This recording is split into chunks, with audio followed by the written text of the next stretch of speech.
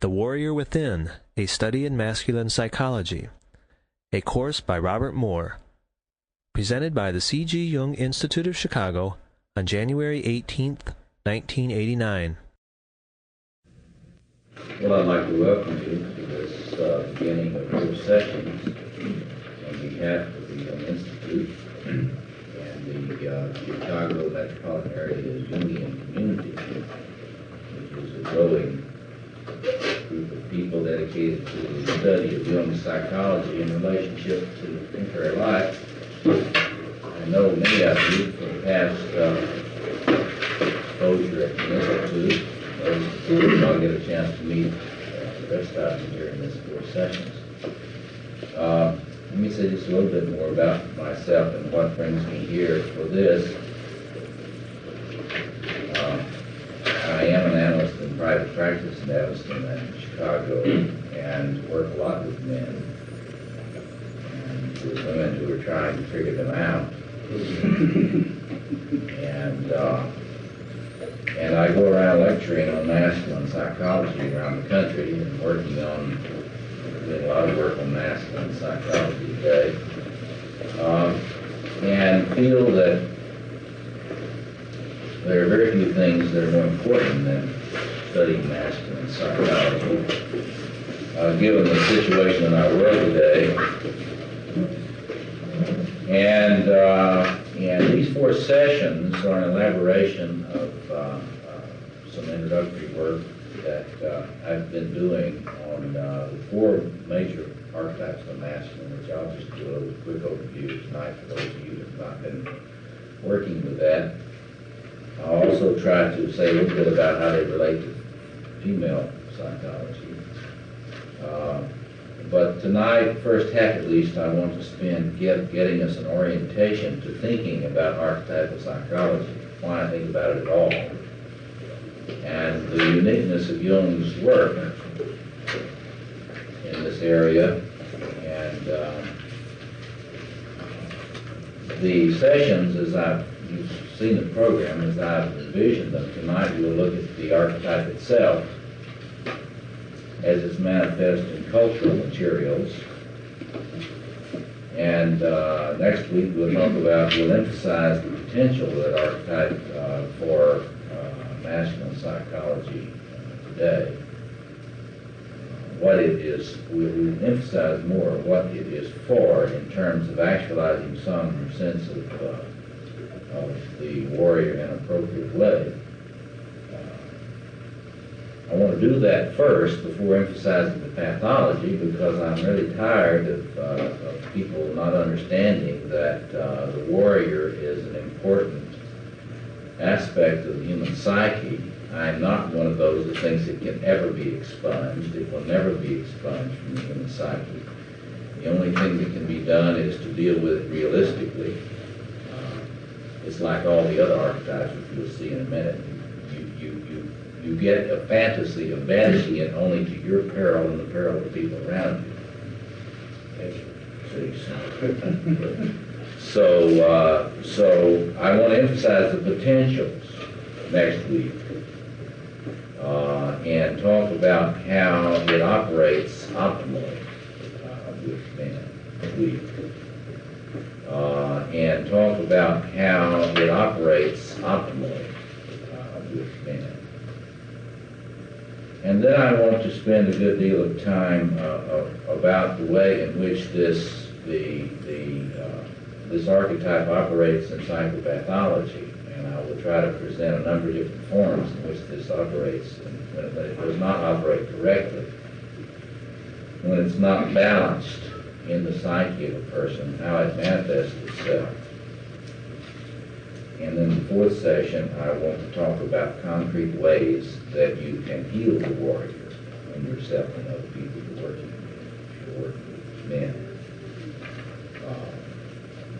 Some of you may be involved in management, some of you may be therapists, or if you're concerned about healing the warrior within yourself, you will focus a lot on therapeutic techniques that you can follow. I might have started today, of all days, I might have appropriately started with psychopathology, given the fact that in Stockton, California yesterday, the warrior archetype possessed a fellow, and he became a mighty boy warrior.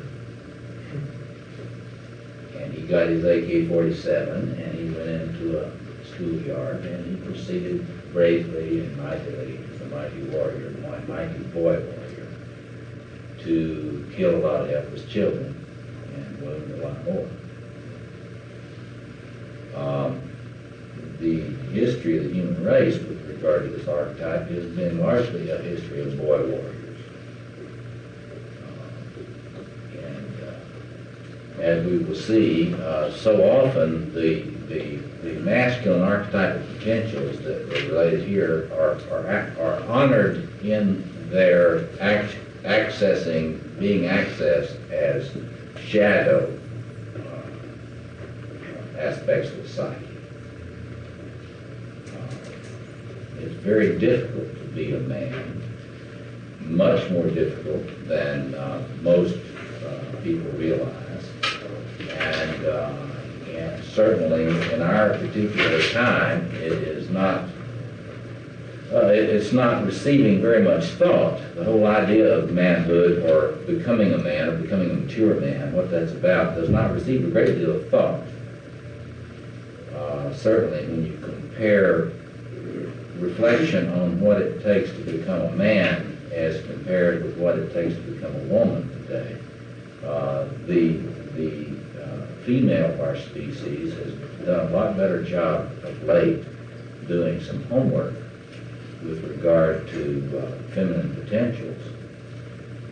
And while there's a lot of work to be done still yet on the archetypal feminine and ways of balancing that in a mature woman's life, while there's a lot to be done, they're so far ahead of us in terms of work on the masculine that it's a pretty rough situation. It's particularly difficult, I think, today for women because increasingly women are intuiting that there's not a lot they can do for their men to help them do this, and yet they want to be helpful. It's very frustrating to be trying to help a man when you don't know what to do to help him. So this is why a lot of people are trying to promote that. Let me get into the basics of archetypal psychology as I am using it here briefly to give you a sense of the way that I'm coming to this. I want to differentiate myself from the school represented by James Hillman, so-called archetypal psychology. Hillman, I don't know how many of you have studied much of that. Hillman, in many ways, does not stay with Jung's original understanding of the role of the archetype and the role of the archetype in the psyche. I consider myself much more orthodox Jungian in terms of my understanding of the archetype and the way it functions. I really believe there are archetypes. I don't think they're merely fantasy products of the imagination. And I really believe that to go the route that James Hillman and some of the other people in so-called archetypal psychology have done is to do away with Jung's major contribution to human psychology. Because it really matters whether or not you believe that the human psyche has a deeply structured form in the unconscious. The thing that differentiates a Jungian from a Freudian today, interestingly, it didn't differentiate Jung and Freud in the same way, but contemporary Jungians and contemporary Freudians differ on this. The Freudians don't really believe that the unconscious is really that structured. They see it as sort of a soup, loaded with energy, full of primitive, infantile affects, feelings, emotions, and so forth, but not really that structured. Jungians, who really adhere more essentially to Jung's metapsychology, Jung's teaching on psyche, really believe that it's more like a stew. A lot of things down in that pot, and they are shaped in certain ways. They're not all shaped the same way.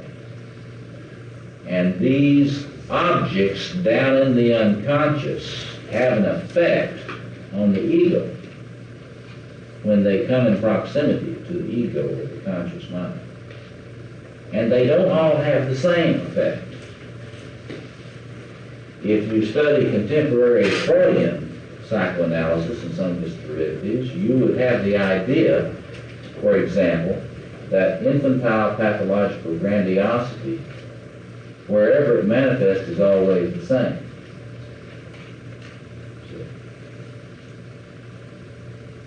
If you follow Jung, you know that that's wrong. Infantile pathological grandiosity manifests itself in radically different ways. It's all grandiosity. But to put it this way, if you are possessed by the archetype of the king, you will be infantilely grandiose in a certain way. And the people around you will be affected in a certain way. There will be certain behaviors you will engage in and certain behaviors you will avoid. But if you're possessed by the archetypal lover, you will still be pathologically infantile grandiose. But you won't act in the same way that the man who is possessed by the king will act. And the same thing is true about the other forms. And that is to say, while we appreciate a person like Heinz Kohut and other contemporary Freudian psychoanalytic representatives of that tradition, those of us who consider ourselves Jungian believe that Jung's psychology of grandiosity is in many ways far superior to that of Freud. And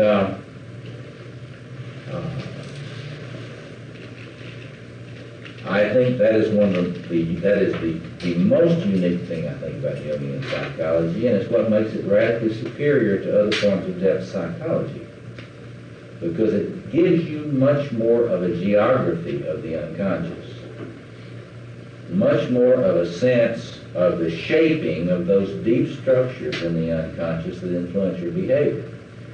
Gives you much more a sense of the grammar and the recognizability of these structures so that you can figure out what is happening with yourself or with someone else when they are being possessed by a certain form, or whether they are projecting it on someone else around them.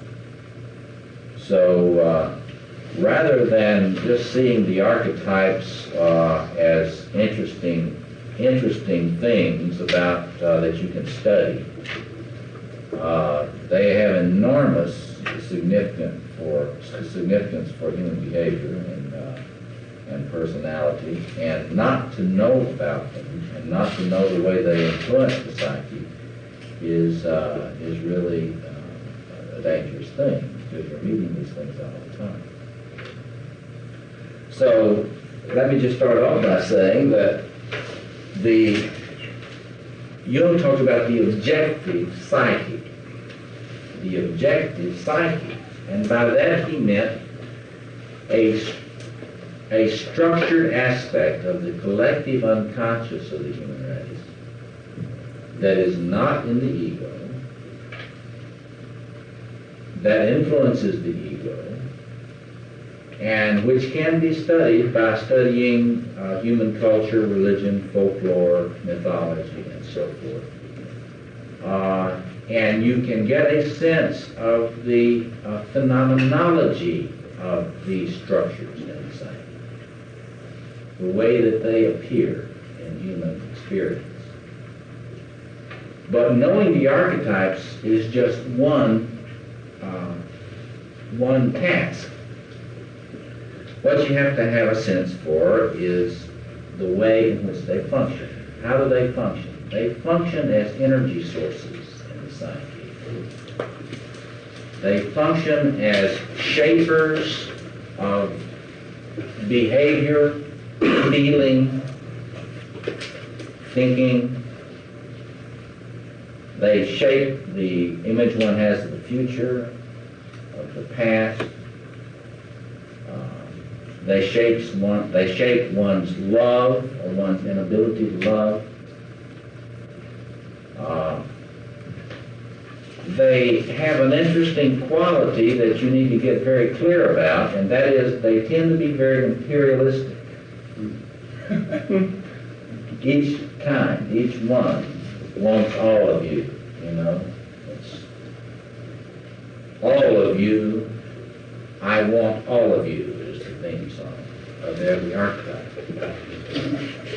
So one of the things that you do when you're looking at yourself from this kind of point of view is you ask yourself which archetypal forms are dominating you, which ones tend to be dominant in your personality. You will notice if you look closely at any person, unless you're, of course, one of these individuated Jungians. Tend to be dominated by one or two archetypes, and they tend to be very out of touch with the others. Yes. Do you see in your analyses sometimes a real struggle between two competing archetypes? All the time. All the time.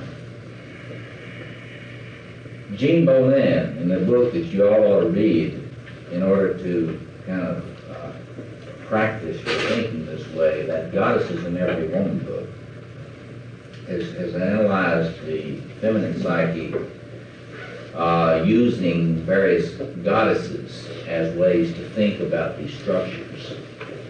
She's coming out in the spring with a book, Gods in Every Man, which will be, I think, useful, and she's going to be here Friday night speaking on Dionysus. While I personally don't think that looking at gods and goddesses is the best way to get at this, it's certainly useful. And I recommend her work strongly on this. But one of the things she emphasizes quite rightly is that these goddesses all want to talk at the same time.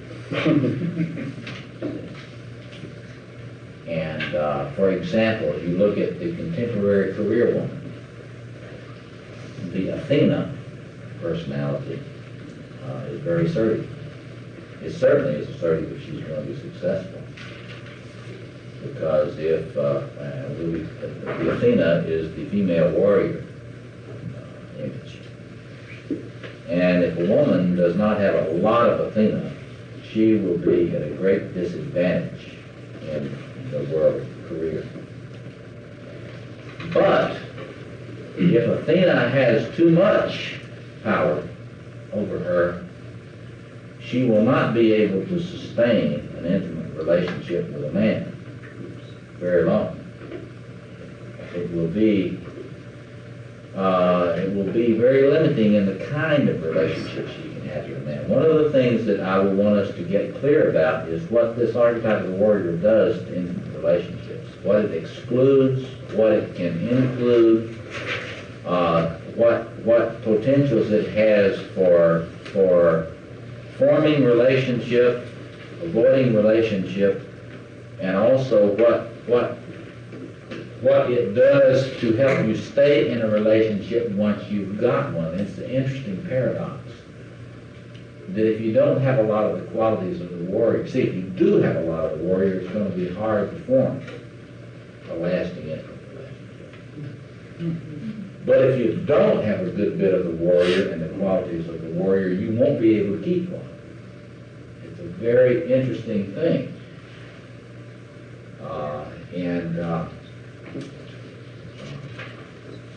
It's interesting that if you have a whole lot of the archetypal lover, you'll form lots of relationships.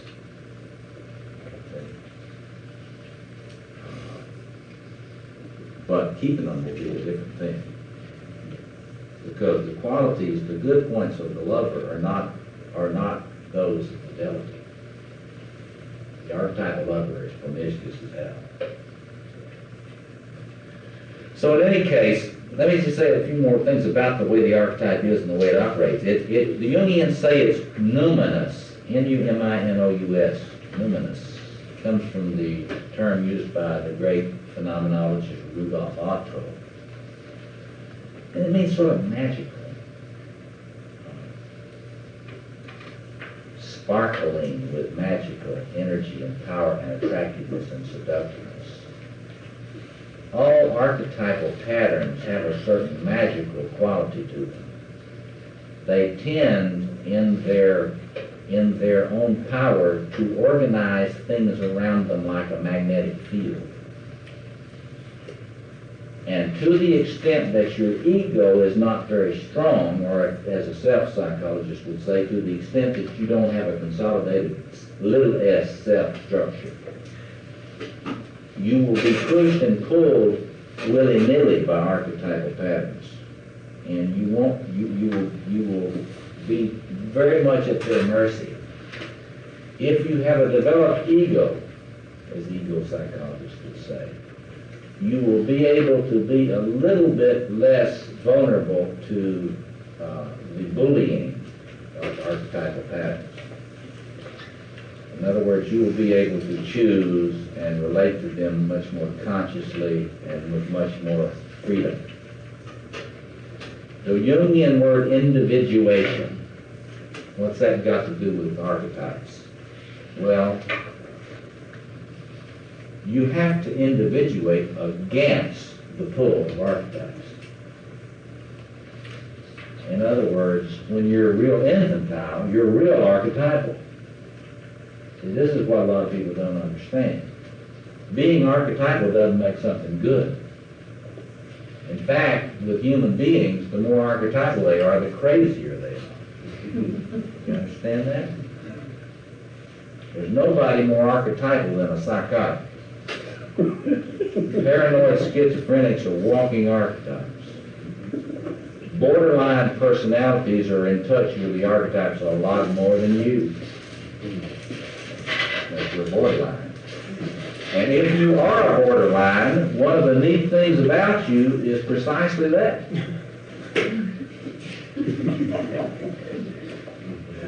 Seriously.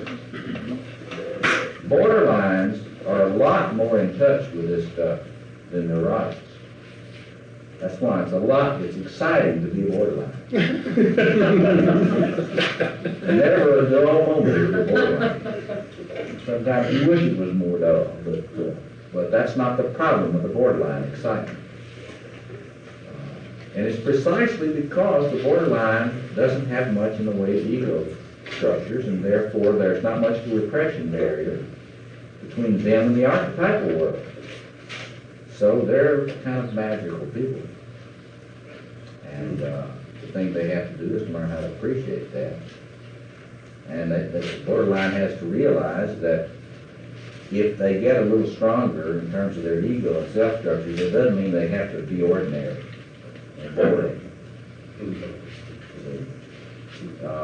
The problem about psychotherapy, if you go to a psychotherapist at another school, is that the goal of most therapists is to make you ordinary. And most therapists think that if you don't think you're ordinary, then you're crazy. Fact is that from a Jungian point of view, it's absolutely unnecessary to make somebody ordinary in order to cure them. In fact, from a Jungian point of view, if you think you're ordinary, you simply haven't finished working on your ego self-axis. Because it is your connection to the archetypal self within you that lets you flow with this magic. But the crazier you are, the more you'll think you're the archetypal self. And you won't be aware of the dangers of relating to this thing. So your circuits will always be overheated. Or your circuit breakers will be gone. One of the two. They'll either be hot or gone. So the Jungian point of view is very good news for anybody with an artistic bent. Because if you're an artistic type, the last thing you're going to want, you'd much rather be crazy than uncreative. Any day. And well, they're different. We'll get into that in a minute. Each one of them has some piece in it. And don't let me forget to go into that a little bit because each one of these, a successful artist, somebody that's really centered as an artist, will participate in each of these in some useful way. But the important thing to realize is that when you say archetypal energy, you're talking about something that is like 220,000 volts. You're talking about something that you're not meant to mainline. You're not supposed to have your finger in the socket. And it's very important when you're understanding this archetype, the Jungian psychology of archetypes, to understand that an archetype is not something you want to be. It's not something you want to be real close to. Because it is a very, very magical, powerful pattern and energy source in the psyche. It's there for a particular purpose.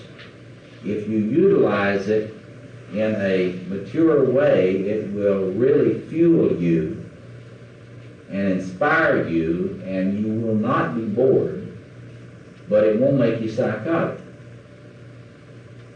If you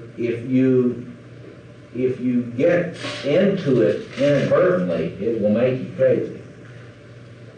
If you have had enough development of your ego defenses in your family so that you're almost neurotic, if you're up to the level of almost being neurotic, what will happen when you get really close to the archetypal energy is all your circuits will go.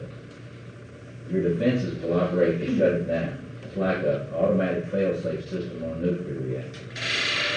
Get that? Think about it a minute. If you are not really borderline, if you're a little more organized in your personality than a borderline, when you get close to this stuff, when you get too close to it, you'll shut down, you'll get depressed. So if you have a chronic depression, think about it. If you have a chronic depression, it means that your defenses are helping you stay away from the archetypal inputs. Is that good or bad? Excuse me? Is that good or bad? Well, it depends. It's good if you don't want to be psychotic. I always treat somebody's depression as friendly because I see it as compensating grandiosity. If you're a clinical psychologist trained in the everybody else school of thought, they will teach you that manic states compensate the depression. That a person is getting near to being depressed, and so they're having to be in a manic state to defend against the depression. That's exactly the opposite of what's true. In other words, the person that's depressed is an individual whose defenses are working well enough that when they are too close to this archetypal energy, the defenses operate like a fail-safe system and shut the systems down, just like in a power plant. And that would be repression. That's repression. To the extent that your defenses are fairly matured, not great, but good enough, you will get depressed and not crazy. You get it? If you are not as well organized, you will start getting crazy. And how will that look? You will get compulsive in some form, or you will get manic, and you'll start not being able to sleep, and you'll be super creative, and then you'll have to go see your dealer and get some more cocaine, and And, cocaine is just a ritual form of staying in touch with this stuff after you're so fatigued that you would be out. But if your defenses are good enough, you will just get depressed. And so whenever you're really depressed, the question to ask yourself is simple. Well, how have I been getting too close to some archetype? Which one is it? How do I need to come down a little bit? Because you have, in other words, the paradoxical thing is you have to come down in order to get the energy back. You have to get off the high chair in order to access the energy. Now this, again, remember, this isn't truth or borderline or psychotic. Yeah. What is that? How does that fit with like mourning? Like if you're having a depression and you're in mourning. Well, in mourning, it's kind of a different thing. That is, you're sort of a normal neurotic person that's had a major loss. Mm-hmm. In that, you've had a world-ectomy or a world-otomy. Your world is just gone. Mm-hmm. If you've had a major loss, your cosmos has been destroyed. And so you're having a major loss, and it has put you into a transition state. And in a transition state, you are particularly vulnerable to archetypal invasions. Here's a rule, folks. When you've had a major loss, you're just like a landing pad for archetypes. Major loss, it's like in Close Encounters of the Third Kind. Lift, land here. Land here.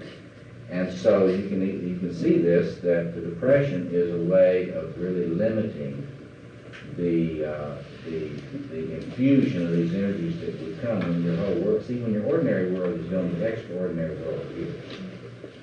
This is why when you are in major losses, you tend to get all these religious experiences.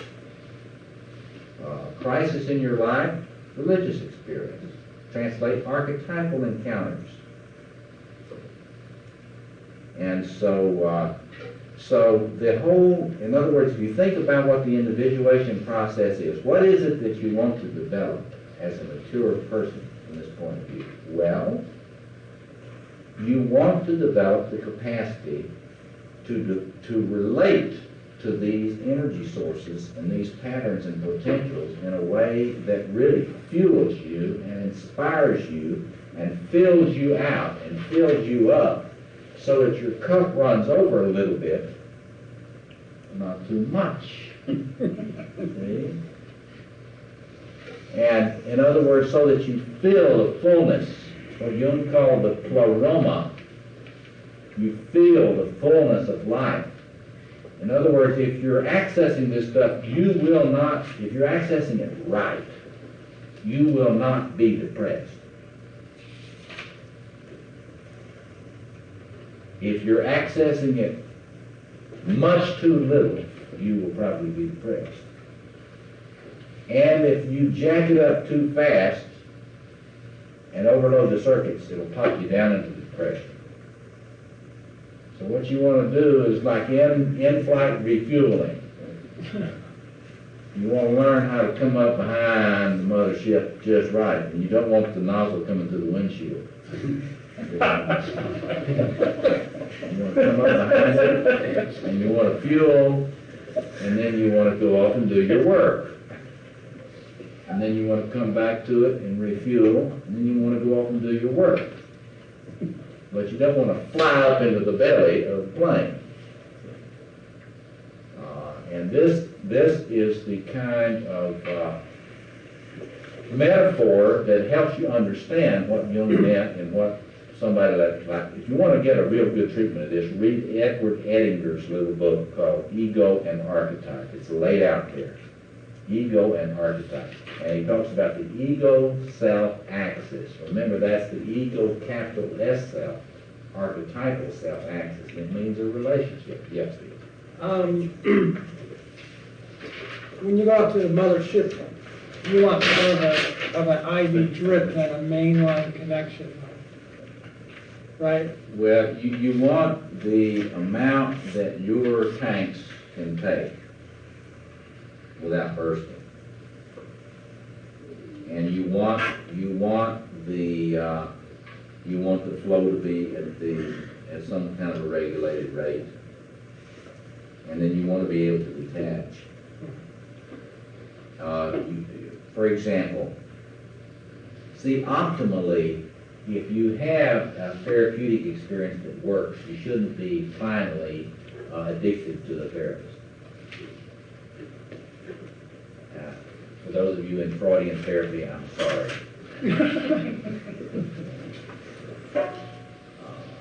Get into that. Why Freudian therapy has to have people in therapy so much, so long? Because it's built into their metapsychology. There's no way out of analysis if you're a Freudian, really. Because you have, since they don't believe in archetypes, the Freudian analyst doesn't know they're an archetype. They don't know that they receive an archetypal transference. And they don't know of any way in which the person could resist that without them. And so they maintain an archetypal transference forever. When the task of the Jungian analyst is to return you to your archetypal self. Well, a lot of Jungian analysts don't do that. But that's not because of the theory. That's because of, whatever. That's confusing from what you said before, that you, you can't just merge with your archetype with the crazy person. So you're talking about returning you to your archetype self through mastery or something like that. With an axis. The task of analysis is not to make you an addict for analysis. The task of analysis is to help you form an axis with your archetypal self that you can manage in your own ritual way. See, one of the things I talk about in the fourth section is sort of ritual means of monitoring your relationship to these things. The point is that if I don't understand that I have an inner magician, I will have to project it on you and relate to you as my magician. That's probably necessary early on, but then soon you should have your own relationship with your inner magician. If you're in analysis with me, you should be able to take that back, and I should become more ordinary. And your own numinosity would be something you relate to inside. And you should be free of me. I hope you continue to like me, but you would be free of me. See, I wouldn't be on retainer forever. That's the key difference. So in other words, the ego-self axis is the goal. And this is true for every one of these major archetypes. And you want to be able to develop through ego your own conscious, mature self to the extent that you can make decisions about when you need to be in touch with the king, say, more, or when you need to be in touch with the lover more, or when you need to be in touch with the warrior more. Because if you don't have that kind of consciousness and that kind of self-mastery, then the system has not done its job for you. Well, we also want access to our female archetypes too. Exactly. In a very similar way. Very similar way. All these things interact with each other in a mutually regulating way, and if you're not in touch with each of these on some fairly regular basis and some conscious basis, then you're condemned to acting out. Yeah. You can't make it though by the right balance of these four male archetypes. I think that's accurate. Well, I don't think, well, he's saying that you can't simply make it in terms of, as a man, for example, by simply relating to the four male archetypes. I would say that's right, because that totally avoids the anima dynamics, the inner feminine, the contrasexual. But in many ways, we've got a lot more men that are on better terms with their feminine than they are on terms with their masculine. Maybe you could tell us a little about these archetypes before we, make All right, those sure. because I'm just in the dark. Let me just go over them briefly. So the goal is accessing, not being possessed by it. If you're possessed by it, it's sort of, you just incarnated it. It's used you to incarnate. That guy out in Stockton wasn't himself anymore. The human self disappeared, and this killing machine took its place. The warrior archetype, when it is possessing you, turns you into a killing machine just as deadly as Jaws. And no more human than Jaws. So in any case, these four operate in the male psyche, and let me just tell you briefly what they do, and then we'll get more into the warrior. We'll discuss this before we take a short break. The king is the archetype of order. Without this, you will be extremely anxious. To the extent that you're a male and you're nervous, you're out of touch with this. Yeah. Even if you're like kind of overly organized in an external way, Oh, yes. anxious people.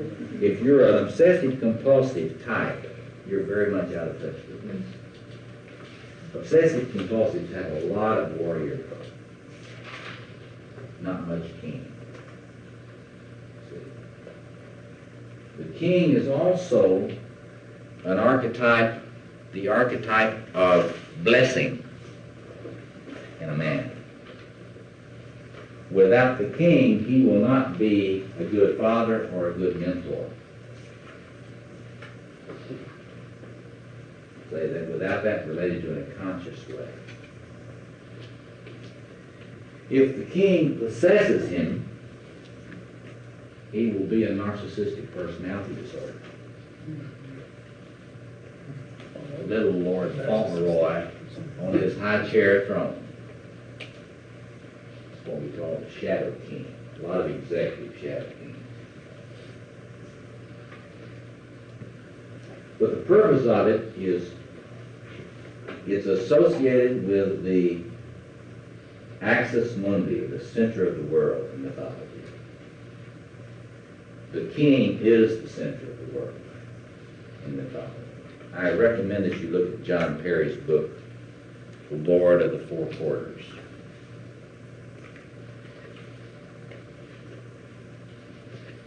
It is the means by which fertility enters the world. In ancient cultures, the king was one with the source of fertility. If the king, you've heard the rainmaker story, if the rainmaker goes into the hut and puts himself in the dowel, everything works. That's a derivation of a story about the sacred king. It's not a rainmaker, it's a king, it's the emperor. It's the Chinese emperor.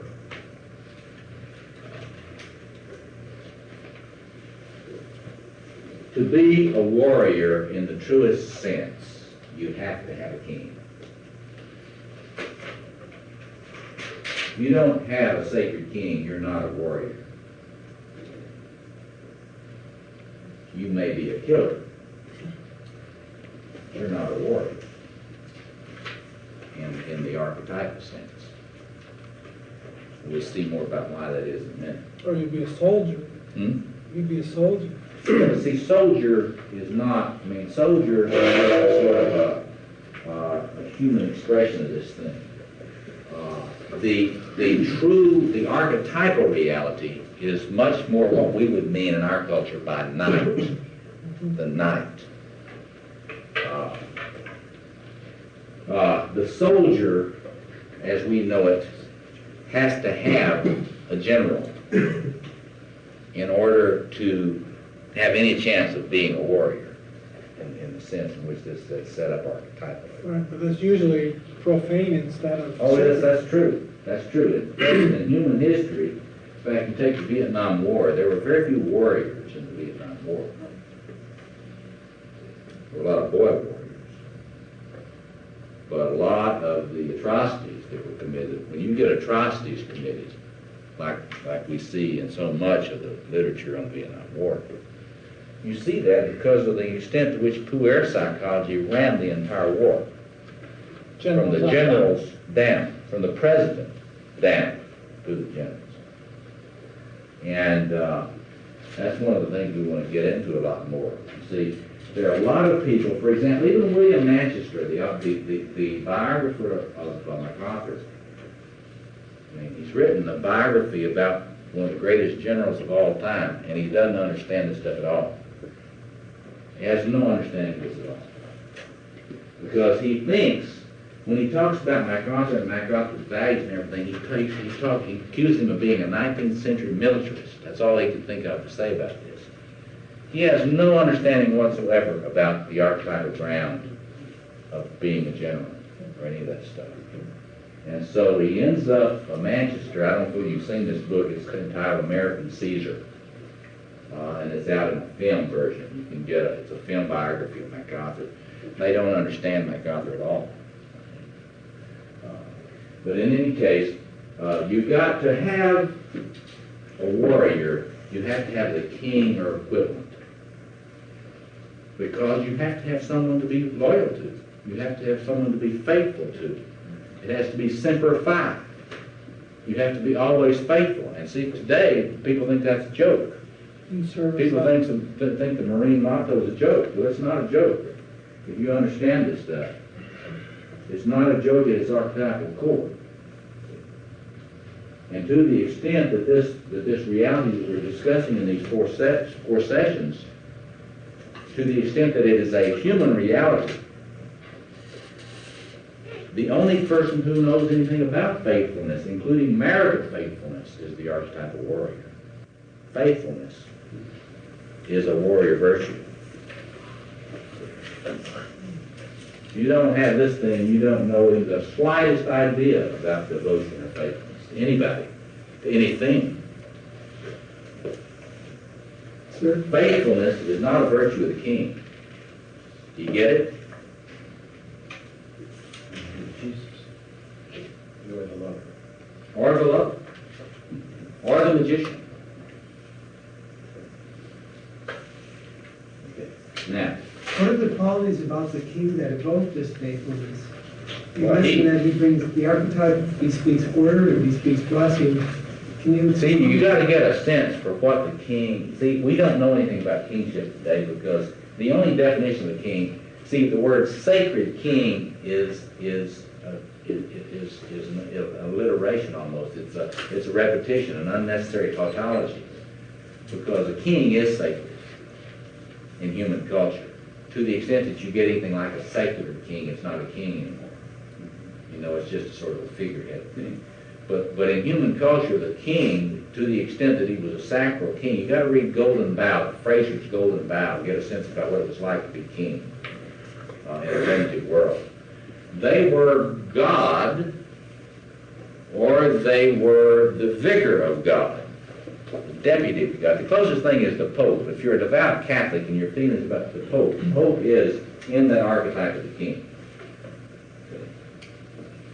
I mean, the papacy is the closest thing, really, to the archetype of the king you can get today, except Hirohito, who just died.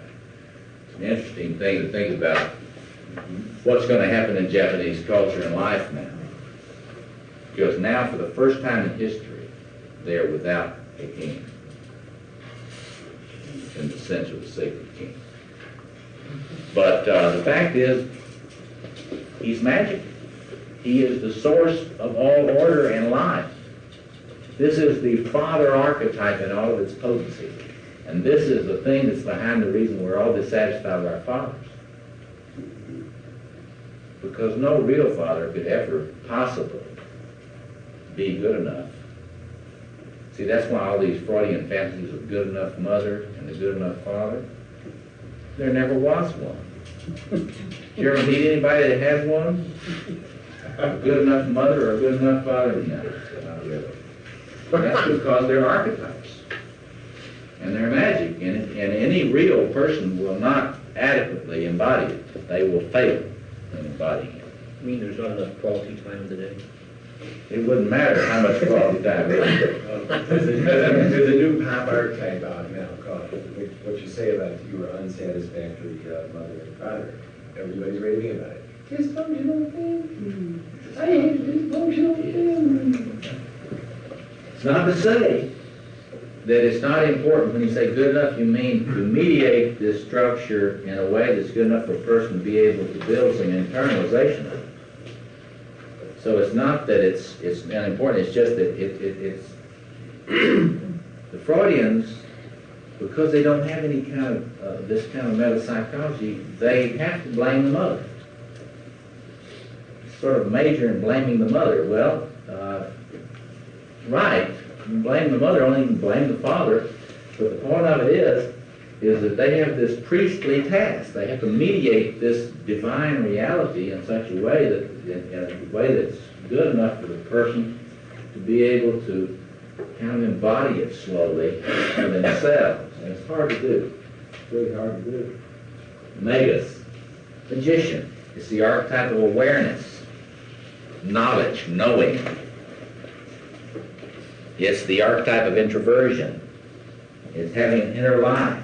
When you get Robert Johnson's book, Inner Work, that's the book about becoming a magus, becoming your own magician.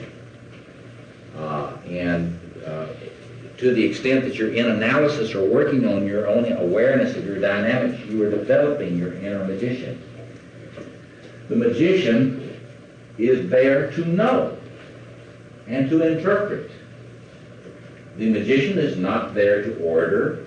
The magician is not there to love. The magician is not there to fight. The magician is there to know. What is the shadow side of the magician? Well, the shadow side of the magician is that's all they do, is know. You know? Everybody's criticism of academics, they're criticizing the shadow magician. Because you know what a shadow magician will do is that you'll have to be working on some problem, and the shadow magician will say, "You're working on a practical problem." This is like the University of Chicago. You know, the University of Chicago, they try very hard not to ever work on anything practical because it's not as prestigious as working on things meta-theoretical. Or meta-theoretical. At the University of Chicago School of Social Work, we just study theories. At the Jane Addams School of Social Work, they study practice. You've heard of deconstructionism, the new hermeneutics of deconstructionism. You know, that's when you interpret things until you can't find any meaning anywhere. That's the shadow magician. Because the shadow magician can't find any meaning anywhere. He's most impressed, though, with his capacity to interpret. With that, let's take a short break. The function of the lover, before we go on, whereas the king centers, orders, and blesses, and the warrior enables one to focus and fight, and a number of other things that we'll talk about in a moment. The magus enables you to know, be aware, develop inwardness and capacity to reflect. The lover is the archetype of appreciation, delight, joy, valuing, and of course, in this schema, all of these things are stereotypes and very inhuman if they're not informing each other. And one of the things we'll talk about is what the warrior's like when there's not enough king, what the warrior's like when there's not enough magus, what the warrior's like when there's not enough lover, and that sort of thing. But you get a my lie, for example, when there's not enough lover there. Yeah, that's right. You get what? You get a my lie, you get atrocities. Oh, okay. When there's no capacity to value the human. When human life becomes just cannon fodder, this thing is way out of whack. So let me talk a little bit now about the this B here, King Cosmos Chaos. That is, what you've got to get clear about is in this archetypal realm, chaos is always encroaching. The king's throne is at the center of the world. You notice these primitive cosmogonies, the throne is always here. For Christians, that's the cross. The cross is at the same time the throne, the place where the king is, the king of the world is on the cross. Ultimate order comes through the cross for the Christian. And the blood of Christ, as in the transformation symbolism of the Mass, is the food of immortality. That is, blessings, all blessings come through the cross. But there are always the forces of disorder. And what else? If it's order and life, then it must be disorder and what? Death. The forces of death are always encroaching. And so, in terms of the primitive world, say, let's take King David, for example. And we'll get to the God as the God as warrior in a minute. As long as things are fine, the king can sit on the throne and enjoy holding court. But whenever the forces of the Philistines, or the Gideonites, or whatever you may call it, those that would encroach on your world start coming in, then the archetypal king gets off the throne and becomes a general. There you get the king in his role as commander-in-chief. There's the president, and then there's the president as commander-in-chief. And when the president becomes the commander-in-chief, he has become the archetypal general. And this is Caesar. And the war is against those who would disorder the world. See? It's against those that would cause the world to become a barren place. This is King Arthur and the Round Table. See? You see the Round Table here. The Round Table is nothing but a mandala image of an ordered, creative, fertile world. And what happens to destroy this Camelot? Think about the myth, that particular myth. What happens? You know something about that particular story? The queen seduces Lancelot. Yeah. Now see, Lancelot is an interesting study here. See, you look at the way these archetypal images work in that story. Because you get it all there. You've got the lover part, you've got Merlin the magician, Magus. You've got Lancelot in his various aspects. And you've got problems. And in a minute, we'll get into Lancelot's problem. And in that story, you get the initiatory motif of the knight.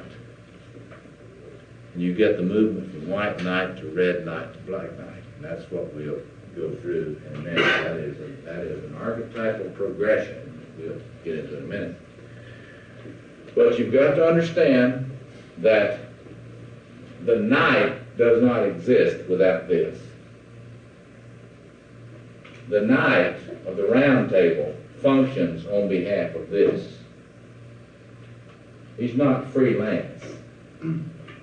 No such thing as a freelance warrior in the archetypal sense. There's no such thing as a freelance mercenary. A mercenary is not a warrior in the sense that this is talking about. Because if your gun is for hire to the highest bidder, you're a killer, not a warrior.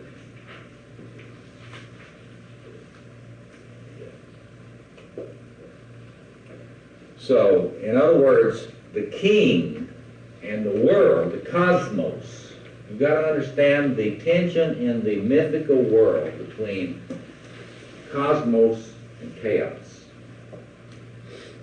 And you've got that polarity in all of these mythic structures. King, cosmos, chaos. And the knight exists in service to the king on behalf of the right order. See? In other words, the knight functions not on his own behalf and does not act out of some personal schema. The knight operates on behalf of the Tao, and so to speak. The right order. In the different mythologies, and again, I refer you to John Perry's book, Lord of the Four Quarters, and also his Roots of Renewal in Myth and Madness, where he talks about the way in which the king is associated directly with right order. In other words, the king's legitimacy is one with just social organization. Yes. Well, is the commitment more to right order than the king? For instance, if the king becomes out of the right order, He's not the king then. Right, and it's the duty of the knight. Archetypally speaking, see, now you're talking about humans. But archetypally speaking, the true king, see, this is really what you and I would say is this is talking about God. I mean, when you're speaking of the archetypal realm, you're not talking about human kings. But it's very interesting when you study what actually happened in sacral kingship in the primitive past. You read the Golden Bough on that. Fraser's Golden Bough. It's very interesting. Because, see, whenever the king didn't produce, he got killed. You know, this queen for a day, it was based on king for a day. And it was based on the idea that they would make you king, and then they would kill you. And there are a lot of stories, and you ought to try to get a hold of the Golden Bough during your time of working on this and read about this, because the king, they would put one guy, the Golden Bough, the word the Golden Bough comes from the idea that the king had to be able to pluck the Golden Bough out of a certain tree in a certain sacred grove. The only way you could pluck that was first to kill the person guarding the grove, who was the king. And so your job, when you were selected, would be to go in there, and if you were going to be king, you would be able to get to the guy and kill him, and then take the Golden Bough down, and you would be king until they sent somebody else, or somebody else came to teach you. What you got to get a sense for is in the ancient world, the psychological meaning of the totem, because this is like totemism. You know about totemism? Have you heard about the tribes that if the statue, the sacred totem statue of the tribe is stolen, everything stops? It's the idea of the soul of the persons being carried by a totem object or a totem animal. And if this thing is displaced, then chaos breaks loose. Well, the king was the primal totem. So the king, the primal king in that very primitive time, would carry in effect the soul of the tribe.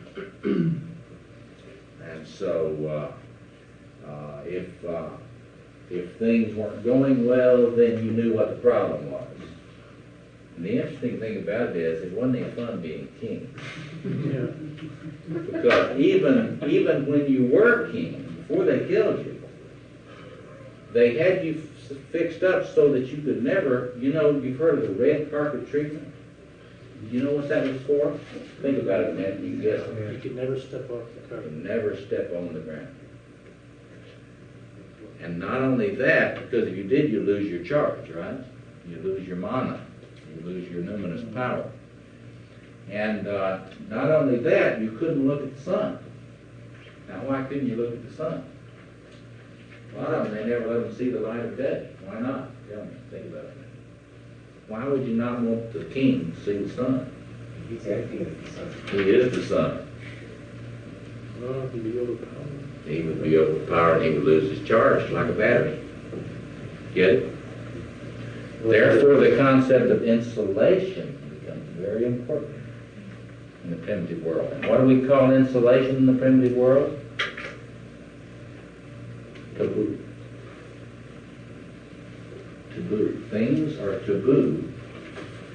It works like insulation. The reason you have a taboo is if you touch it, you get fried and it loses its power. So in the Bible, the Ark of the Covenant is loaded with this luminous, powerful energy, and if you touch it, even to keep it from falling, you get killed. You die. So in a totem-type society, if the king is in a failing state, like this wounded fisher king type thing, he's known once the king until such time as he is succeeded. So everything just goes Except that everybody knows that he's got to go. And you get this sort of, the blood in the water frenzy. It's like, in any organization, when the king is wounded. Well, all of a sudden the crops fail. Yeah, but I mean, like in a business, for example, in a company. If the king is wounded, everybody sort of, they talk about rats getting off the ship. Nobody is friendly with that executive once they know that it's lost its mind. Richard Nixon and Watergate. Yeah. His aides testified. Yeah, it's that, and of course the frenzy that occurs with the press, and this operates wonderfully. Once human beings smell that blood in the water, once they kind of get a sense that the day of the king is over, then everybody wants to get in on the act and kill the king, because of course if you kill him, you get a little bit of the energy. It's the same thing behind warriors counting coup. In primitive tribes, when you killed another warrior, you didn't just kill them to be killing them. Run body counts. You kill them to get their power. And the greater the warrior you were, the more accumulation of warrior power you had. I think the Mayans really had this down about the, perfection. Yes, Mayans, all those. All the archetypes speak here, they really were, That's absolutely right. And once you begin to get a feel for this psychic economy, you get a lot better feel for primitive cultures in general. When you study them like the Mayans, you get much more, I see how this operates. Oh, well. Now I understand the relationship between them and the rain god and the sacrifice and so forth. But Also, killing animals, you get the animals' power. yes. And of course, the killing of animals, according to a lot of people, and I think this is right, that is a sort of a development of the ability not to kill the king. So we're not going to kill you, we're going to kill the goat. It's like in the story of Abraham and Isaac. Well, I'm going to kill the son, but all of a sudden I got this goat. Well, there you see a little structurization in the psyche, see? A little bit less archetypal acting out, see? And there are a lot of theorists, psychoanalytic theorists, that think that the Christian myth is based on the kind of moving away from this killing and eating the king, and that the Eucharist is really a substitute for the actual killing and ritual cannibal ingestion of the body of the actual king, which was a widespread practice. So in other words, what you've got is a situation in which order is threatened a lot. And when order is threatened, you've got, what have you got? Well, you've got the enemy. And they're always coming in from out here.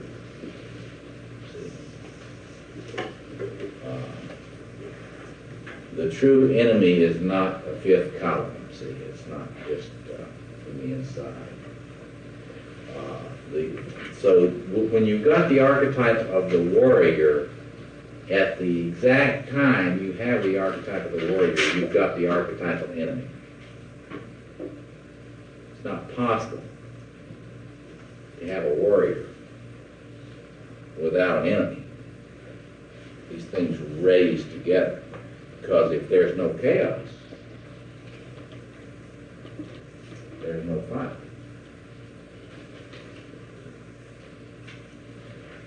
Now, what happens on this?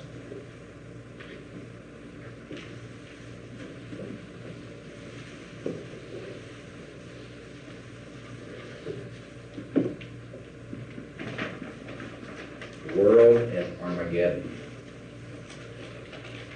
See, when you're in the warrior archetype, when this thing is constellated, you got war. It doesn't make any sense to have warrior archetype without war. And so you've got this reaching of the Tao in some sense. By Tao you mean the Chinese Tao? Yes. Which is another word for just the same thing that the Dharma or the Ta, the Egyptian or Ta, but it's a concept of right order. It's what the Bible, the Judeo-Christian Bible talks about as righteousness. Righteousness. Or the Torah, the law. And the law, the Torah, is not a scroll. Torah is righteousness. And it's like in the Hebrew Scriptures, it says, let righteousness roll down like a mighty stream. Well, that's Tao. That is the right order, just order. See? Okay, so you get warrior. You got the enemy. Now, in order to understand this, you've got to understand that this is archetypal enemy. This is not human. Be clear about this. The human psyche is set up with these archetypal polarities, and so what do we get? Well, the Jungians don't talk about this enough, but what you get is, you get the forces of right and the forces of wrong. You get the forces of good and you get the forces of evil. In other words, right at the root in the psyche at this archetypal level is an archetypal dualism. Where do you get it most clearly? You get it in Zoroastrianism, Persian religion. You've got the good God and the bad God. You've got Ahura Mazda and you've got Ahriman. Now, later on, in the development of religions, this kind of drops away a lot. And you get all these sophisticated theologians that talk about, well, there's no devil, they're just the truth, they're just God, the white alien process God who does all these things. And you get the philosophers. But that's not where human beings have always lived. The more primitive and primal the more archetypal. Well, what you get in the archetypal treatments of this thing is you get God, the good God,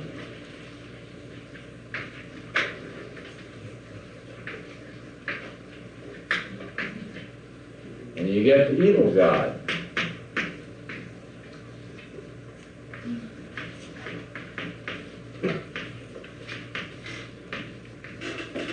The Hieromonty. There is your archetypal battle. It is at the root of this thing archetypally, and whenever you get, there's no such thing as a secular war. All wars at some level are sacred. I mean they're good, it just means they're archetypal. And you've got this conflict, and this locus of the conflict is in the psyche, that is the way the world is structured when this archetype is constellated. In other words, wherever this warrior archetype comes up, there's this scene and pattern. I'm going to give you your assignments, your movie assignments. I haven't given you your movie assignments. Patton is the first one. I want you to see Patton. I want you to see MacArthur movie. I want you to see much more. We'll talk about that later. But there's a scene in Patton, which is this archetype. I mean, here George C. Scott, you know, got the tanks lined up around the hill here under camouflage, and Rommel's tanks are coming out across the plain. There's Armageddon. I mean, North Africa, in that scene, that's Armageddon. And Patton, according to the way it's presented in the movie, is into his fantasy. He clearly sees himself as a knight in service of the true God. And he sees Rommel as a knight in the service of the evil God. And he's scoping out with binoculars. And he's looking at this plane. And he loves it. And it feels so right. From the very beginnings of his life, he has waited for this moment. This moment. This is the moment. See? And the reason it's the moment is because that's one of the deepest archetypal structures in the human psyche, and he's always felt called to be the leader of men in this great struggle. Yeah. Take that same scene about one step further. I believe he makes a statement also that the reason he was successful in that was that he had read a book that Rommel had written about such a battle.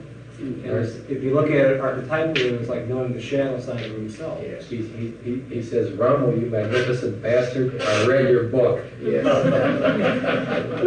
That's what he loves, you know. So is that You good? see, and when you look at this, you see, you can't beat Patton without Rommel. Oh, yeah. See, you got it. And when he found out that Rommel wasn't commanding those tanks, he spoiled it. Because he is the vicar of the true God.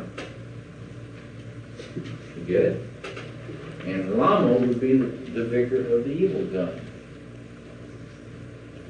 And here we have all of history condensed.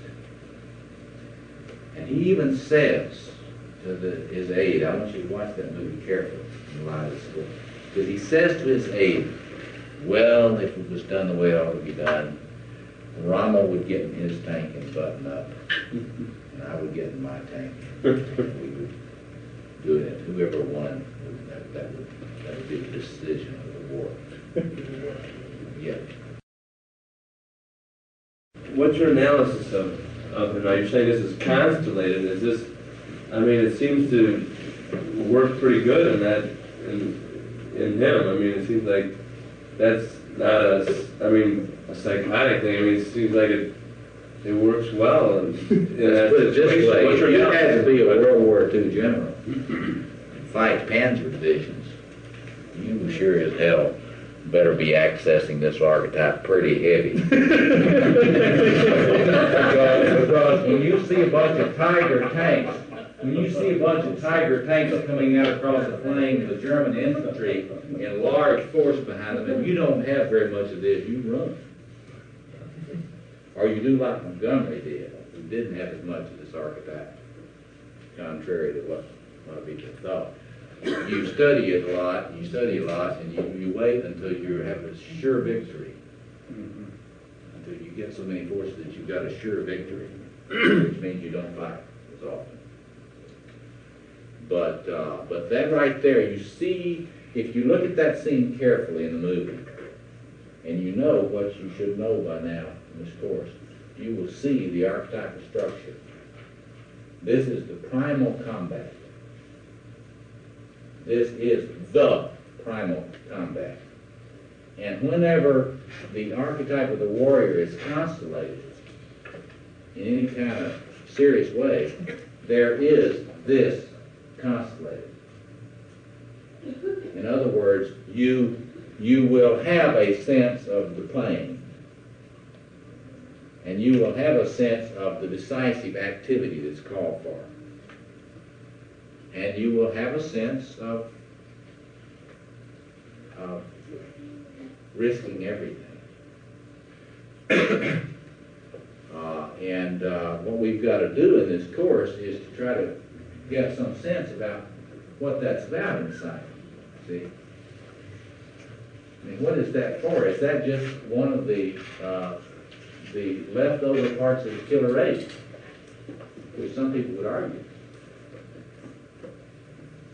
Feminists have said for some time, you know, that males are the cause of war. There's something about the male psyche.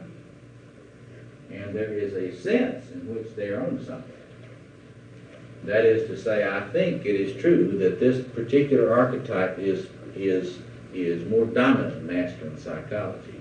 It's not absent from feminine psychology by any means. But this makes it even more important to get some sense about what it's for and how to use it, because the idea that you're ever going to get the pattern out of men, you might as well forget it. It's going to be in there, and they're either going to be slapping soldiers that are helpless, you know, as he did. I mean, he's an interesting study to study the shadow side of this archetype, because Patton, even more than MacArthur, had a lot of immature streaks in him, and he manifested the shadow warrior a good bit in his relationships with other men and with other generals. We'll see that in a little bit. But you get a sense for what I'm talking about. Warrior, if you have access to this, you will know what your enemy is. And if you don't know what your enemy is, you don't have access to it, period.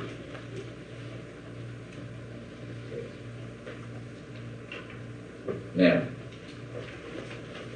next week, we'll spend a lot more time talking about how that's set up to function in the psyche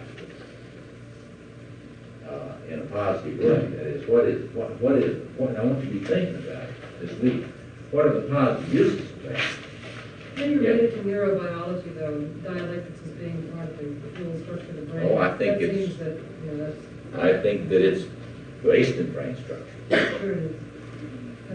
And I don't think you're ever going to get rid of it for that reason. This is in the hard wiring, not the soft wiring. Well, that's what Lofstad said from going back and off. I mean, so is there in fact a great hiatus between male and female? Given those things? Is that not all the social conditioning? Well, I think that. I mean, in terms of basic. Well, of course, we don't know as much about this as we will know before too long. But my guess is that there are significant gender differences on this front, particularly on this one, and that makes the male of the species a big problem for the planet. That's all social conditioning. I mean, is that really basic? That's the question. See, a Jungian would not say that it's social conditioning. What is social conditioning and social conditions is how this is addressed. and what kind of use or utilization is made of this, and what kind of interpretation and socialization and education around this archetype is made. And my concern is, is very simple, that what is happening now among a lot of people is that they think that this thing can be excised by resocialization in some way. I don't think that for a minute. I think that the only option really is to find ways to help this thing. Well, Freud would use what word in this context? Sublimation. Sublimation. What you hope you can do with this thing is to help people find appropriate sublimations for it. And Freudians always sort of make, the way they use language, it makes it sound like you're really not letting this out. When in fact, I would argue that what it is for is to be manifested in mature ways. And that is not sublimation. I would call that mature expression of it. Yeah. I'm sorry to deal with the pathological, but I'm thinking about the Stockton yes. Character again, and would he have imagined, would his warrior archetype have imagined that there is an enemy there, or is it just that the warrior archetype just goes berserk and kills? No, this thing, there is method in this. Mm-hmm. That was his old school. See, well, look how he dressed up. Mm-hmm. I mean, this was a ritual occasion. He dressed up in his flak jacket. And he had a diversionary tactic. I mean, this was the ritual drama. It wasn't just, see, that's, if you're Freudian, you think, well, he just kind of, it just kind of, he lost it. See, that's what Freudians think, you lose it, you regressed. The problem, I wish I thought it was that simple, because it isn't that simple. Because when you regress, from a Jungian point, you don't just kind of become jelly. You regress into a structure. And he regressed into this structure. And then all of a sudden, he's got his AK-47, and everything's structured. It's this scene. This schoolground was this scene. He was a sacred warrior. He was fighting the good fight. What was the enemy? Oh, that's what's confusing. Well, it was the devil. What? Well, Satan is the archetypal enemy in this thing. That's just another word for Hermon, Satan. Satan was a little kid? Or sure. And think about how easy that would be. For you, to the extent that you cannot stand the boy, the uninitiated boy in yourself, see, to the extent you're not on terms with the vulnerable boy in yourself, you will pathologize and demonize the infantile boy. The typical so-called macho man demonizes the boy within him. And that's what makes them homophobes. See? Homophobia is directly related to this demonization of the passive, uninitiated masculine within him. So what you want to do is get rid of that which is not consistent with my idealized self-image. So I'm quite sure this guy was killing his inner boy and his inner child. Because if you are an uninitiated male, you cannot stand people who are strong, and you cannot stand people who are weak. On the one hand, you envy the strong ones, and you hate the weak ones because they remind you of your own weakness and vulnerability. See, so you've got Christ, the way Jung puts it up, and what you got to get a sense for, a lot of Jungians, pop Jungians, romanticize the archetype of self. They think it's friendly. Well, part of it is.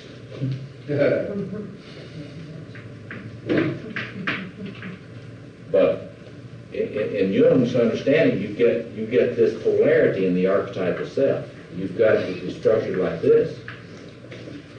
You've got Christ on one side, and you've got Satan on the other. And so this, again, this archetypal ground in here is the plane of conflict. And so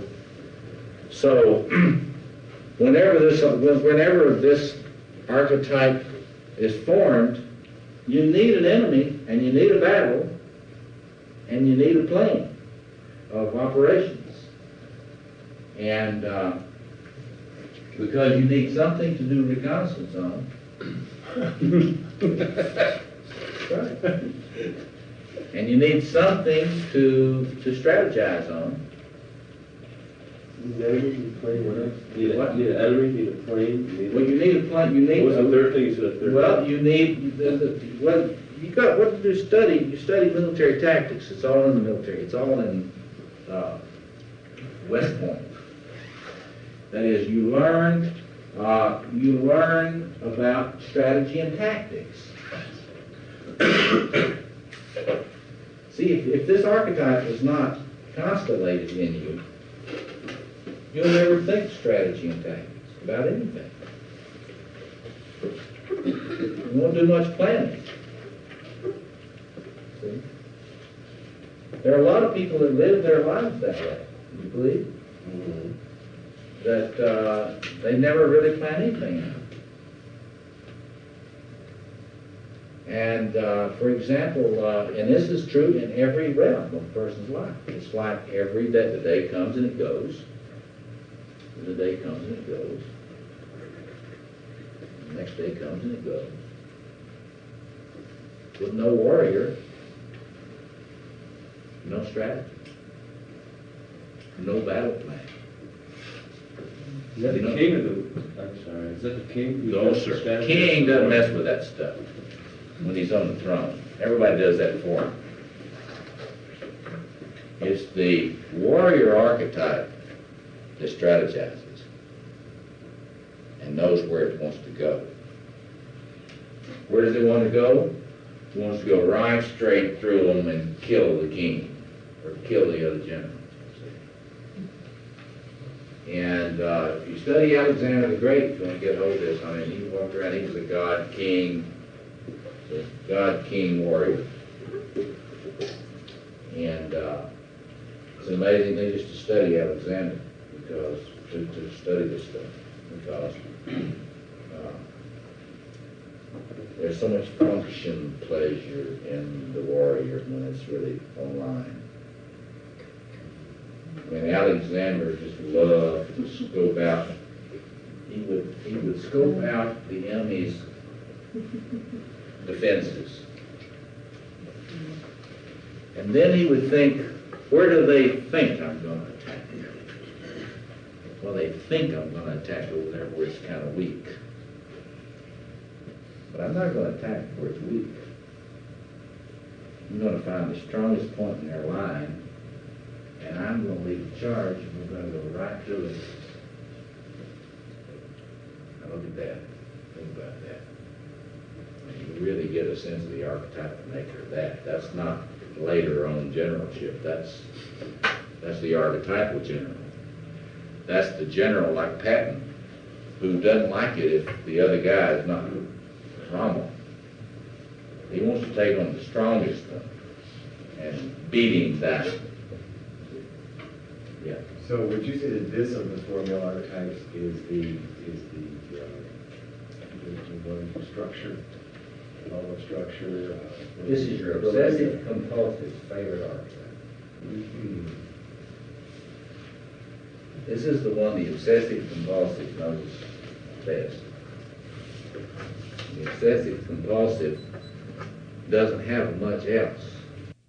This is the archetype of doing. Action. If you take action, you got this. If you think about it a lot, you don't have it. If you just think about it a lot, and you spend most of your time thinking about it. And what do you have, a Magus time? A lot of Magus.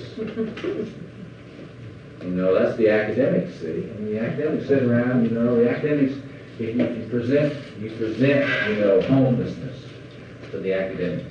They'll study it. They won't build any house. They'll write books on how to serious. I mean, this is one of the problems about it. I mean, you know, they'll study it. And to the extent that the academics are running any particular area, they will study the hell out of it. And they write books on it. They're not going to cure it.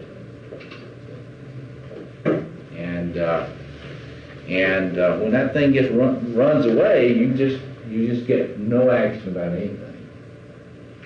And if if the magician thing gets so powerful in a personality, they can't even write books. Because you see, if you get so consumed with a magician, then you can see through your own arguments. That's what they say. You don't want to get too smart, because if you get too smart, you won't ever say anything. But to the extent that you are a person of action, this is your archetype. Yeah. Are there mature examples of this? All over the place. Mature examples. Sure. The thing is, you know, when you say a mature example, you're talking about somebody that has got enough contact with the other ones that they're able to keep this thing from driving them. You know, a workaholic, you wouldn't call a mature example of it. Because the workaholic, and we'll get into this more when we talk about pathology, workaholic just, see, one of the interesting things about it is that this thing carries its own anesthesia. It carries a kind of a painkiller. And if you've got a lot of this in your psyche, one of the things you notice about yourself is when you really get tired, you stop being able to tell you're tired. And that's the syndrome of the workaholic. Because when they really start getting fatigued, they can't tell it. Because they regress into this, and when you regress into this, you don't feel pain too much. You get more and more stamina. You get more and more focus. You get less and less self-concern. You get more and more focused on the task. You can lie in a bed of fire ants and not feel the stings. You're G. Gordon Liddy, you can put your hand in the flame and not feel the pain. And that has certain positive sides to it. And we'll be getting into what that's for next week. I mean, what is that for? That capacity to not feel the pain. But this is the shape of it. You get the enemy, the field of conflict, and you have the requirement for the leader here. Because the warrior, in this sense, is going to be the person who marshals the forces. It's not going to attack everywhere at once. See? It will strategize, and as Patton put it, it's a good place for us to stop tonight. This archetype will attack, and it will attack, and it will attack. And it will keep on attacking until it has won or it is dead. This archetype doesn't know anything about retreating. And so that's, you know, we talk about assertiveness. This is the archetype of assertiveness. And And next week we will look at the uses of it. The following week we'll look at the pathology of it. And the last week we'll look at trying to get in touch with this in a way that might be healthy for you. Thank you a lot. Tweet with all the cultural examples that I wanted to give you. And I'd like to finish that as quickly as I can tonight, and then we'll turn to our scheduled topic for the evening, which is looking at the potential of this archetypal structure, the archetype of the warrior. And let me just review quickly with you the assumptions that we're operating on with regard to archetypal psychology and the relationship between ego and archetype. Remember, I said last week that properly to understand any archetype is to understand that the thing is really very imperialistic. It does not respect boundaries. Archetypes don't respect persons. They really sort of have contempt for humans, basically. The Greeks used to talk about the gods and their sort of snide attitudes toward humans. Well, that's consistent with what we talk about in terms of archetypes. But remember, archetypes don't regulate themselves. They organize psychology and behavior. And they do it when not confronted with a pretty strong ego. They do it compulsively. They will compel certain patterns of behavior. And so, you got in the psyche, you've got so many different archetypes. I mean, you can do it in terms of the gods and goddesses in every woman in the way that Jean Boleyn does, and she was here Friday. I hope some of you got to hear her lecture, Dionysius. Or you can cut it the way I cut it, which is in terms of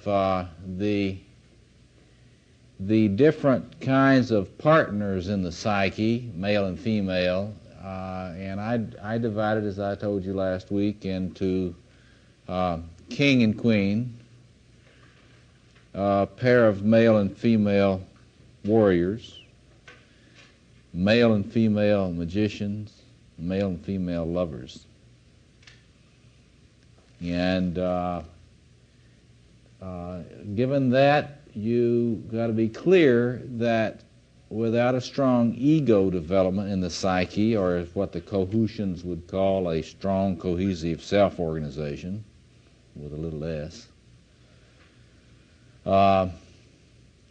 the arrangements of these archetypal configurations and patterns in any person's psyche will be compulsive and very rigid. And so to do your thorough archetypal psychology, you have to kind of get a sense about what the dominants in a particular personality are, get a sense about why that is, and what would need to happen if they were to individuate, that is, to gain some sense of freedom from compulsion by the archetypal structures. And so that's what your goal is. Your goal is to develop an ego self, or ego archetypal self, I prefer to say for purposes of clarity, an ego archetypal self axis in which you're not compelled by any of these things, in which you can access them and be inspired and empowered by these things as is needed or appropriate in what you're facing in life. Hopefully accessing them consciously as much as possible and as non-compulsively as possible.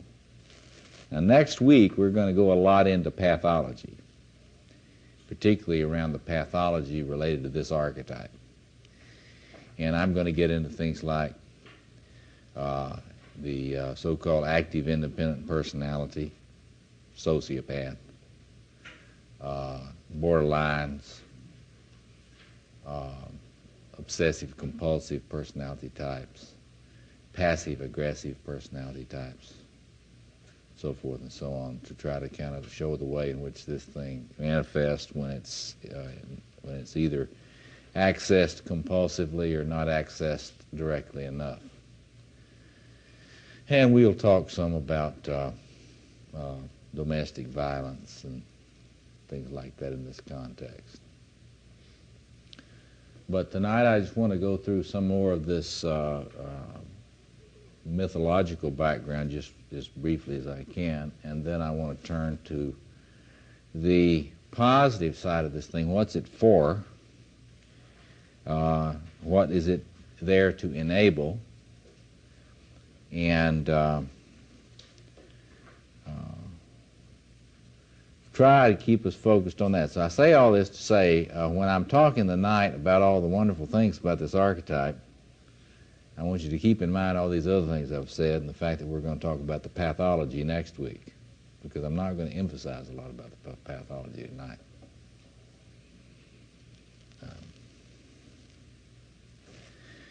Okay, now I didn't get to the mysteries of the sword that are so big in human history. And I want to spend a little time on that. And then I want to talk a little bit about initiation of the warrior. And one of the kind of ways in which this is presented, particularly in Western mythology. And then we'll turn to looking at some of the virtues. First of all, everybody in these circles has heard of Excalibur. One of the things, I forgot to give you all your film assignments last week, but one of them, I gave you some, but there were some others I didn't mention. I didn't really mention Excalibur as a film that would be good for you to see in this context.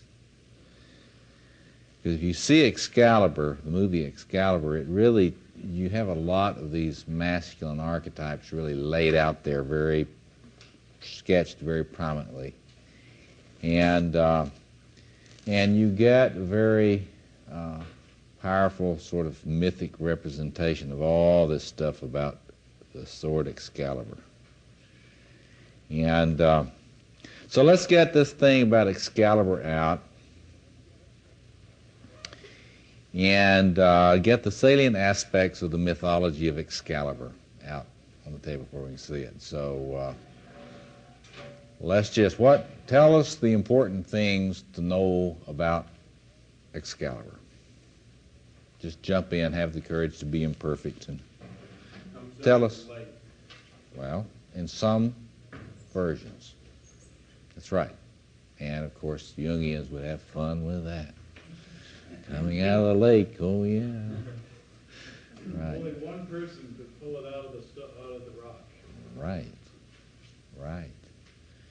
Now we need to stay with this thing about that whole image a moment. But go ahead, somebody else has something. Is it also true that only the true owner of it got to make it work, and when he wrote his son, as he used it? Yeah. All this stuff about the only the right person. And we need to think about what this right person business is. Can draw this thing from the stone. The thing, of course, is that the sword is in the stone, and there's a prophecy about the person that can pull this from the stone becoming king. And, of course, there is this thing about the sword singing.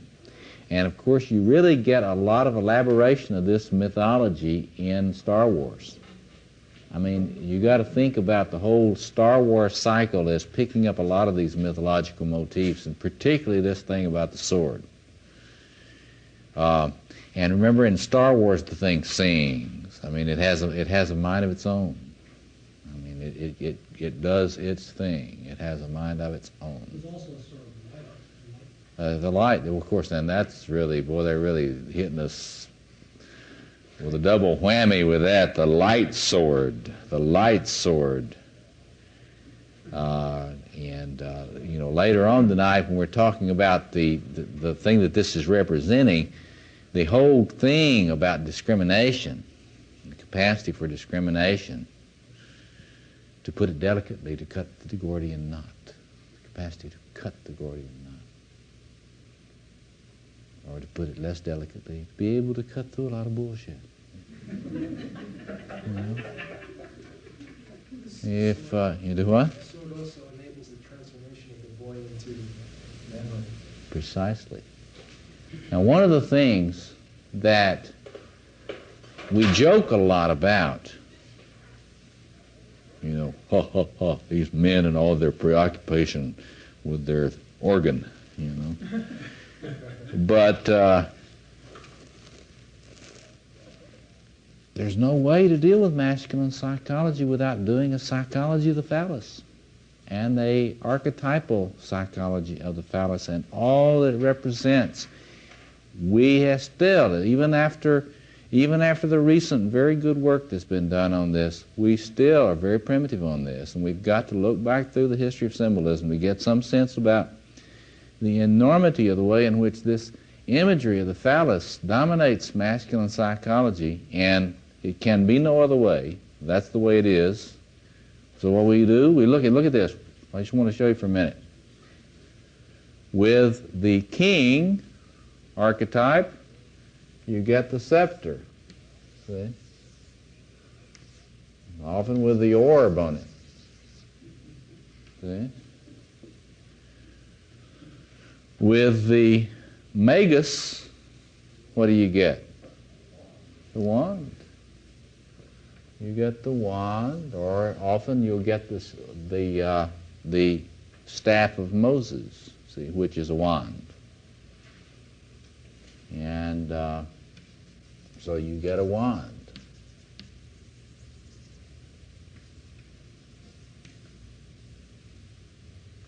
Of course, with the warrior, you have the sword.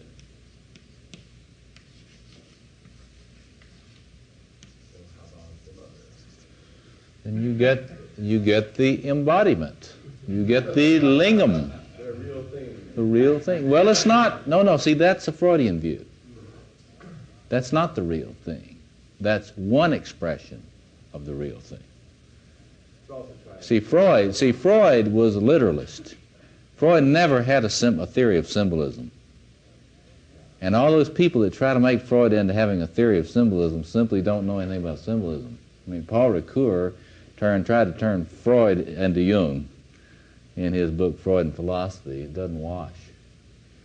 But anyway, so we have the real thing here, you know, with the great lingam. And if you go to India, you get all of this frank celebration of the great god Shiva through the archetypal phallus, but it is not just a penis. You know, some of these guys today, like this ethicist James Nelson in Minneapolis, he's going around a lot talking about men need to learn that it's not really a phallus that they have, it's a penis. And the significant thing about masculine psychology is that it's soft. All right?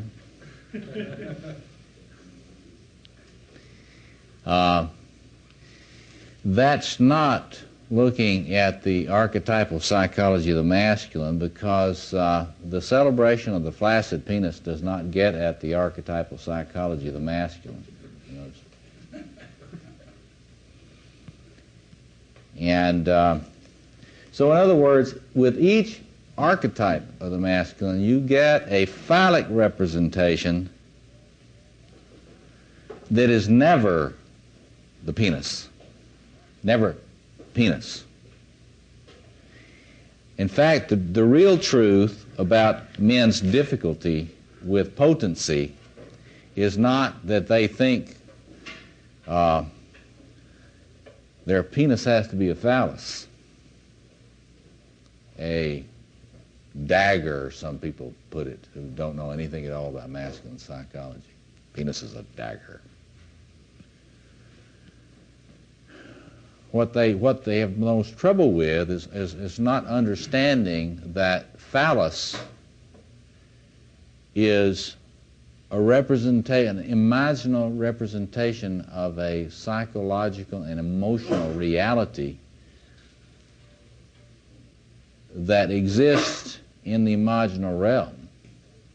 Yes. It exists in the psychic realm. It's psychoid. It exists in the imaginal realm. Potency is not something which is mechanical. One gains potency as a man through initiatory processes. One gains potency as a man by getting some sense about what it is to be filled up with this kind of archetypal energy. And the problem with a lot of sex therapies today, they approach masculinity and masculine sexual dysfunction is a mechanical problem. It's never, except for very rare cases of, cases where people are on medications that make them impotent, so forth. Yeah. In the realm of American blues mythology, there's the expression, it's not the meat, it's the motion. It's not the meat, it's the motion. It's the energy. Yeah, the energy. See, I mean that's a sense for the kind of connectedness. The Hindus would say it's being connected to Shiva. If you're connected with Shiva, you're going to be potent. If you're not, you won't be. Even if you can have an erection, there won't be potency. So anyway, you need to get a sense for the way in which all of these masculine archetypes have these expressions, these phallic expressions, but like Eugene Monich has said, phallus is not penis. And can't be reduced to that. Okay, so anyway, yeah. Yes. Well, in this context, one has to understand that in terms of the psyche, you're talking about what that represents. What is the reality that this presents? And the reality is everything that is represented in the god Shiva in Hinduism. It is tremendous creative energy,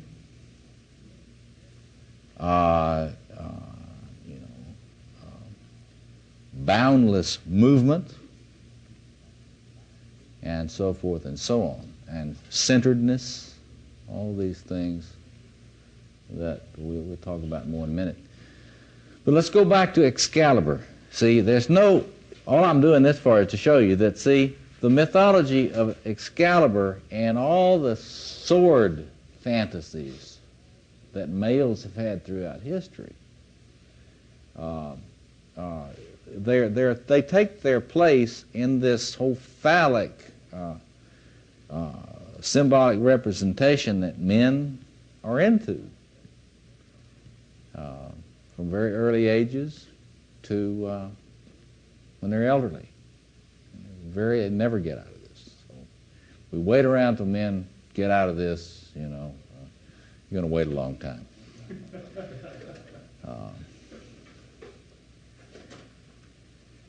Now, let's go back to Excalibur. What else can you tell me about Excalibur now? Big stone. In the lake, okay. It cannot be retrieved until the second coming of Earth. Mm-hmm. Okay, now, when the thing is misused, when you are not worthy of it, it goes, disappears. There's something transpersonal that disarms you, in effect. Now, archetypally speaking, we talk about the function of the trickster here. The trickster archetype will get you if you misuse any form of psychological power. You're riding for a fall, because the trickster is going to be constellated. It's one way of saying it. Or another way of saying it is you're going to constellate your nemesis. Hubris will constellate a nemesis, which will come and disarm you. Look at hubris, pride, arrogance, will constellate a force which will come and challenge you and disarm you. And so that whole motif about the sword going back in the lake is about that. It's about this idea that just because you have gotten the sword out of the stone, don't assume you can keep it. See? It would be one way to talk about that would be the shadow. But I wouldn't want that to get the connotation that this is merely personal shadow. That is to say, the nemesis is that law of opposites, that coincidentia oppositorum, that idea that there is an enantiodromia, there is a reversal. When you get into exaggeration, you're likely to run into the opposite. And so, but it's a kind of an inner critique of power. And you can see this in history a lot. For example, you look at the cycle which led from the bombing of Pearl Harbor to the bombing of Tokyo, for example. And the same thing you can do on the Nazi invasions and so forth. They constellated a lot of forces that were going to disempower them and have that purpose. I mean, you see this in many, many, many kinds of places. But you also see it in terms of behavior of tyrants. Tyrants always live in fear because they know that they are going to have somebody that's going to be involved in intrigue against them, see. So there's this enantiodromia that happens. But let's meditate a little bit on that thing about being in the stone. Now, we use the water imagery, but what is this stone imagery? The sword in the stone. Why that?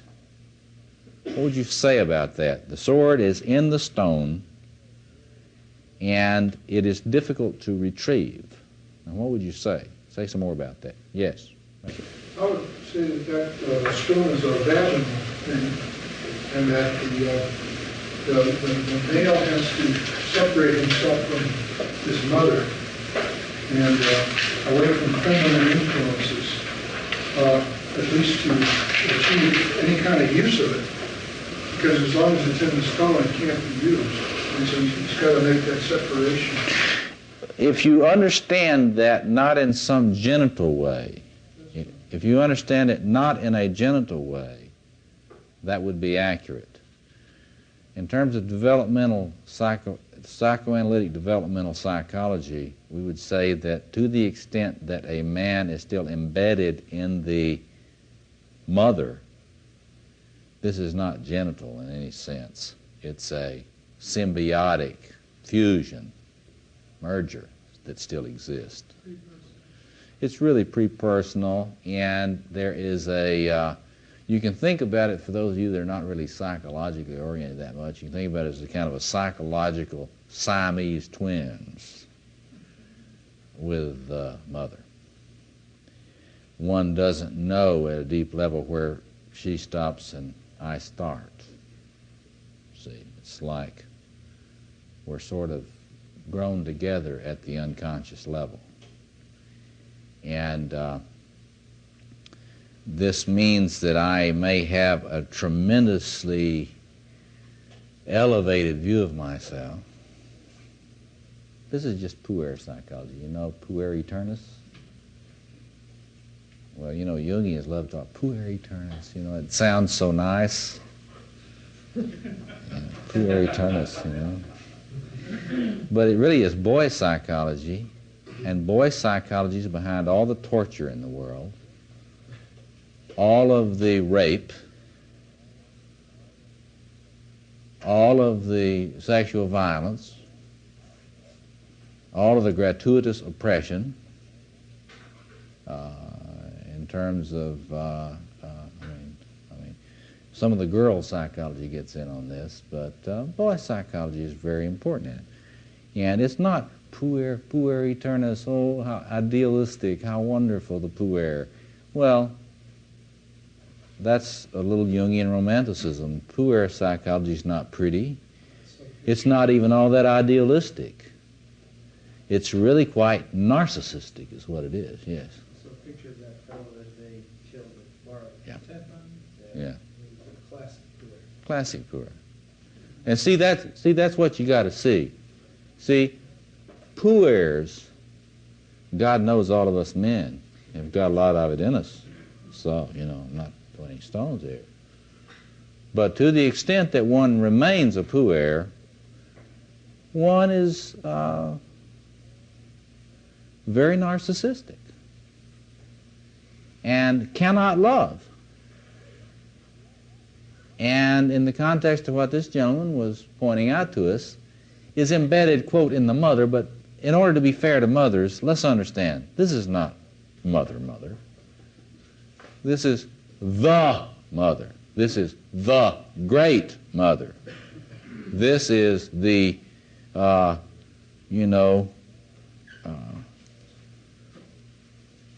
body of the universe. I mean, it is not mom. Now, the boy may feel like it's mom, but to the extent that a son has not demythologized his mom, see, she will be a goddess.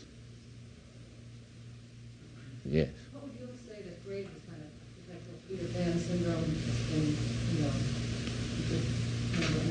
What would he say? yeah, how would you explain it? Well, he talks about it, you know, in his traditional view. He talks about it as being a failure of a natural developmental process. You know, you look at Neumann's thing. Neumann has a book on this whole process, and it just to him it's very similar to Freud. It's a fixation of a process that should go on, but it does. The person gets arrested. Well, that's Jung wasn't all that great at talking about all the plumbing on this at that time. I think there's been a lot better work done recently in terms of his failure of masculine initiation, which is what we need to talk about in a minute.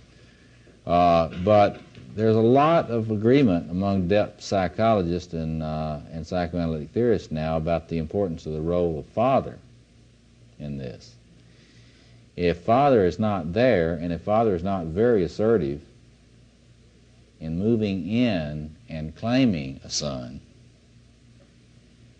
then the mother is going to be put in a very bad position, because she's going to be left with this experience the son will experience her as all this tremendous power, and the son may hate her guts.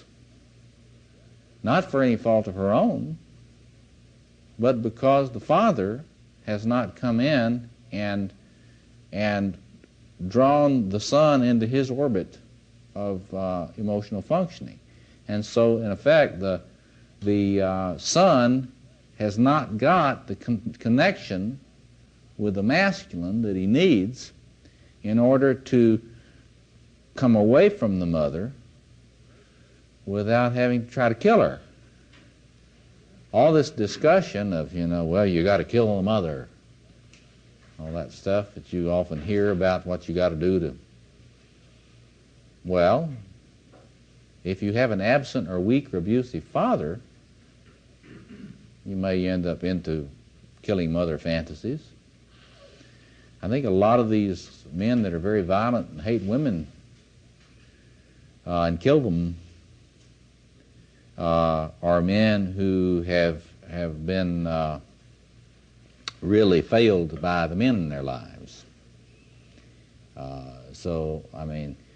So you're saying that this is projected anger onto the mother when it's really rightly for the father?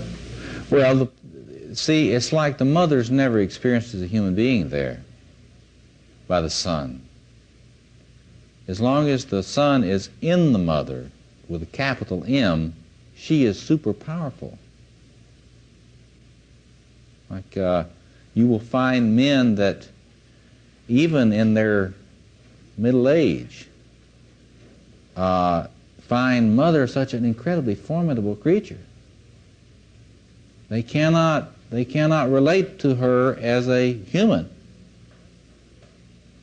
They relate to her as somebody who has enormous power over them. It's very common among aging puers, But it's not the woman's fault. And it's not really the son's fault. Because it's the father's fault, or the uncle, or the grandfather. It's it's men's fault. Because, well, it's got to be, and that's one of the things we'll have to talk about healing this stuff. See, that's what our last session, we'll talk a lot about this stuff, because men have to reach in there, not blame the woman. The man has to reach in there, especially when the boy gets about puberty. And he's got to take that boy under his arm, up against him, where the boy can smell of him. Boy needs to be able to smell a dad. And he's got to be able to get up so close to Dad that that's just what Kohut doesn't talk about this as a sexual thing, unless you look close, and it is. This idealization and merger that Kohut talks about. Who is it usually at? It's Dad. We're talking about Dad here. The idealization and merger is normally with Dad. And it's especially important with the son.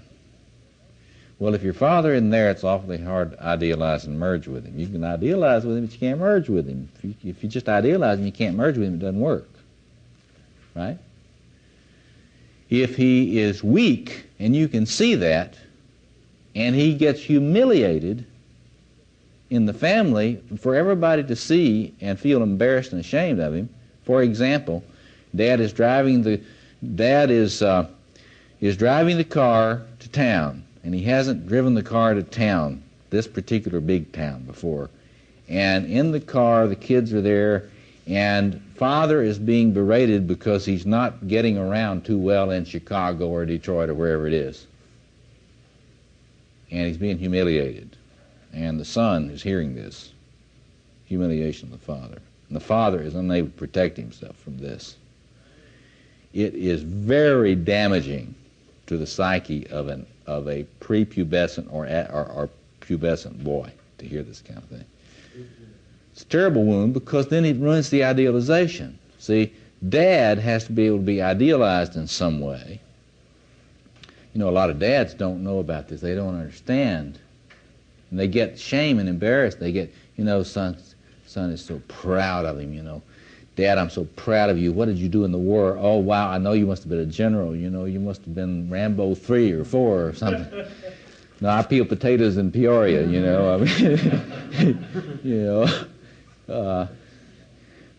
fathers need to make like G.I. Joe at that age when the son is needing that.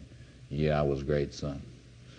They can find out the other later, when they don't need you to be G.I. Joe. Yeah. Well, what if the father remains bigger than life? Like he's It's fine as long as the father can let the son snuggle up close and kind of say, yeah, you're my son in whom I am well pleased. You're a chip off the old block. But you see, if he's bigger than life, but he doesn't allow merger, which is what a lot of these dudes do. You know, I'm ashamed of you, you little fruit, you know. Yes, look at the great Santini. You see, you get a very adequate male in some senses of that word, but he is so much of a puer, he doesn't know it. A lot of these drill sergeant types are puers to the core, but they don't know it. See? But anyway, so the boy comes up, and I remember there's one person I think about, his father, you know. The kid was real thin, and he wasn't real muscular, and his father was a big macho man, you know. And the child would come in, he was about 12 or 13, and the father would say, you little faggot, get away from me, you little faggot. The boy wasn't homosexual.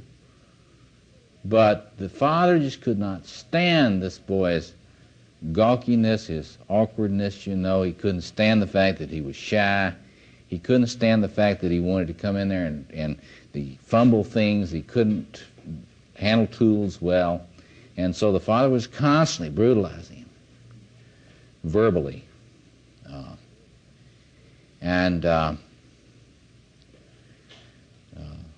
Later on, this guy turned out to be a 6'4", tremendously handsome, powerful man.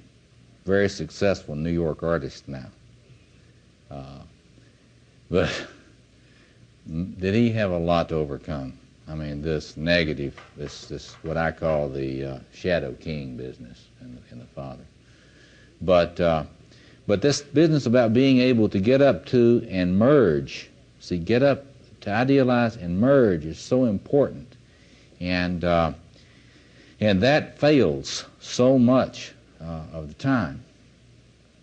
And we'll go into that a lot more when we talk the last session about healing this, because what you got to do is just a little preview here, right? If you never had your masculinity mirrored by mom, for example, and you never were allowed to idealize and merge with a powerful male who was there and not abusive, then you got wounds in this thing. And you got to find ways to heal that. Got to find ways to do that. And there are a bunch of ways you can work on that. And we'll really try to get into that a lot. But back to the stone. See, this was a long way around about stone. But I meant to make it very clear that this is not a vagina. You can view it as the mother if you understand you're talking about the great mother. And one's merger with this undifferentiated matrix. But you got to understand that's unconsciousness. And that as long as that sword is in that stone, you really don't have it. You really do not have access to this thing. It is in this, and you do not feel that you have permission to have it. Men have an enormous problem with this. Even relatively healthy men have a terrible time feeling that they have a right to take the sword out of the stone. See, so they say, I'm not the right man. You know, no sense in my trying this. I'm not the right man. No sense in my trying to pull it out. Yeah. Well, then actually, taking the sword from the stone, the separation from the femininity is actually the first step in a long series of trials for the male in claiming his own manhood. I would think that, see, we got to get some sense about what it takes to be able to even try. because there's so much guilt associated with having a sword. You know, I mean, there are a lot of folks today, a lot of folks today that really say, you know, well, you know, if you had a sword, you could hurt somebody. Yes. I had an experience having gone to that lecture on Friday night. And so as she was talking about the Dionysian thing, Yeah. and I was identifying strongly with who he is and how he is and the impact I've had on some people. Yeah. But with guilt and with denial and not total flow, you know, Yeah. it's like an almost. Yes. And just going through that lecture helped me pull that part of my sword, you know, Yeah. to be the Dionysian person, you know, that I can be for people. Yeah. See, what she talked about is the Dionysius and all that. I would talk about that in its positive sense as the mature lover. See, when a person has got the mature lover, they've got the good side of the Dionysian thing without the psychosis. See, and you don't and Dionysius is just laying there stone. It doesn't do anybody any good, right? your puer Dionysius is really a problem, as she put it to himself. See, it's really also a mark of this sense of being overwhelmed by the power. See, premature ejaculation. We'll talk about that some. Remind me to talk about that next week. Because, well, I want to talk about it a little bit, but I want to come back to it a lot. No, I think that it's important to see this as a problem that men have in wide areas, not just a genital issue at all. And it has to do with this problem of fear of the power. Because the power, when experienced, fragments the personality. I often like to tell you, it's like a Maserati with bad engine mounts. Think about that. Well, that's interesting. See, it's an interesting thought, and it would fit the sense of not feeling comfortable with the power. And what you got to get a sense of is the way in which power will fragment the personality or fragment the ego structure if the individual has not developed and consolidated the capacity to channel this sort of thing appropriately. And that's what this whole, a lot about the mythology of the sword is. Sword, wand, all of it is about that. Channeling the power appropriately so that it's not lost or squandered or in some other way malfunctioning. Okay. Like some of these young athletes that get all this fame and money and power, and some of them at least just seem to tear them apart. Yeah, I mean, the staying power with success is another way this works. That is to say, being fragmented by proximity to this kind of energy and power. It's a real problem with creative people. If you're not a creative person, it's not a problem. But if you're a creative person, it's very difficult to be able to regulate the relationship with the creative energy without it making you crazy. And you see a lot of people that burn very brightly for a short period, and then they go out, either in a bang or a whimper, but they go out. See? Yeah. Considering that the legends seem like a lot of them have swords with water, Wagnerian ones, and so on and so forth, and a lot of them have swords in stone. Yes. We make some generalities, like, could I say something like, in stone is where the individual's power instrumentality, whatever, is lost in a male context of some kind, whereas in the lake stuff, it's a feminine context where it's still lost, it's still in the mother bond stuff? Or? Well, you know, I don't know if you'd want to get that definite about the interpretation of symbolism. You could argue that. I mean, but I mean, you know, I mean, you can play, it's a lot of fun to play with that. I don't know that I would kind of put that down in my archetypal interpretation book as the way to interpret stone or lake.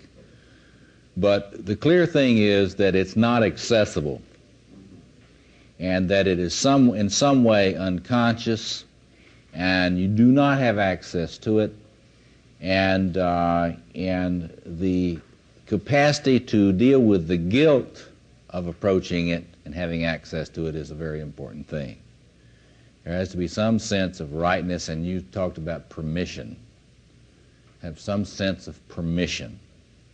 Well, one of the things that masculine initiation hopefully does is to offer something about that permission to be powerful.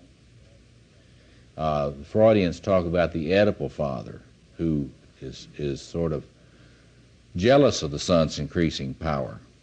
See, but you can talk about a father who is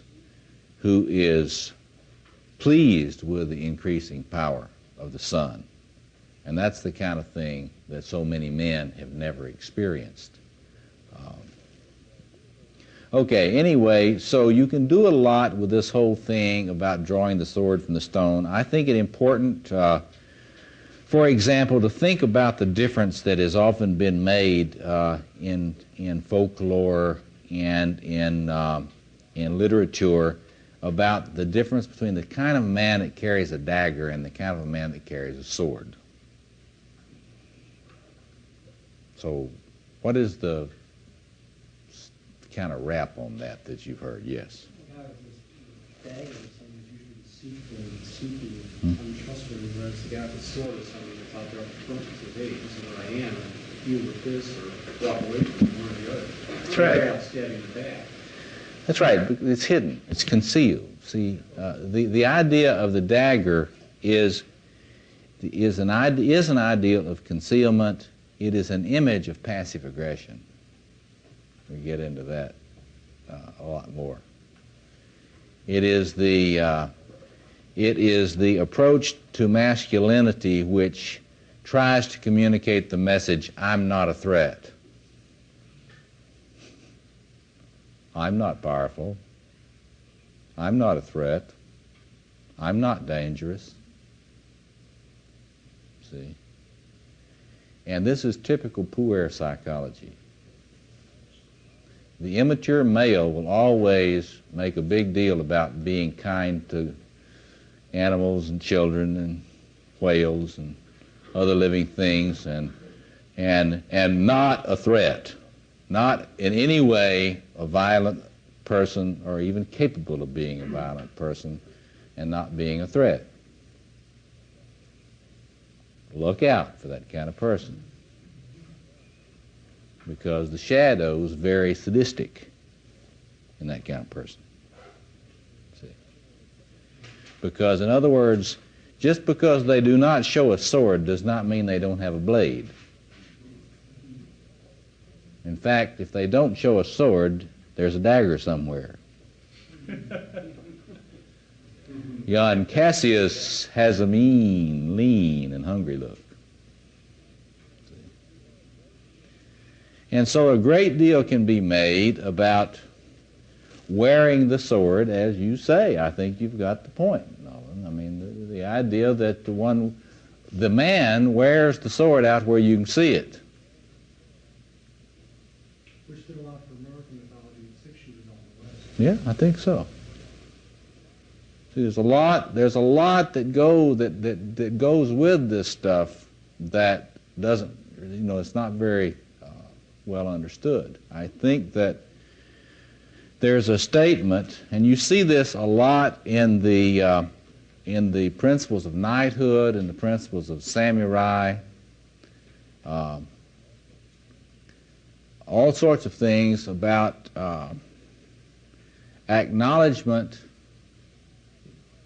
of the power of the other and their stewardship of this power. The whole ceremony surrounding swords in the military life of the pre-modern era was related to this. Interestingly enough, there are Japanese firms now that are touring all over America. And guess what they're buying? Yeah, war surplus, I mean, souvenirs from World War II. Japanese swords. But you see, For lots more money than the owners ever thought they could get. exactly. But you see, if you understand this sword symbolism, there's a lot more going on here than buying up World War II trinkets. Because the sword in the life of the Japanese samurai class was a spiritual reality, a masculine reality, an expression of masculine potency and honor. To have your sword taken away is an incredible humiliation. And they're buying back their heritage, and their heritage is a samurai heritage. And so look out. When all those swords get back to Japan, it's going to be real interesting. In the ultimate samurai thing, you take your sword and shove it up yourself. No, that's a failed samurai. A failed samurai. A shamed samurai. A samurai who's broken his pledge. So he sticks it back in the stone, so to speak. Well, he in effect, he honors the sword, though. I mean, in effect, he is living by the sword. See, for a knight, and we'll get into this now, samurai is just a knight. There's no way to understand the archetypal warrior without understanding chivalry and the knight. Because modern professional warriors are not warriors in the sense that they've always been in human history. And so you really have to study knighthood and all of that ceremonial and ritual and mythology around it. And it had to do with submitting yourself to the sword. The sword was a transpersonal commitment. Why is it that when you become a knight, the sword, you are dubbed with the sword. You come underneath the sword. You submit to the sword. The sword is an emblem of the responsibility of a mature male. Would you call it baptism? It is a kind of baptism, equally as sacred. In fact, a lot more sacred than most people take baptism.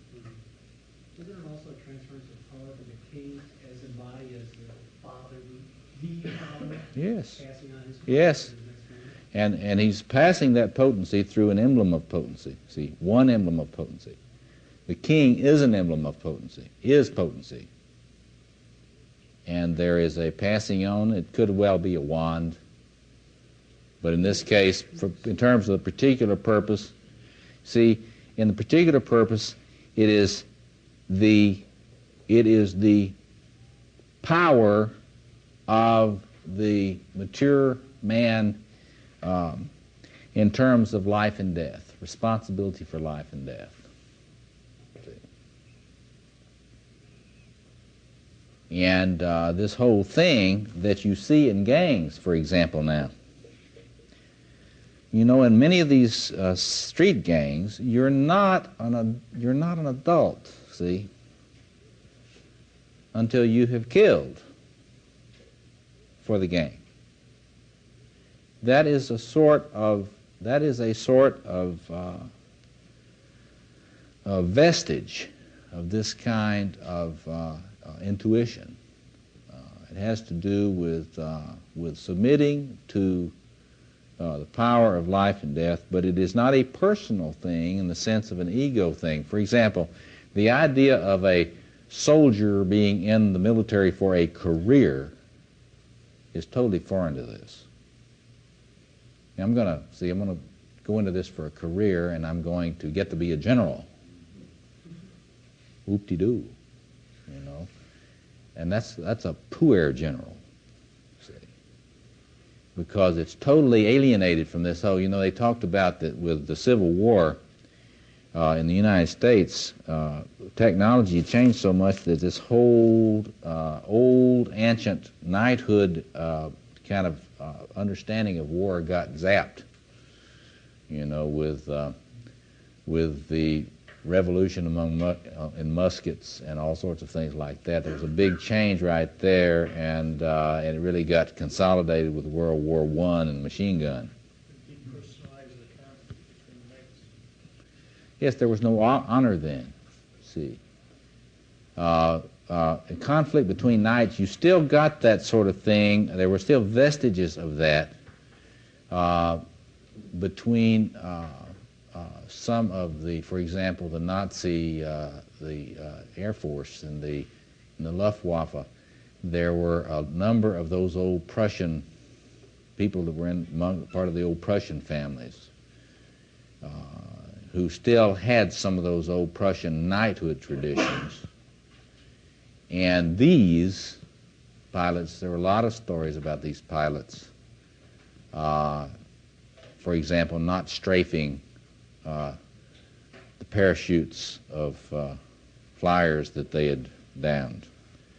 But the ones that were thoroughly modern Nazis, of course, had no hesitation to attack people that were defenseless. See, the old knighthood ideals would never use power against those that were, you know, defenseless, you know, helpless and defenseless, and that's all that romance about the lady, protecting the lady, and all of that stuff is a part of this whole configuration that you got to get some sense for. The knighthood ideal is controlling one's own egoistic desires and drives. The use of power, particularly the potential power of violence, in the service of the realm and in service of the right order of the king. And so this whole thing about the sword being out, you have to understand, it's out there, it is acknowledged, there is a code that rules it, and nowhere do you see this more highly developed than in Japan, in the what is known as the way of the sword, kendo, K-E-N-D-O. Are any of you specialists in kendo? There are a lot of kendo people here in Chicago. There, you know, in kendo, it's a martial art like the other martial arts, and you know, work your way up and become a black belt and this type of thing. And the whole thing is a whole entirely comprehensive spirituality of the sword. Very much like Zen, very much influenced by Zen. And the whole idea about the kendo master is that one becomes such a master of the sword and that one dedicates himself to the sword, but the sword is dedicated to justice. And the sword is dedicated to the triumph over egoism. And for the kendo master, the greatest enemy is his own, what you and I would call narcissism. They say ego. That the sword, the first enemy of the sword is the ego. And there are many teaching stories, kendo teaching stories, in which and you see this played time and again in the movies. If you know what you're looking for, you see this same archetypal motif in the stories of the old gunfighter and the young gunfighter. But you see these kendo teaching stories in which the old kendo master is accosted by a river, by a young swordsman who wants to test his prowess with the old kendo master. And the old kendo master knows that he could kill him like this. But he gets in the boat with the young man, ostensibly to fight him, takes him across, and leaves him on the other side. You know. Lets the young man get out. He leaves him over there and goes on about his business. And see, in other words, the image is that an immature man would have been so worried about his pride that he would have had to kill the young man to keep from being ashamed. Oh, I've got to kill this young twerp.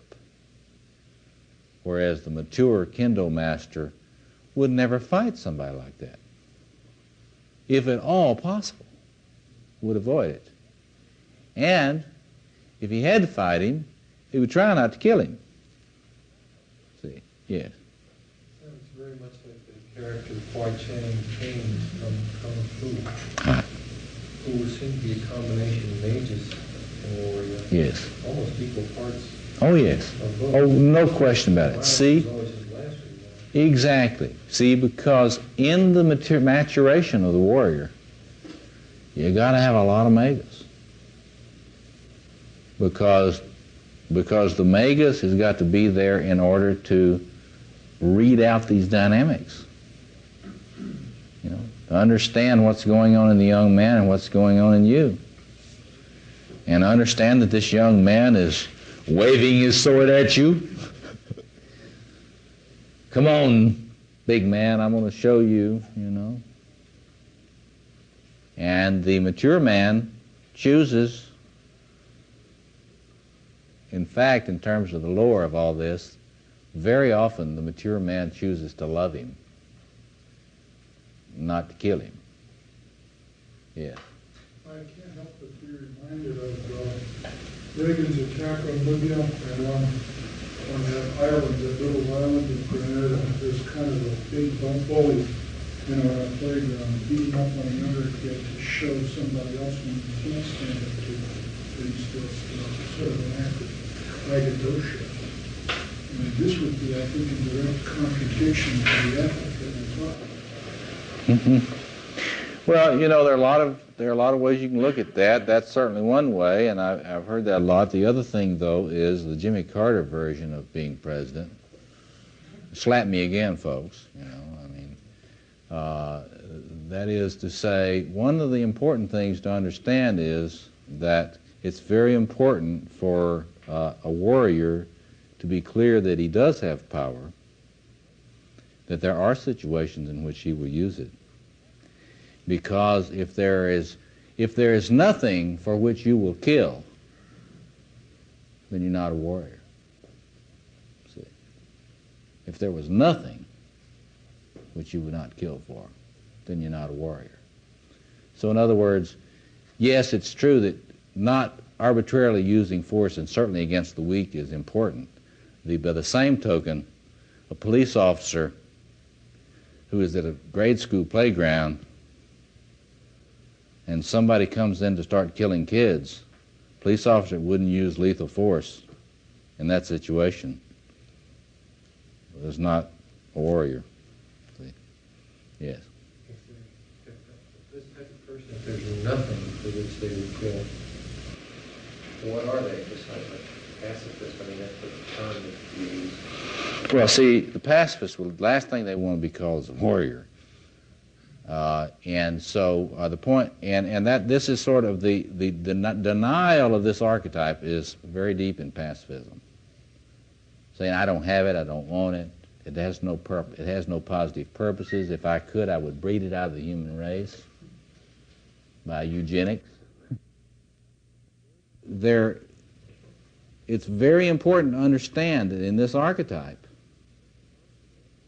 that there is power of life and death. See? Not just life. There is power of life and death. There is the potential use of violence in this archetype. See? And so the question then is, what and for what and in what situations would this power be used? See? It's the problem of every police officer. See? Every police officer. In fact, the place to look for the way in which this stuff works out in everyday life is in the life of a Chicago cop. And the king will always use violence to preserve order and justice and so forth in that archetypal motif. Author, for example. Look at Author.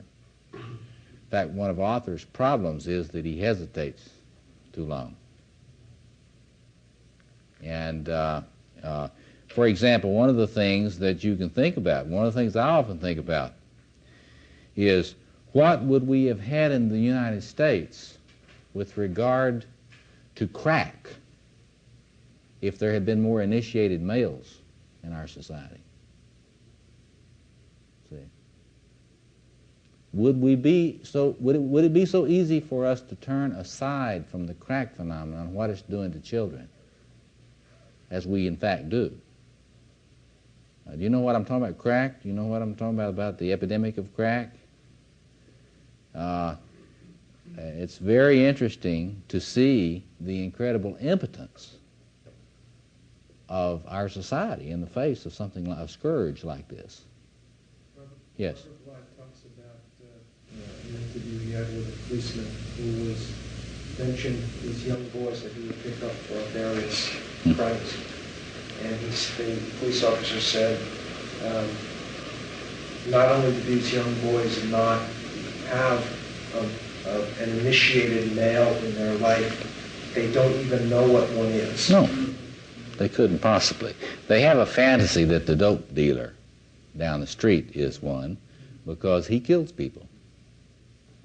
See? He's got all the goodies, he's got all the women, and he's got all the money, and he's got all the guns. And that's where the power is. And so we create, see, what you got to ask yourself about this is what you're doing when you create a society in which the young boys look at that and that's what they see. See, I mean, that is a problem. And it is related to this whole business. Anyway, let's move on now. Let's see, we better take a short break. Let's take about 10 minutes because we got a lot of stuff to cover, okay? And then we'll lay out some of these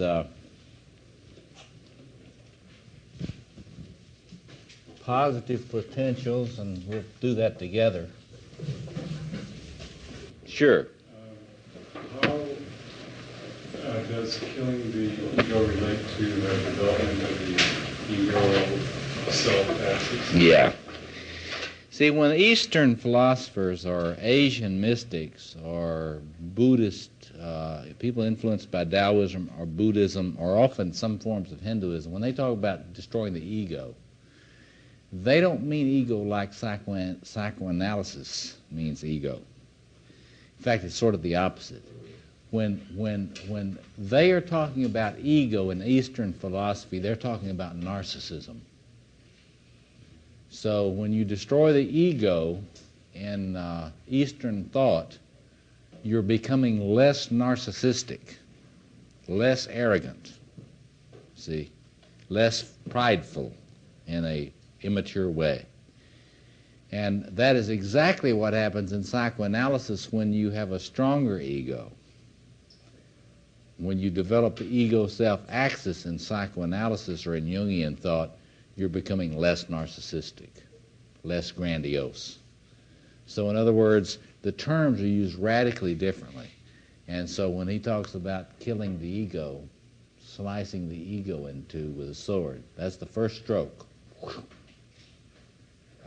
That is destroying the grandiosity. So it's just exactly the flip, just exactly the opposite. Anytime you see, I'm editing a book right now on, entitled self and liberation. And it's a comparison of Buddhist thought, and it's got all these essays by Jung and prominent Buddhist thinkers dialoguing around the concept of the self and the ego and that sort of thing, and it really turns on this question you ask, the totally different views held by Buddhists and by Jungians. But they're talking about the same thing. They're talking about the liberation of the self from pathological grandiosity. That's really where they are together. See? Yes? You were talking about the drug dealer on the corner, and I was wondering about three other male images in black culture. Malcolm X, Martin Luther King, and Jesse Jackson, and more with the idea of nothing willing to kill for. And it's sort of Martin Luther King's philosophy. Mm-hmm.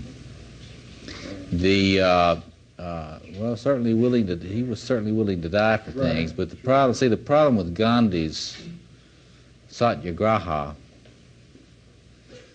it works with British. It wouldn't have worked with the Southerners.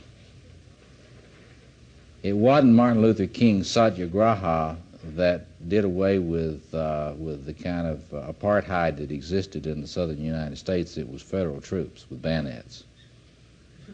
That's what did it. I mean, I marched with Martin Luther King in the Montgomery-Selma campaign.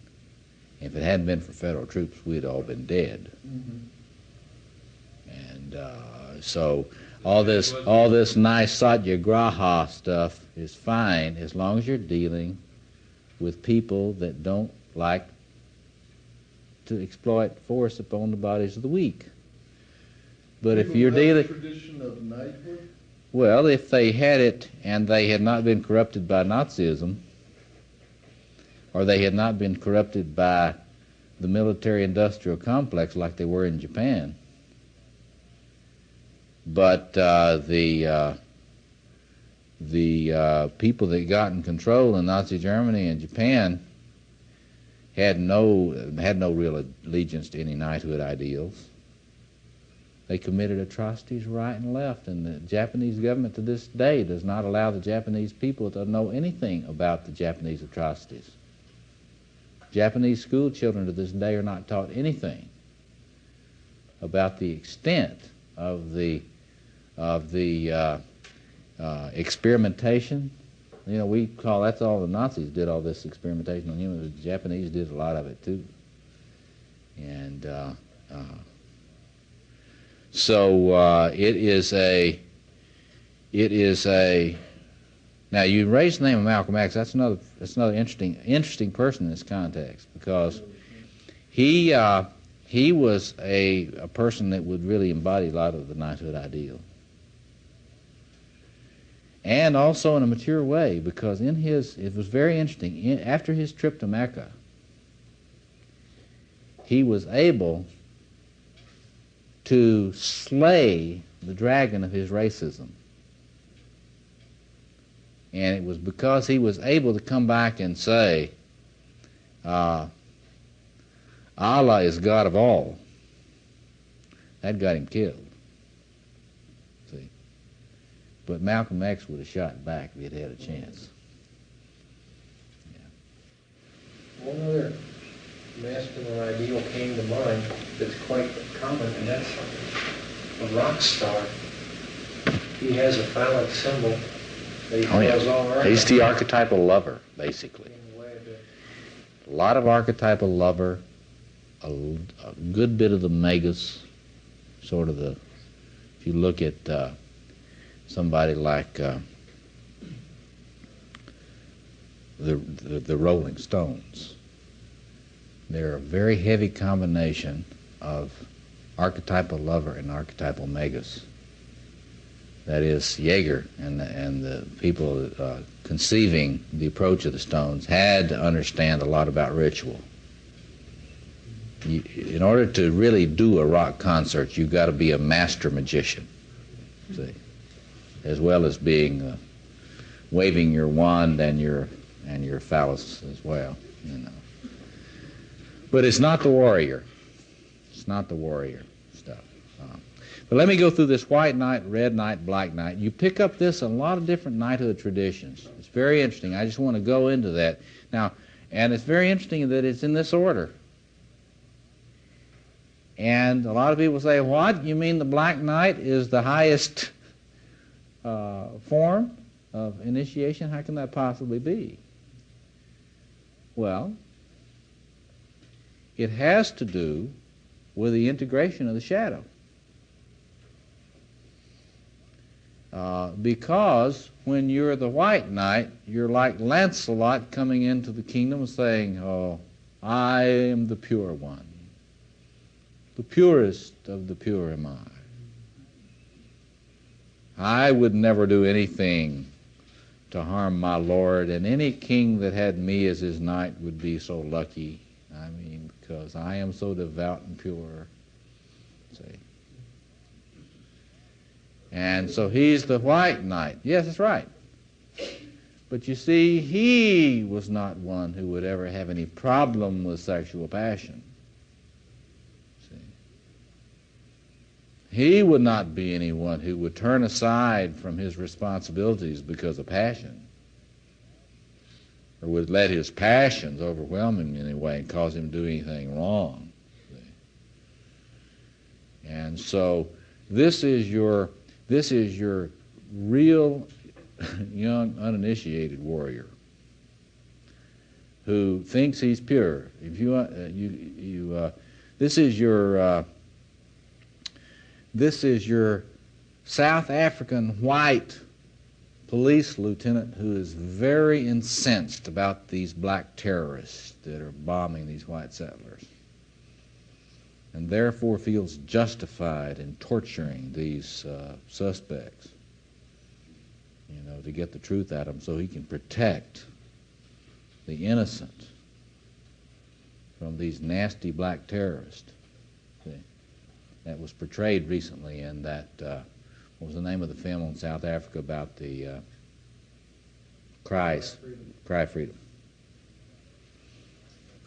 But you see, I'm innocent, you see, and it's amazing. See, study torture. You got to study torture, the whole phenomenology of torture, to get a sense for this, because it's your white knight that is the torturer very often.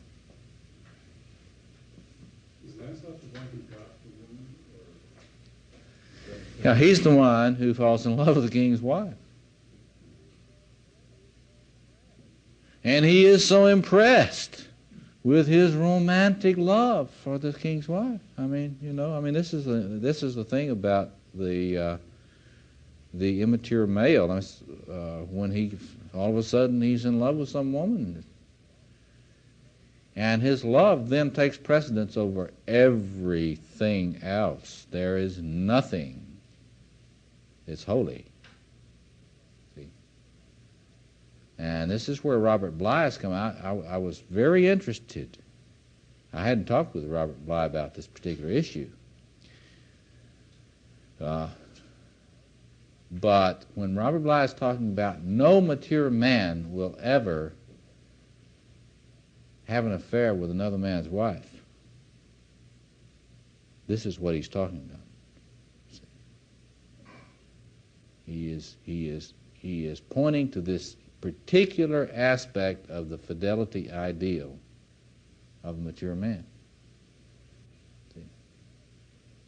Because the white knight, see, he is the innocent one. He would never do it anyway.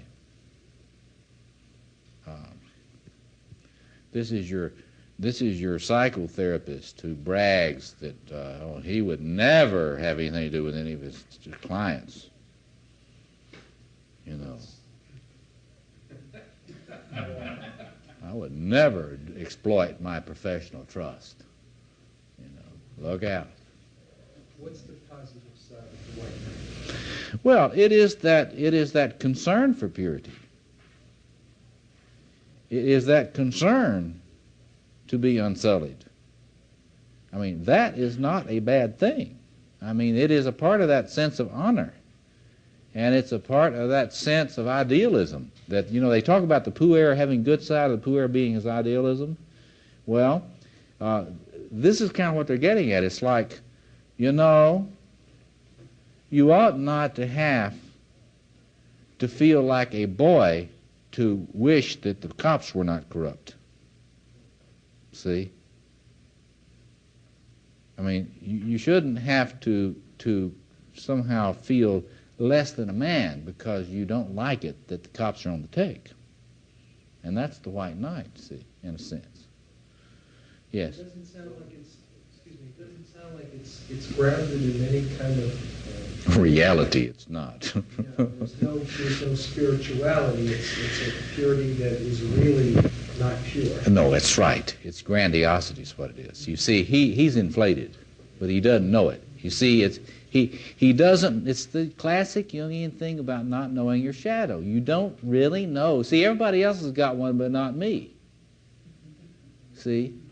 I mean, I am not vulnerable. See, there's the classic blind side. Once you get into this I am not vulnerable business, you've been had. You've been had then, yes. So isn't he like the totally innocent knight or Parsifal, the Yeah. It's this bogus innocence. He's not innocent. See, but in his conscious mind he's innocent. Yeah, he just doesn't think he would ever be a problem to anybody. Well, then how come Parsifal can unseat the Red Knight, who's more sophisticated? Well, it's because of who he is. I mean, this is a sense of calling. This is calling. You got to understand all this in the light of vocatio, calling. I mean, if you're the right person, in this case the right man, I mean, you're going to be able to do all kinds of things. But see, the Red Knight, here we get, see, the Red Knight in most of the traditions is an image of the person that has discovered passion. And I don't mean just sexual passion, although in the thing about Lancelot, it's presented as sexual passion. But it's passion, and in the context of most warrior functioning, you would say this is rage. Red. Rage. And, of course, this is and you're still a little bit on the white side, see. Yes, I know I took my nightstick and I beat you up, but you needed it so bad. You richly deserved it. In fact, if I'd really given you what you deserved, I would have beat you a lot longer. And listen, there are a lot of cops that feel that way and do it. Well, just to be righteous, you see. I mean, the police departments of our country are full of this kind of abuse. It's not just the Australian cops. You know, if you're an Australian Aborigine, you have this uncontrollable urge to suicide when you're put in a prison in Australia. Did you know that? Did you read about that lately? There's just this compulsive urge to suicide if you're an Australian Aborigine. They put you in a cell and all of a sudden you just have to strangle yourself. Must be hereditary. The Australians are saying that they think that this must be a problem that comes from their religion, and they've lost their religion, and now they get into the cell and all of a sudden they have to die. They can't stand the loneliness. Aren't they also one of the few cultures that still have male initiation? Yeah. The Australian Aborigines have male initiation, but a lot of the Australians don't. If you've ever been to Australia, you know, I mean, all of the classic, Crocodile Dundee, you know, I mean, there's a lot of this pseudo-macho stuff in that kind of culture, but they're killing a lot of these Australian Aborigines because they have the audacity to talk back. And it's very much the same type of thing in these, in jails, you know, prisoner, you talk back, you get killed. and you hanged yourself in the cell. And that happens all over the world. And it is the whole thing about torture. Torturers are not bad folks, see? They're just punishing these bad folks, see? And they're doing it in the name of right. And I just was overwhelmed by my righteous indignation toward you. And that's why I had to hook you up to that machine. Is that the whole kind of mentality and driving force behind the Inquisition? Yes, sir. They were knights. Those were Dominicanes, dogs of the Lord, hounds of heaven. We were trying to help you out with your soul, and I just had this passionate urge for your salvation, see? And there is no sense of the shadow there, you see? And what you get here, this is what happened a lot in Vietnam. Well, they killed my buddy, and now we know where that fire came from, that village. And we're going to take out that village. And if you read the Vietnam literature and the accounts of what our soldiers did in Vietnam, you get a lot of red night phenomena. And that is where you are passionate, righteously, about killing thoroughly. See? I mean thoroughly. Yes.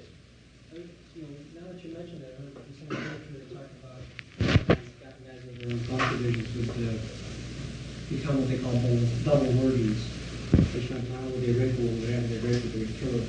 Oh, yes. So that was the red night on a month. Oh, yes. Oh, yes. See, was very common in Vietnam. And a lot of it is related to what has happened in terms of the officer corps. You have that kind of business, you have no officer corps. What you've really got is a bunch of puers playing officers.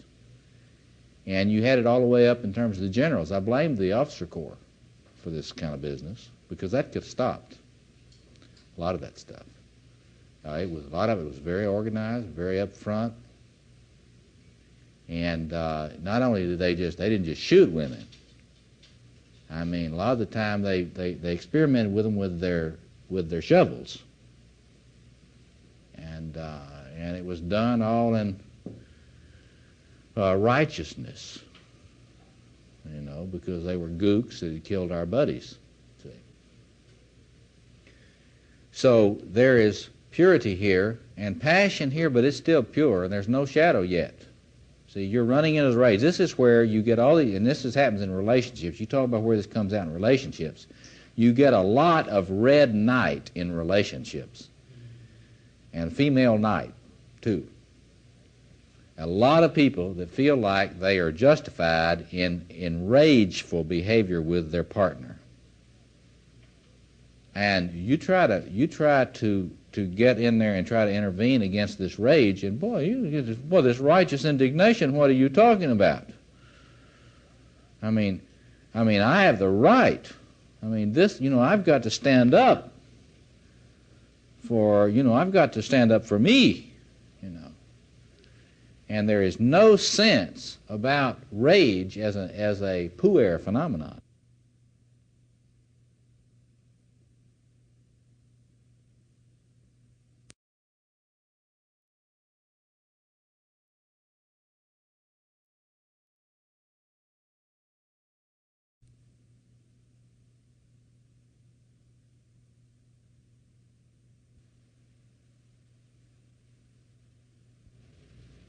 And there's no sense of the difference between anger and rage.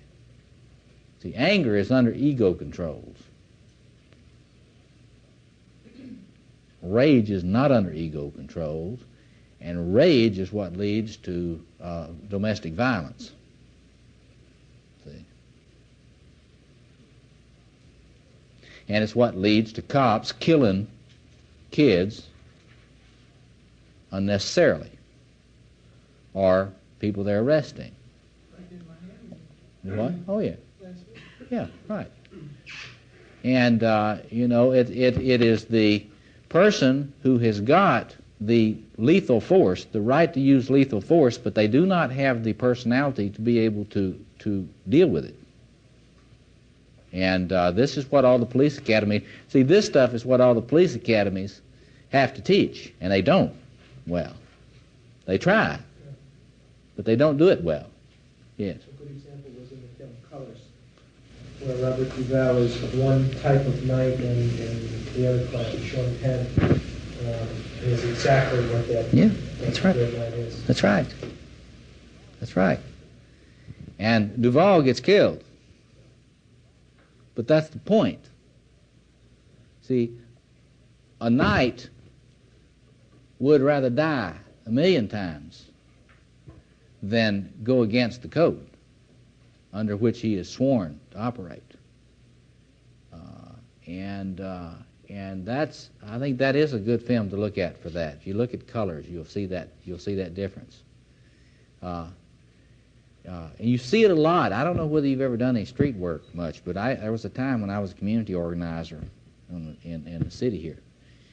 And I was out on the street a good bit with people, and I came to really admire a lot of Chicago's finest, because I have seen them stay sane in situations where if they weren't really in this, they would have been shooting people.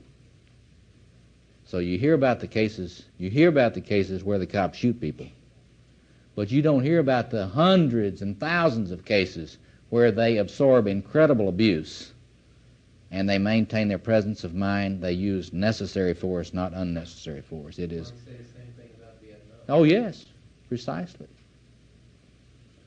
Precisely. And but the tendency is for us to hear about the cases where it's abused. What would be the beneficial aspect of the red? Well, the important thing is passion. See, I mean, it's not necessary to be immature to have passion, contrary to what some people think. What would be an example of this in the Arthurian cycle? That's a different kind of image. Well, in that Arthurian thing, the Red Knight doesn't come out through the violence; it comes out through the sexual passion with Guinevere. It's the same type of thing, though. It's where the passions overwhelm the capacity for commitment and for honor. The Black Knight, then, is very clearly the man who has dealt with the shadow, and he knows that he cannot take a position of righteous indignation and simplistic moral blaming, and cannot run his functioning on that basis, that it is not his own, in other words, it's not my personal honor that's really at issue here.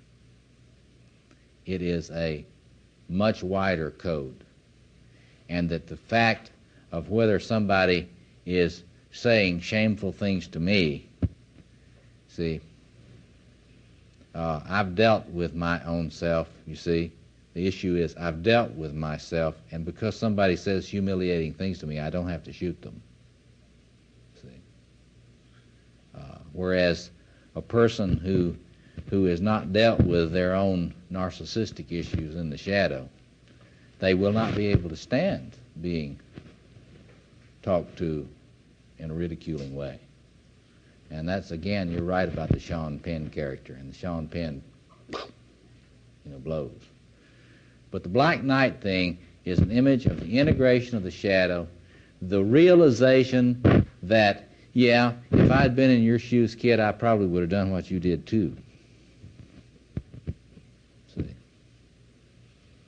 And that is to say, it's that thing about nothing human is alien to me. It'd be something like this. You have in you the capacity to be a mass murderer, given the right set of conditions. And so don't get too self-righteous about Bundy. See? And for example, those people that say, gee, I'd love to pull the plug myself. Well, I understand that. However, it wouldn't be because I would not think that there would be conditions in which I could have done that. And the same thing is true in terms of all these situations with atrocities and all that sort of thing. Human beings are not to blame in some simplistic moral way. There's so many forces that are operating. But the question is, how do I exercise my power in this situation? And for whom? And in this sword stuff, it is not for my personal ego, my personal narcissism. It is one's power is exercised under a code of commitment and for a wider good. That's sort of the knighthood ideal. Yes. Is all of this movement toward balance also? I mean, that if there's positive stuff in the white knight, the red knight, the black knight, but it all has to be balanced. I mean, it has to be an equal. Well, what you get in the Black Knight is someone who is, you might say that his magus has come much more online. That is, the Merlin, the inner Merlin now is very much with him and whispering in his ear and saying, there but by the grace of God go you. So don't get so cocky about this, just do your job, you know. Yes. Could you also talk about how that's connected with creativity? Yes. Well, the person that can't get to this doesn't get any creative energies, but the person that gets to this is a better steward of them. Because, I mean, we hear so much about the person whose creativity and his passion is so wonderful and so overwhelming that he just can't be responsible in any way. He's just the wonderful creative artist, and he just, it's just art flowing through him. And just his art is so powerful that it just causes us to overlook all of the rest of his personality. Well, this level would suggest that a man can be creative without being a sociopath. There's a lot of mythology about this, You got to be a sociopath if you're really creative, You got to have nothing that stands between you and your passion. Well, that's what this is about. So let's talk now a little bit now. We've got a few minutes left. Let's summarize some of these virtues.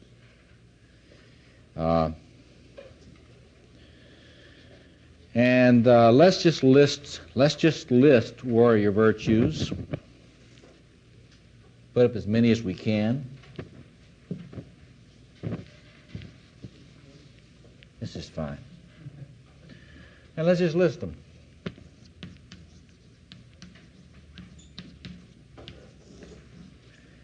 Things which this archetypal configuration offers in potentia, which are not the shadow side. Let's leave the shadow side of it till next week.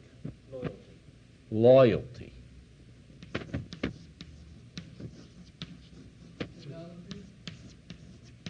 Yeah, and fidelity.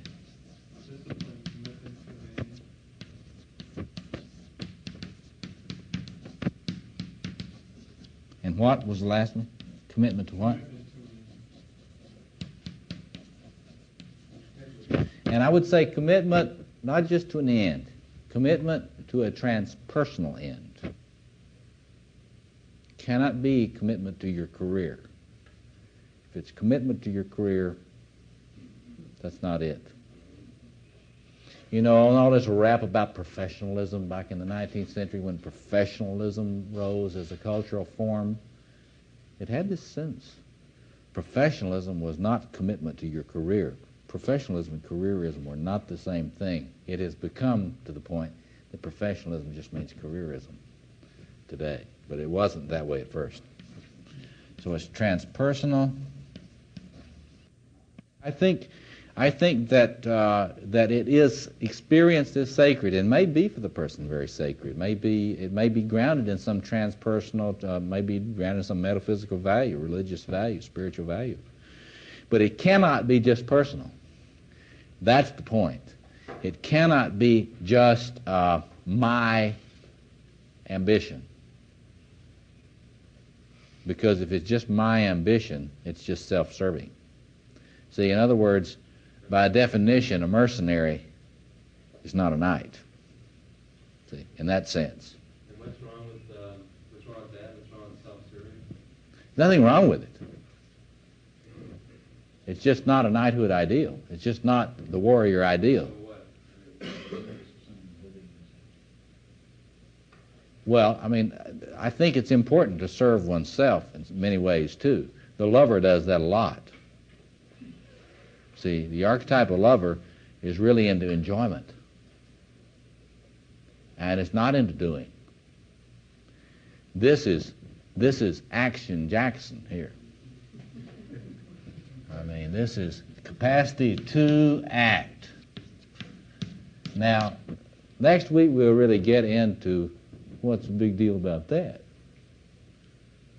Well, the fact is, people have a terrible time acting on anything. They'll study it. They'll ruminate about it, preferably obsess about it, you know, all sorts of things. But in terms of acting, that's different. And this is the archetype that allows you to act. In George S. Patton's word, attack, attack, attack. See? You don't dig any foxholes. That's in Patton's. See? And that's a sort of a metaphor. But you need See? a magus and a lover with them. Oh, of course, always. See, you've got to remember, in terms of archetypal psychology, you don't want any of these things in their pure form. You get them in their pure form, you got a dangerous person without commitments to anything. See? Maybe they're pure loyalty, pure fidelity, pure discipline, pure... Well, pure loyalty is what? Fanaticism. Ayatollah Khomeini, I am 12 years old. I will go die for you on the fields of Iraq. You know, I mean, this partisan zealotry, you know, it's the Nazi party ideal, you know. I mean, you know, you're not very critical either, see, because if you don't have any magus, you don't think about this dude you're committed to. See, if you're a human being, you got to be able to decide whether you're going to be committed to him or not. Are you going to continue being a part of the British Empire, or are you going to have an American Revolution? I mean, it's a question of whose loyalty, who's going to be the one that you pledge your fealty to? And is there anything that that person could do to say, I unpledge my fealty? That's why it seems so important, in addition to the warrior archetype and the lover and the magus, it seems so important, the king archetype. And I'm wondering if it's weird, it's like, I realize the warrior, magus, and lover in us. Is the king archetype in us, or in actuality, like you talked last week, is it the sacred king? Is it the true order? Is it, you know, if you want to say our creator who put the archetypes in us? That's the theological question, which you have to deal with yourself. Everybody has to deal. You just because you do the psychology doesn't mean that you finish the theology.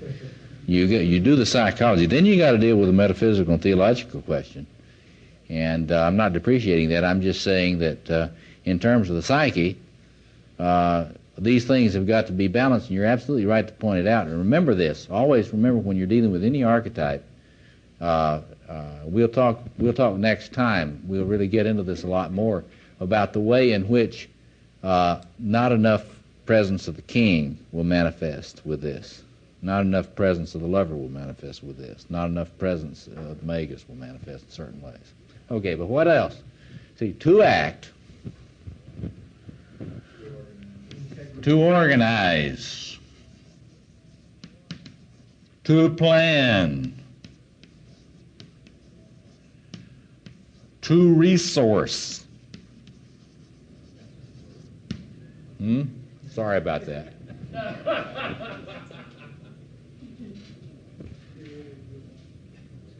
One of the things when the warrior archetype really goes mad, you know, and it's not regulated, you've got all of your tank divisions out here strung out, and you run out of gas.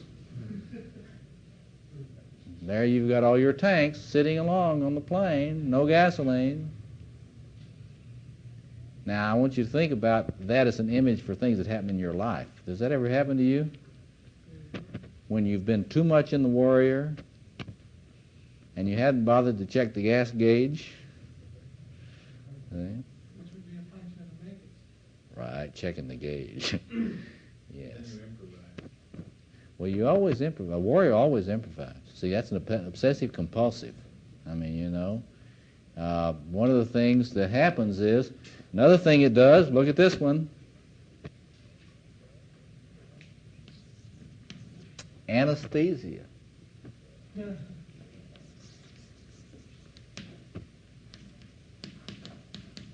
It knocks out the pain. You don't feel it. This archetype doesn't feel pain too much. It's one of the most dangerous things about it. That emotional and psychological pain, is the word allow that full range? Not when you are really in it. Doesn't he need to acknowledge that? Doesn't the warrior need to acknowledge that? Right, as a human. See, but when you get in trouble with this thing, we'll see the next week, talk about the compulsive. When you get in trouble with this thing, whereas if you're in some other archetype, you may feel tired when you're tired.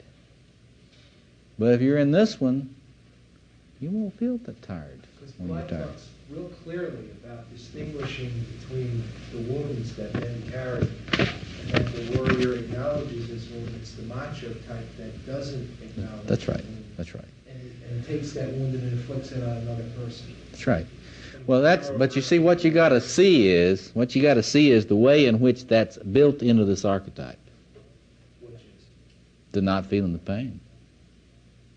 The wound that Bly talks about, warrior's not going to pay attention to that. When you're really into that warrior archetype, when you're possessed by it, you can be shot all to pieces and not feel it. So what is it? What is the archetype that does acknowledge the wound? Well, you also, the magus is going to know it. The lover is sure going to know it. But see, this thing doesn't exist to make you aware of your wounds. This thing exists to help you inflict wounds on the enemy. And so another thing, and we've got to stop here in a minute, but look at this. On this one, finding the enemy. Discrimination. Yeah, it is. Well, that's discrimination, which is very closely related to the same thing.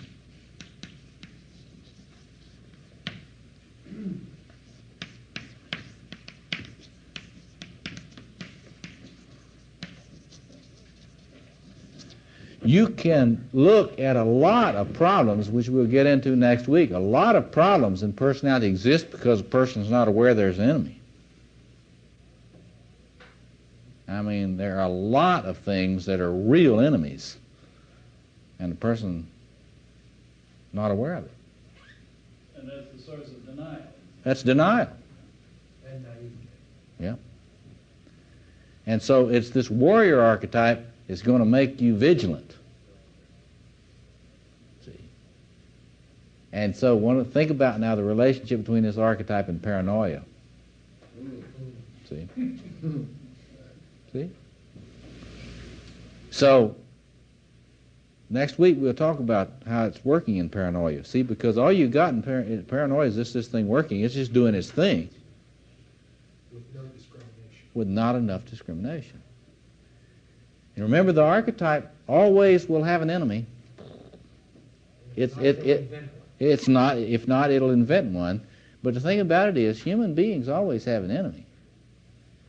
The problem with humans is, though, they keep thinking it's other humans.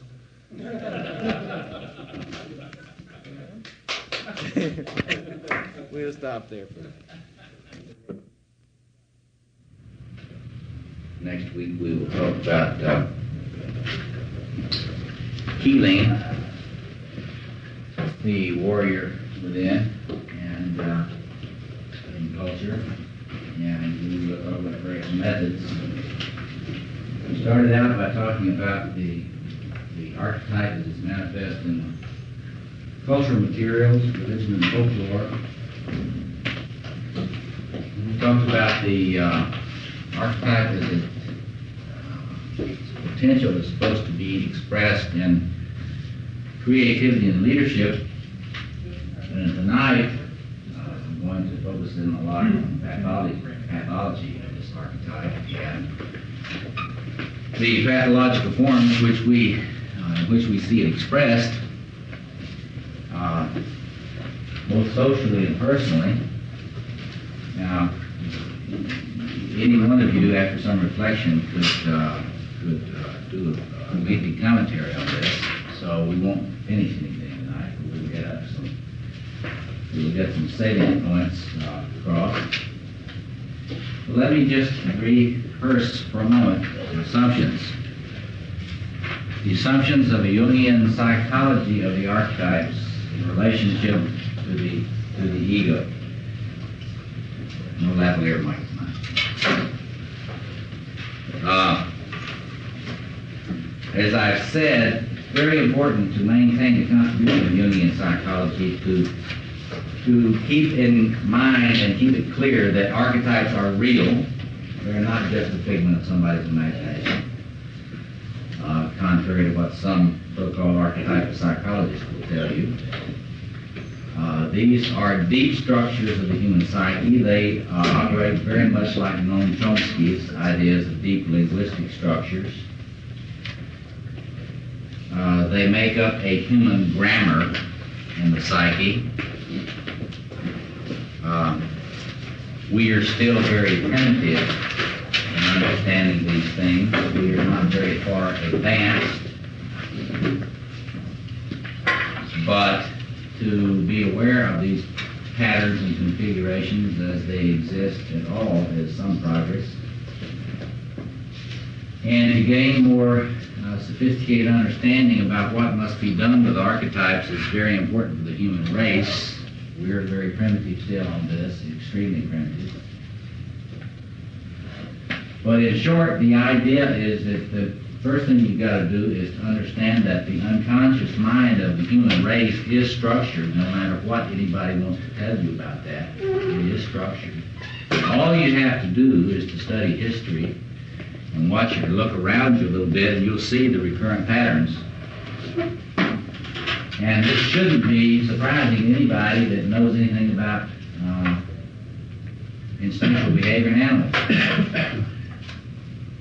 Because we are animals. And we are wired in a way that is parallel to some animal wiring. And we come with this hardware, and we're going to be stuck with it, period, until some idiot who is possessed by the Magus archetype, of which there are many in major universities and research centers, decides they're going to improve on it, and they're going to breed out of existence this warrior archetype. And there are going to be lots of people coming along very soon that are going to Mr. Rogers in the future of the earth, you know. They're going to fix the human race by getting rid of this archetype, see. But until that happens, we've got it in the hardware. And the question is, what are we going to do with it? How are we going to use it? Is it going to be accessed in any way that maximizes the creativity and potential? Or are we going to be nice and argue that it doesn't exist, that it's only socialization and whatever, and that therefore we won't let kids play with soldiers and we won't let them fight away guns, blah, blah, blah, and that's going to somehow fix things. The issue, according to a centrist Jungian point of view with regard to psychology of this, is that you must develop a conscious relationship to all of the archetypes, unless you're going to be acting out in a destructive way. In a way that's destructive, I almost wanted to say in active or passive ways, but to be more accurate, it's always active and passive ways. You'll see tonight. You will notice when you think about yourself under the guise of this that you act out in active and passive ways. You may major in one more than the other, but it's usually both.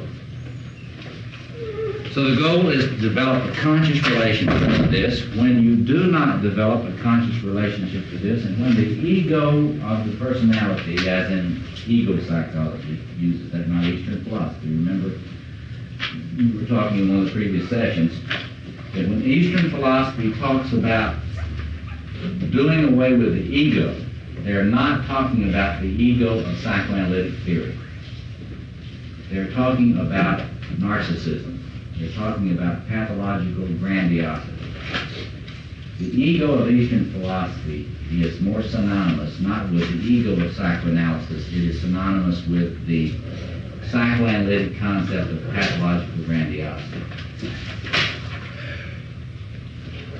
So the goal is to form a conscious relationship with this, embody as much as possible of these archetypal energies in a conscious way, in a way in which you can assume responsibility and the big word stewardship of it. Stewardship is a key concept, even though nobody talks about it these days. And when somebody like the president-elect, in his inaugural, uses the word stewardship, all the press can do is to find some way to trivialize that concept by relating it back to his prep school days, as if the only people that would understand or use the concept of stewardship is some preppy instructor. But there is no word that's more important in this context of archetypal psychology. Stewardship of these energies. Okay, now, I'm going to ask you to be thinking about what you want to put up on the board. I'm going to put up a few things, and then I want you to help me list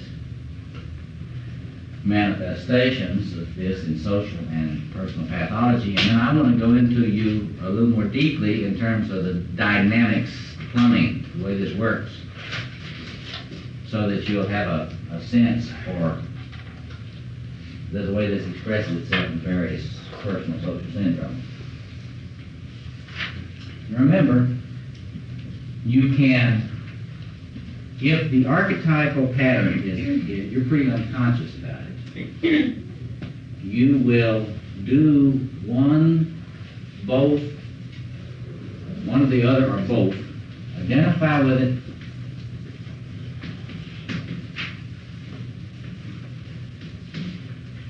or you will project it and assume a masochistic attitude toward it.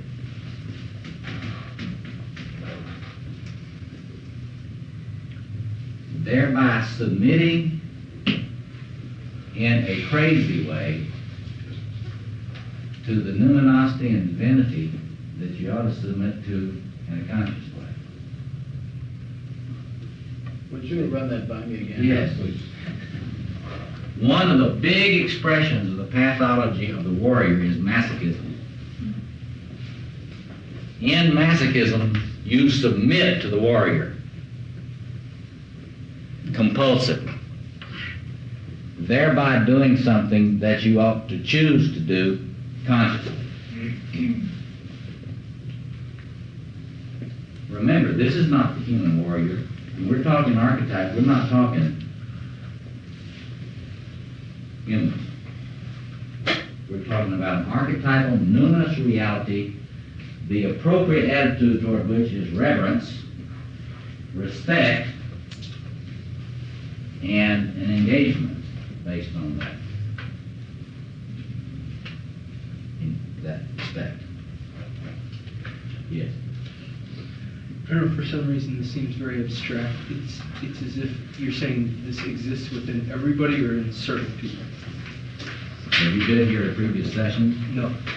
Okay, it would seem abstract. You weren't here in the previous two sessions. Yeah, you can get the tapes. You can get the tapes in which all that's laid out.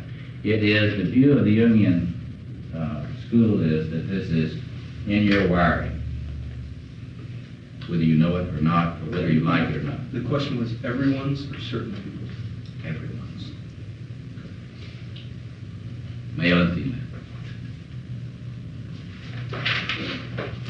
Now, and of course, you will see here that if you identify with it, you were going to ask me, weren't you? Okay, well, where's the sadistic mode of this masochism, Bob? Well, of course, if you're possessed by it, identified with it, you will be sadistic.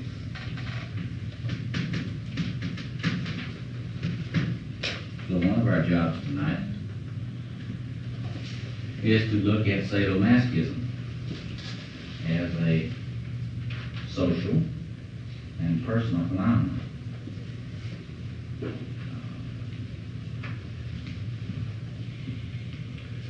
So, let's look at this. Of course, the most obvious example of this phenomenon exists in the context of human warfare. And this is the one the peace people so emphasize today.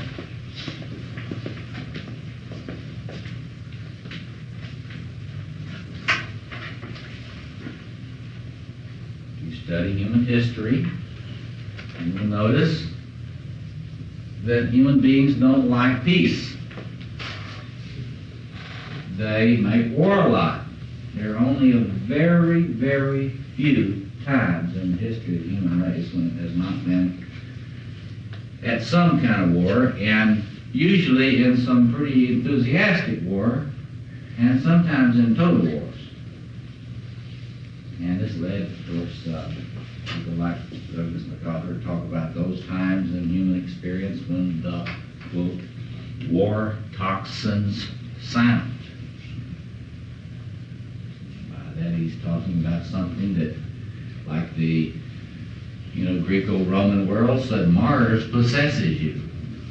Whenever Mars comes in there, the god Mars comes in there and takes you over, possesses you, and then your teeth get set on edge,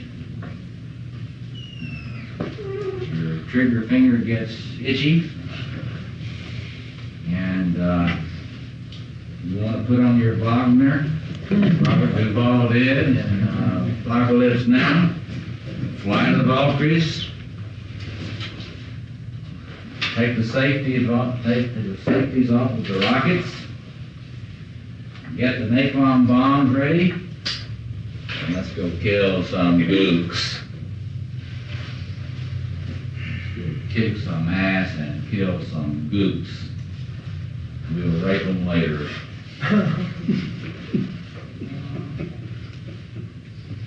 And this is something that has been a very long, ancient tradition in the human race, rape and pillage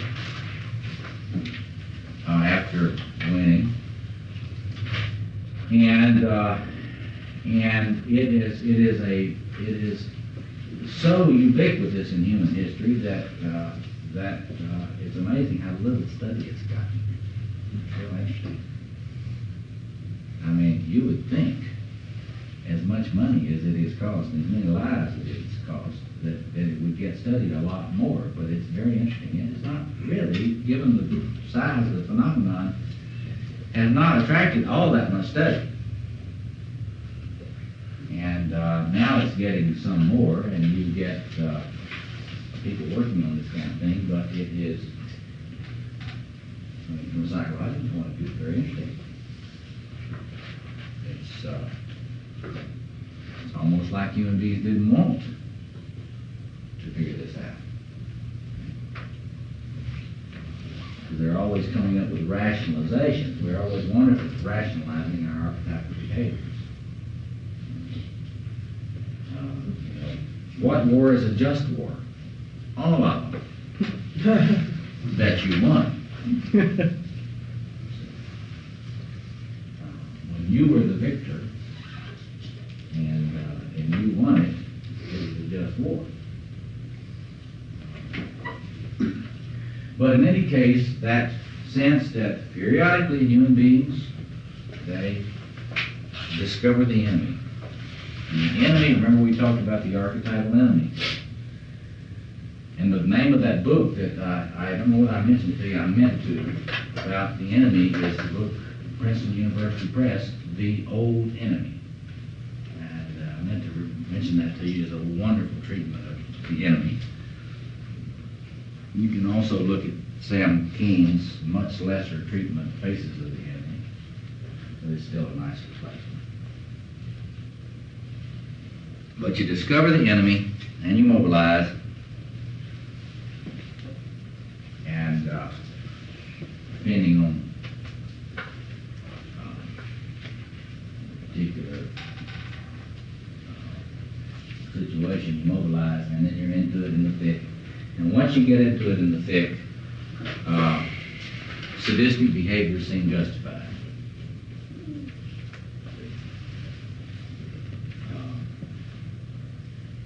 And if you look closely at behaviors, I mean, if you study the history of war, and you study the history of battles and so forth, you will notice that, you know, in war, atrocities are committed by both sides. And Geneva Conventions are not followed. I mean, you talk to GI combat troops from the Second World War when we were supposed to be on such Sir Galahads, and you will notice that it was very common practice in the European theater, not just the Asian theater, not to take prisoners.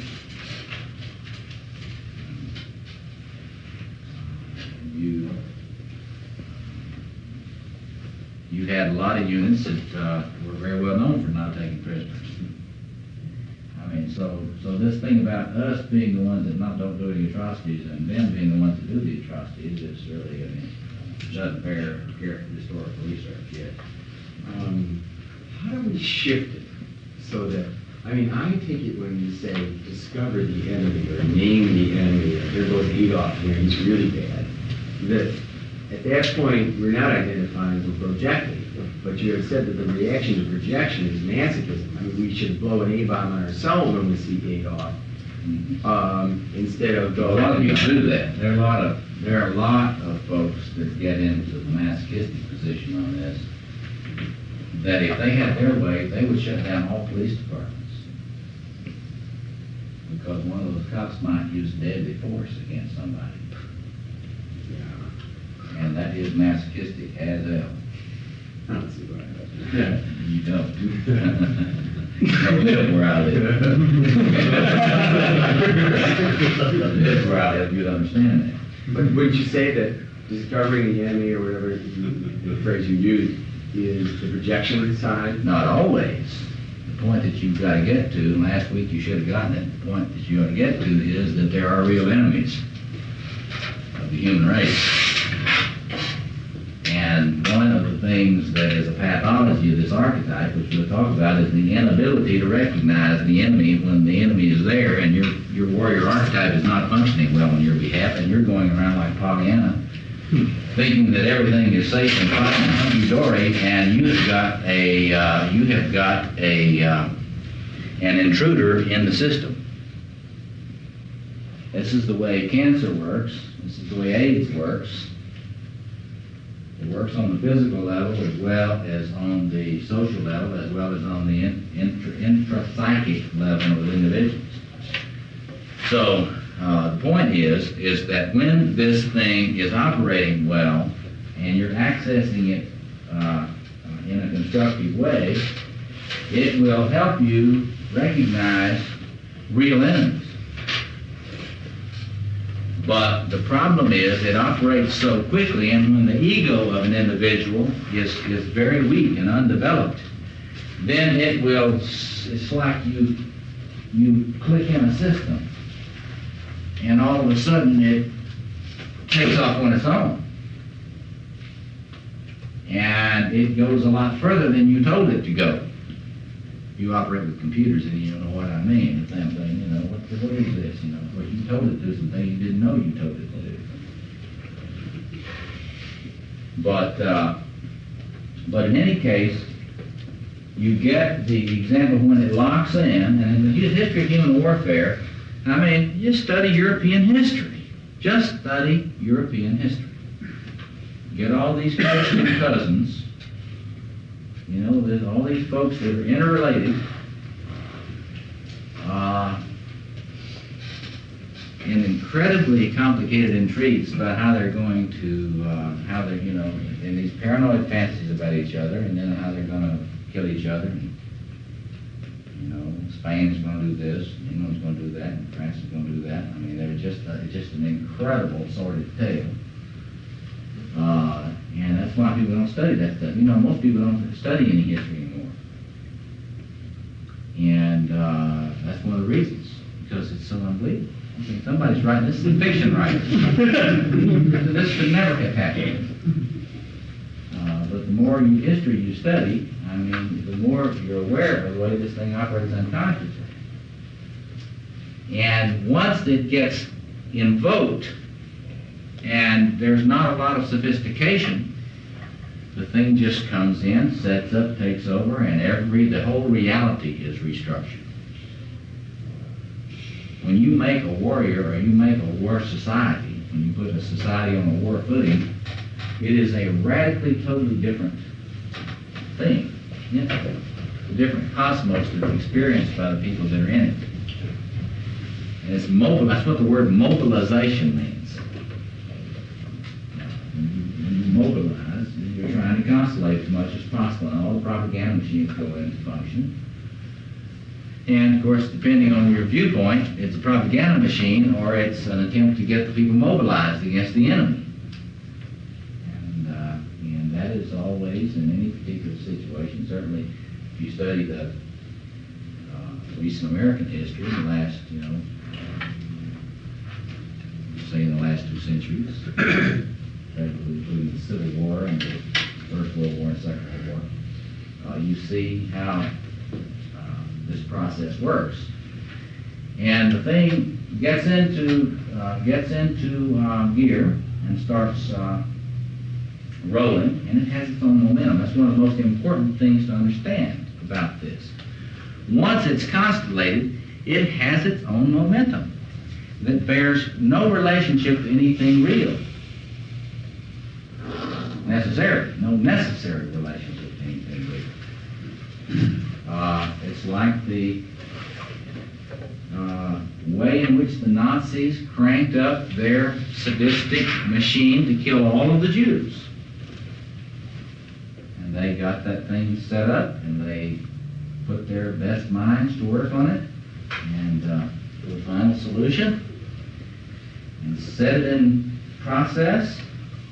And like good warriors, they looked at planning and strategy and resourcing and body counts. And, you know, they were the masters of the body count. And they set this thing forth. You need to watch Shoah. Get the movie Shoah on video and watch that, and it will give you a chilling treatment of the warrior gone mad. The warrior just completely gone psychotic. Very similar thing you see right now in Israel, where the Nazi shadow's coming out, in which very interesting. A lot of Israeli soldiers going to their commanders and they're saying, this is not what soldiers are for. Now that's very, in the context of our class, it's a very interesting phenomenon to watch. Israeli soldiers, the best in the world. And they're going to their commanders and they're saying, this is not what I was trained about. And what you see lying back in there is what we've been talking about in this course. Those soldiers, a lot of those soldiers are aware of this inner knighthood ideal. Knights don't go around shooting 14-year-olds unless they absolutely have to protect life and limb. but it's the same thing. And what we don't understand is this thing is in the psyche of the Nazi, it's in the psyche of the Israeli. That's got to get clear. To those for whom this is not clear, they're sleepwalking. And it has to have the same treatment wherever it manifests itself. So the important thing to get human warfare, it gets going. The question of just war is always a question in philosophical circles. Is there any such thing? And that is a question about which there is enormous disagreement. A lot of people will say, well, in the context of the weapons we have now, nuclear weapons, etc., there's got to be unilateral disarmament, blah, blah, and so forth and so on. Well, there are good arguments on those lines back and forth. But the point of it is that from the point of view of the archetype, all war is just. From the point of view of the archetype. Because it's like that big white shark in Jaws. It doesn't give a damn what it eats. It's a killing machine, and it's a magic killing machine, and it's an honorable killing machine, and it doesn't want to have any interrogation by humans. Do you get it? This thing doesn't want any questions asked about it by humans. And when it gets turned loose, it loves what it's doing. And that's what makes it so hard to counteract or stop. And remember the virtues of the knight. Well, he's always righteous. He never engages in, if he engages in some act of violence that's not righteous, he's not really a knight. So what's scary is when you get into this, I am a knight. What I do is knightly. Whatever I do is knightly. And if you don't think I'm a knight, you just insulted my honor.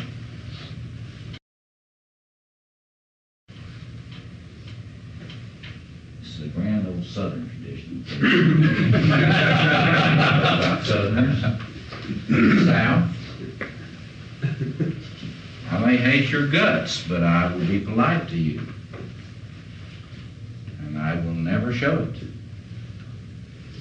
until you dishonor me. And then I will kill you.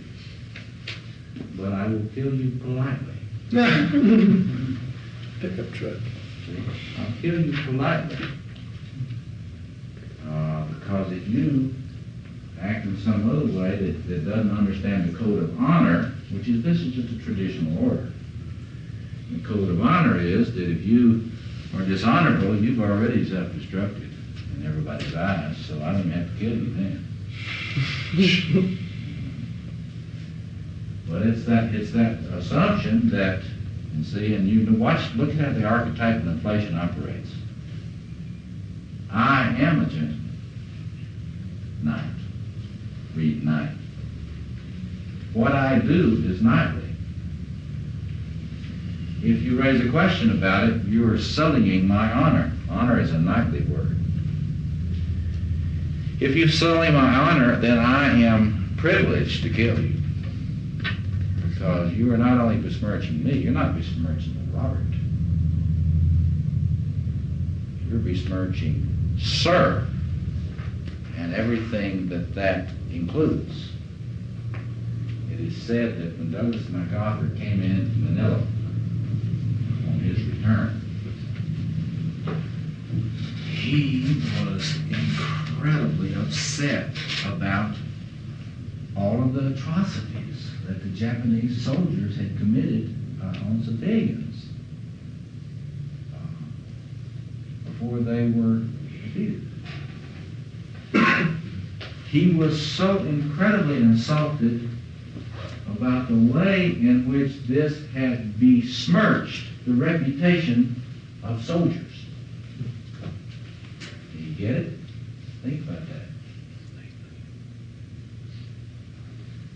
And one of the reasons why he wanted so badly to see their commandant of that garrison hanged is because of that. He wanted to kill him not because he had killed so many of his soldiers, that his troops had killed so many of his soldiers. That's fine. That's what you're for. Your soldiers kill my soldiers, and whoever is the best wins. But when you start using this power on civilians, you have dishonored me. And not only that, you have dishonored your colleagues. That's worse. You see that? And so the danger here, as you can see in the social field, and you can think about all the applications of this, all these folks running around in their night, in their Don Quixote suits, because they are by definition righteous. See, when you're in the archetype, you are by definition righteous. And you do not have to think about anything. And you sure do not want to give any of your opponents the benefit of thinking about what they're saying to you. That's just propaganda. Could you distinguish, I have this idea of toxic honor that you've been describing, but there's also a healthy honor. Sure. What's the difference, or how do they? Well, don't you see the narcissistic pathology in that form? That is,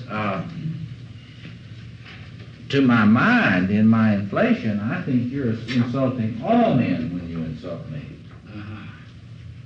Well, you didn't mean to insult all men, you just meant to insult me. See? And so in order for me to be able to get past my guilt, now notice the way this thing operates to get past the inhibition of your true guilt. That is to say, as long as I'm inflated and I'm in this archetype, I don't feel any guilt. I'm doing what must be done. I am doing my duty. That's what the Nazi war criminals said. I'm doing my duty to the Nazi state, to the Reich. See? And you see, there's the narcissistic pathology. But I don't feel it that way, and that's what you got to get clear about psychopathology. People that are crazy don't know it, for the most part. And they don't feel it. And they feel like they're doing everybody a favor. That guy that killed all those children out there in Stockton. I mean, he was a warrior taking on the enemies of, I think, probably white American culture against all these immigrants, especially those Asian immigrants that killed all these American boys. And here they're coming to Stockton. And what they failed to do, I will take care of. If you don't think this question will lead us anything fruitful, then just say it again. If you don't think this question will lead us fruitful, I'm having some trouble understanding how this relates to paranoia. Well, anybody got a clue how this would relate to paranoia? Let's just do that now. Because that would be a term you would put right here in the middle, wouldn't it? The way in which it would participate in this one, it would participate in this one. So we'll put paranoia in here. Okay? Well, paranoia can be like the character of all the projection, and it's the perfect justification for sadistic action. Sure is. But I wouldn't know the sadistic. Excuse me? Oh, sadistic, from the apprentice. Yeah, right. I personally, as I'm doing the sadistic act, I wouldn't know it's sadistic. It's all justified. Because it's justified by the fact that you're out to get me. Yeah. See, paranoia is just a fancy term to talking about vigilance. Now, if you're not inflated, then it's just your healthy warrior making sure you notice when you're a woman walking home at night that somebody just crossed the street and started to walk behind you. See? That's your warrior archetype doing its job. It just did its reconnaissance and it noticed that there is a bogey back there.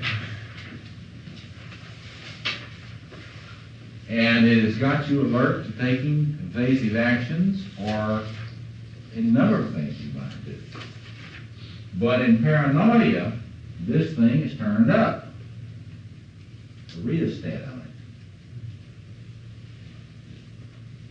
And you get that rheostat turned up so where it starts seeing flights and planes when there aren't any. And it just starts scanning for enemies, and everywhere anything moves, there's an enemy. You get a paranoid personality, they're an armed camp.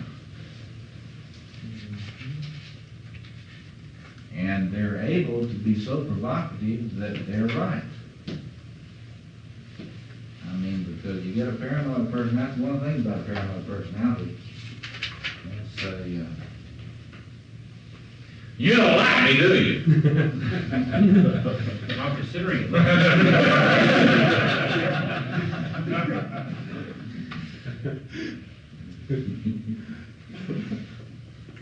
And you know, after a little bit of that, this is when the therapist refers.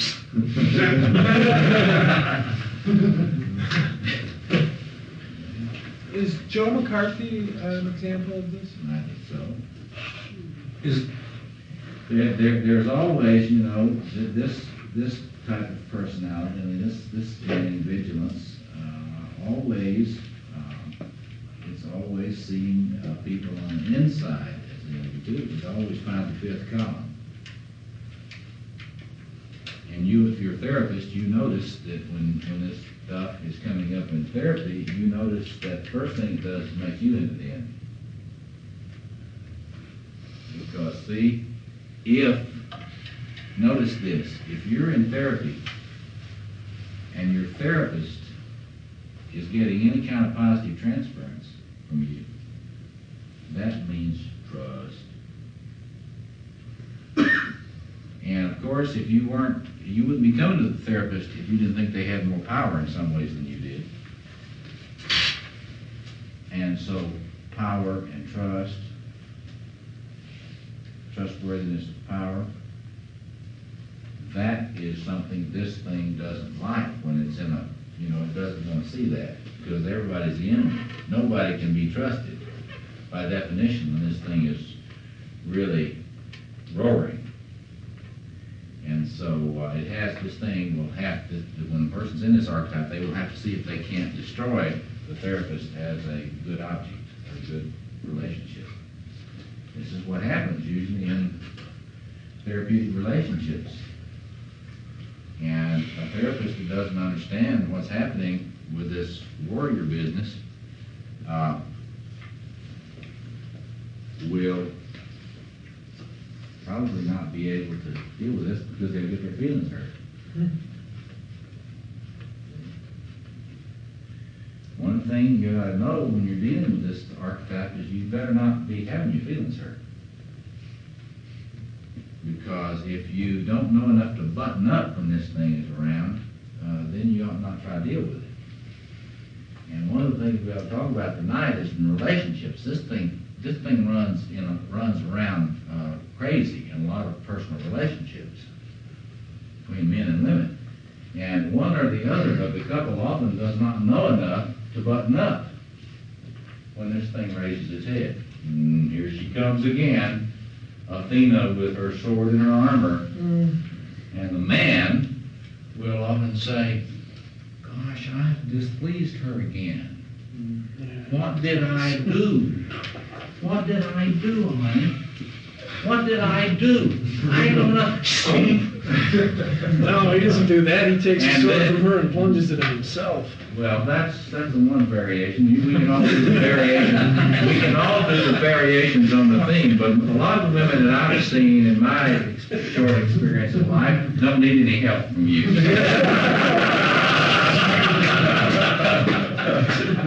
I mean, you're just trying to be the helpful son. I mean, a lot of men are very helpful sons, but you know, the thing that men need to understand, and if they understood, and if I had a chance to teach some work with some battered men groups, the first thing I would do with a bunch of battering men is I would tell them, son, you need to learn to button up. When you see somebody walking in that door with a sword in their hand, you don't just come in like this, you know, because you see, notice what's happening. This is what's happening. It's always an arrangement. Hurt me again, honey. So hurt me again so that I'll have an excuse to leave you. Because I never trusted you in the first place. So when you get into these relationship dynamics, contrary to what a lot of people will tell you, you need to teach people to be less vulnerable in relationships. All this stuff about being more vulnerable, that's the biggest crock that was ever perpetrated on the public in the name of therapy. Somebody coming at you like this, the appropriate response is to button up. You don't have to shoot them, just button up.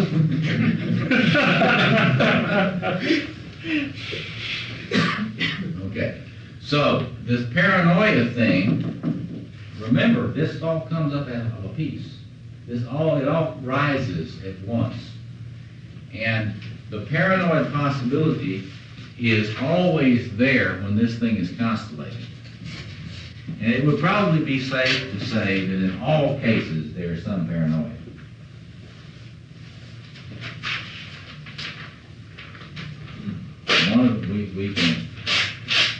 A lot of the time it is involved in an overvaluation of the potential power of the enemy. We do that a lot in America. I mean, I'm appreciative of realistic defense estimates and so forth, but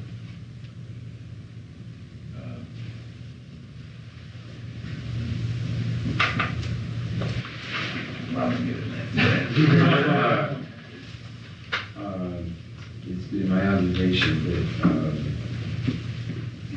being a somewhat healed paranoid or something like that makes a great analyst. well, they're able to deal with transference better than a lot of others.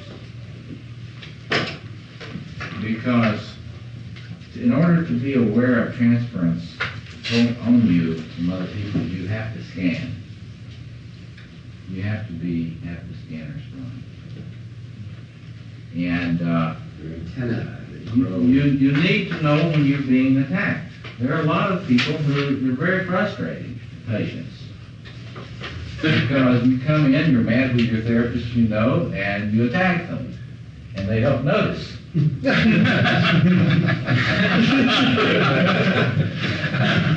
How does that make you feel?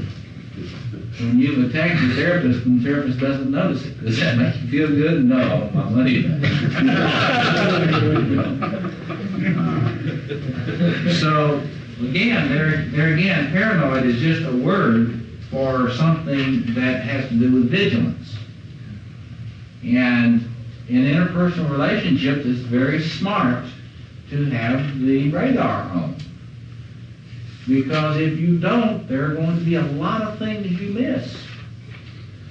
And it's not smart to miss a lot of signals in interpersonal relationships, because typically things get escalated when one or the other misses the signals. You say, well, this person's, something's going on, they didn't even notice. I'm trying to do something to get their attention, they don't notice. So that's a big factor. And remember, it's only paranoia when the archetypal configuration is out of control. Otherwise, that's just being awake. Yes. I'm reading this, Andrew Schmuckler's book called Out of Weakness. You familiar with it? I know the book, but I haven't had a chance to read it yet. What does he have to say about it? I'm a couple of chapters in. He's being pretty rough on warriors, and that was kind of annoying to me. Yeah. But kind of what you're saying here is that a lot of the manifestation of the warrior is coming out of some kind of pathology or weakness, which is why we see such downside negative results whenever the warrior is perfected. The problem with archetypes is kind of a difficult thing. It's like, in order for an archetype to manifest appropriately, there has to be an ego. It has to have a dialogue partner that has some firmness. And it also has to have a dialogue partner, therefore, the mature ego, who has got a mature magus, and a mature lover, and a mature king, who it can consult with. And barring those things, which if you look at the history, human history, there's no accident. This thing, look, this thing is just this huge killing machine. And we just kind of stumble into it, and then we do our thing and act out for a few years until we wake up, and then we do something else. Like, it's amazing, Americans don't like to think about history at all, and you can see why. Here they devastate Japan and Germany, right? And then they get into their Marshall Plan and they rebuild them. And then, then the war continues. And Americans wonder what has happened. They have not got this figured out yet. But in any case, just remember, keep in mind, the thing comes in. If there are no mature personalities around, it just runs amok. It just goes cutting through human history and groups willy-nilly. You got to get some sense for the power of the archetypal. It organizes things just like a magnet organizes iron filings. It's not waiting around for somebody to say yes. It even organizes it around chaos, right? Like Lord of the Flies. Yes. Well, chaos results when this thing has no restraints. I mean, put yourself in the situation of a German general late in the war, the Second World War. And you're not stupid. You can see what is happening in Russia. You can see what's happening on all these fronts. You've read the figures on the U-boats. And you're trying to have some sort of rational national policy. Look, sir, we have lost. There are a lot of women and children in Berlin. And we can sue for peace now. There's no listening to this. There's only the rage, fight to the last man. Don't come back alive. Honor the right. See that knighthood idea? Honor the right to last. That's it. Go down with your ship. So does the same warlike tendency then flip from sadism to masochism? Let's all go die. Let's all fight to the last man. Well, that wasn't in the general. I mean, this thing about fighting to the last man is not so much a masochistic thing as it is a matter of this honor that goes with this archetype. Duty, honor, country. Remember? Duty, honor, country. And that gets us into the problem, which stay on social pathology a minute. The problem about the way in which this archetype, by virtue of the necessary enemy, must divide human beings. As long as it's unconscious, as long as human beings have not achieved psychological reflection, it must divide them. Because it starts out with tribe, and then you get to nation, or class warfare, and then you get to class warfare. Try to get to that place.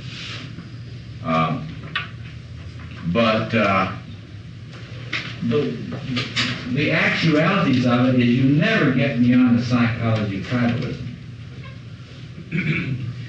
Even nationalism is just a psychology of tribalism. Racism is a form of this. Anti-Semitism is a form of it. As long as you can get an enemy that you can use in order to feel the energy of the archetype. Get it? Think about this. The point is, you're human, you need to feel the energy of this archetype. How am I going to feel the energy of this archetype? Well, I've got to have an enemy. If I don't have it, I don't feel this, and therefore I do not have all those good feelings that go with it. Yes? Joseph Campbell, for example, has said that at this time we need to move away from tribalism, nationalism, and go towards a universal, that is to say, global mythology, which personally I have great difficulty with. But what then would have to happen in terms of the enemy archetype? Would we have to say we are anti-Martian or something like that? That'd be one way to go. That's what sci-fi does. An enemy. If you notice the way sci-fi operates, it operates that way. And that is an attempt to struggle with that, to put the enemy in outer space. I do it just the opposite. I put the enemy in inner space. Because in terms of my psychology that I work on a lot now, in terms of the archetypal shadow, I put the enemy inside. But I put it in all humans. And it is not, since it's an archetypal shadow in my own work, it is not human. And so it has some of the virtues of a space virus or an Andromeda strain or the thing.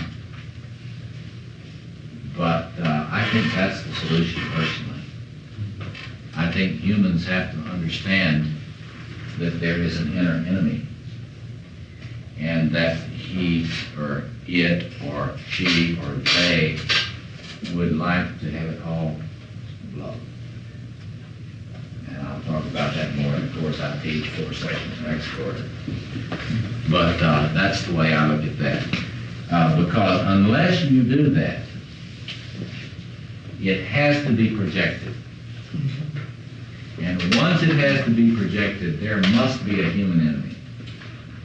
And if it isn't the gooks or the blacks or the Jews or the goy or honkies or men or women, then it's just you. Yeah. I don't understand exactly where the masochism comes in. No, I can see all this playing itself out. All right. The masochism comes in the turning inward. when you become nice. Under what circumstances do you become so nice? Well, I don't know what circumstances you may have said. Let's say you're nice. Why would one become nice? Well, because mom told you to be nice.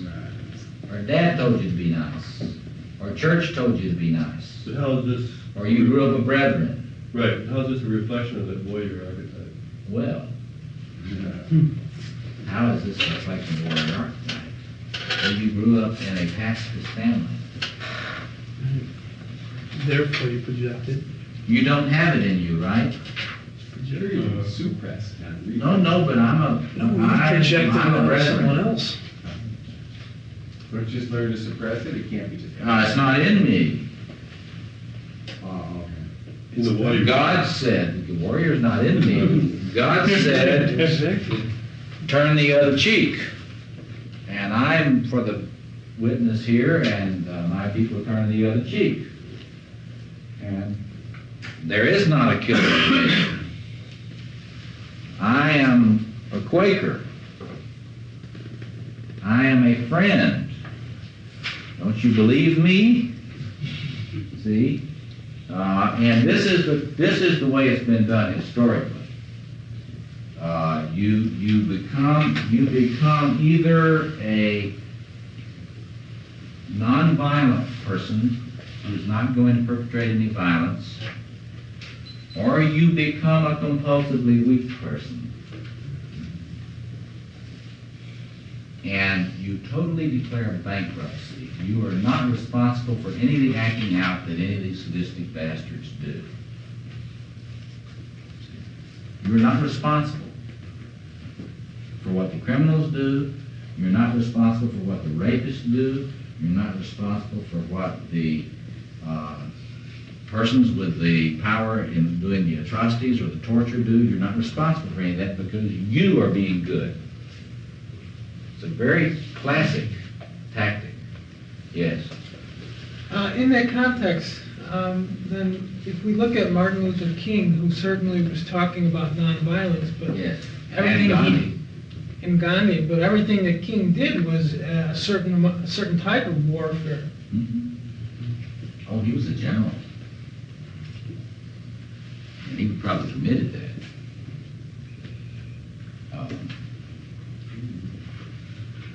So, but you see, if that's that clear, then that's a different kind of thing, see, because that is manifesting, that's manifesting this thing and really being aware that you're making war. And he was aware of that. But, see, the masochistic thing, you have to talk about this as where you deny this in your conscious ego.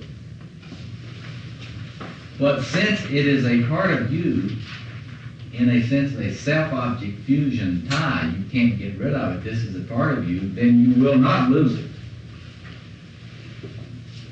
It's just like, for example, those of us that are very wounded in our childhood like to work with wounded children. Become child analyst, child psychologist. And the same thing, we're always searching, there's always the me search and the research. That's not my term, that's Leroy. I love it though. There it is for you, Lee. Me search and the research. But by the same token, the masochist, everybody's always said masochists need sadists. And that's right. But you got to understand this archetype to understand why. Because this thing is in you, and you do admire it, and the more unconscious it is, the more compulsively you admire it. You got to get a sense for compulsion. There's a lot of compulsive sadomasochistic behavior around. And there is a lot of numinosity that is experienced when being beaten or urinated upon or any number of sadistic practices that are looked at as sexual activities, according to Freud. So I ask you to define luminosity one more time. Numinosity, that's a sense of magic, a sense of the magical power. It's almost God archetype. It's if you look at Rudolf Otto's book, Das Heilige, or The Idea of the Holy, and he is the one to whom we trace all that. The numinous is that experience of the divine, manifestation of the sacred, that which is fully real, fully alive, loaded with energy. It makes me feel real and alive, and makes me high.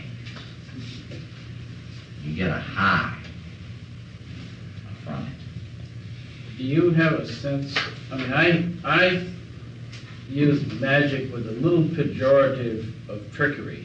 Is that what you're meaning when you're saying luminous? No. I'm using it more in the sense of the human experience of the numinous as being something esoteric, something that is precious and hidden until it manifests itself or someone manifests it. Transporting. Well, it is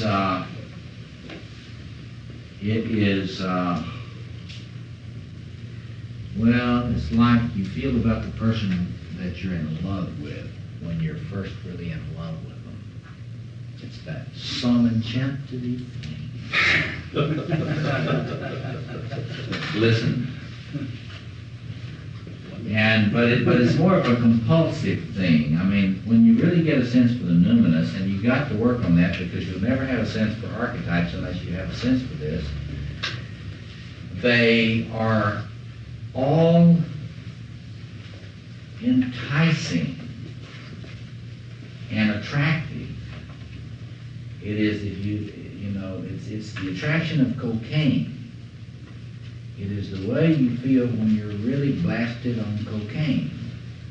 Everything is crisp and sharp and bright. And it's that sense of, it's what we traditionally in psychology call manic phase. How do you feel when you're in a manic phase? You're loaded with energy, power. So that's what you got to remember about these things. And when it comes on and there's no ego structure there, it comes in and everything becomes alive, and the little toy soldiers march. The bands play. And there's lots of beautiful uniforms and beautiful women and men, and they're all out parading, and there's lots of sex before you go, and you drink a lot of good whiskey.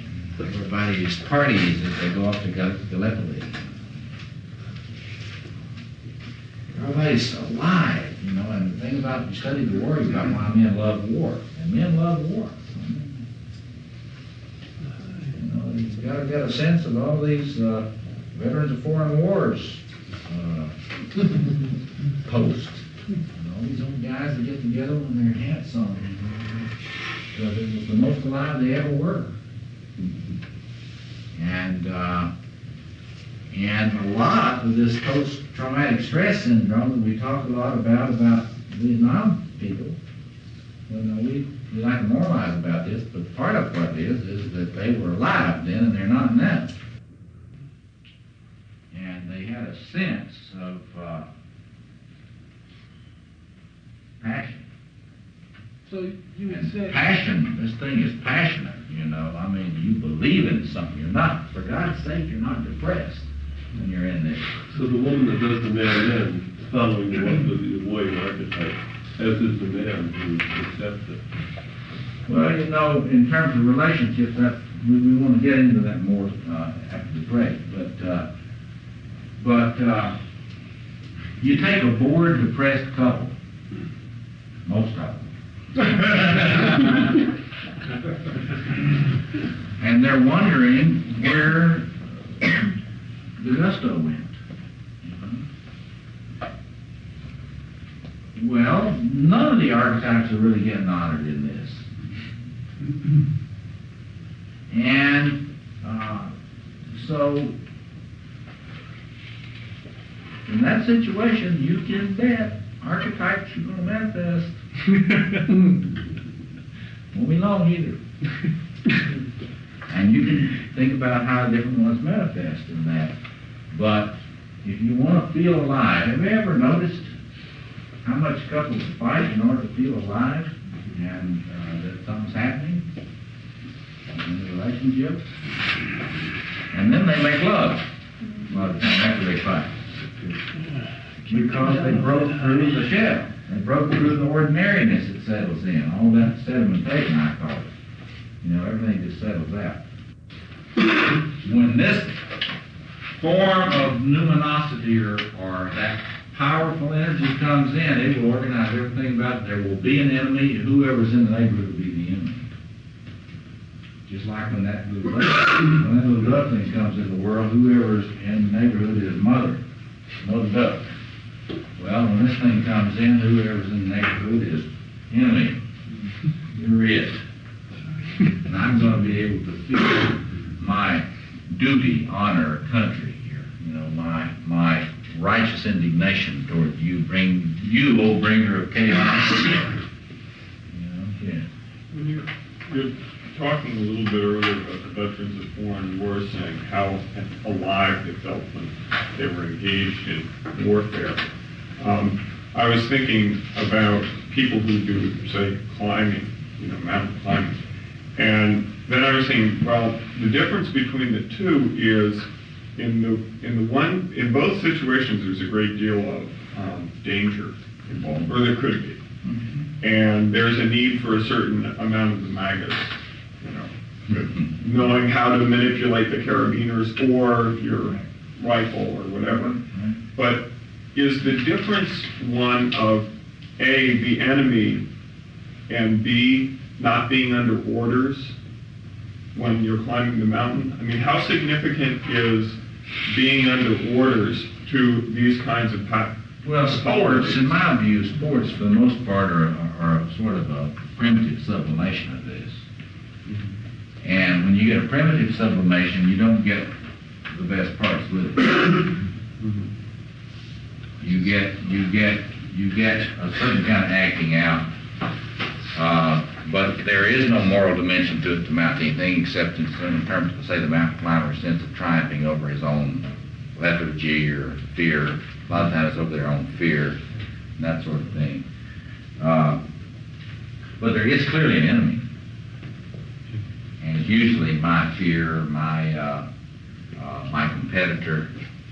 Isn't that closer, though, to the kinds of things that what I'm trying to do is, I'm trying to say, humans love war, okay? I know I've been fascinated with it all my life, and I'm a Quaker, okay?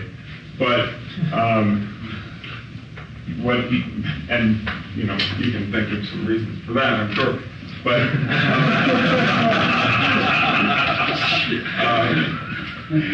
what I'm wondering is there not a way of constellating the warrior in a less nefarious way? And that's what Freud talked about as sublimation. You can take the Freudian point of view on sublimation. Okay, so mountain climbing is an acceptable. Well, that would be an example, or participation in sports is so clearly that. I mean, you get the Super Bowl, boy, that's Armageddon, watered down.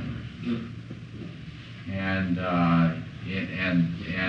you see all that projection. Everybody projects their warrior on Mean Joe Green or somebody, and projects their general on the quarterback, so forth and so on. And then people can kind of get into that. And there are people that really use that a lot.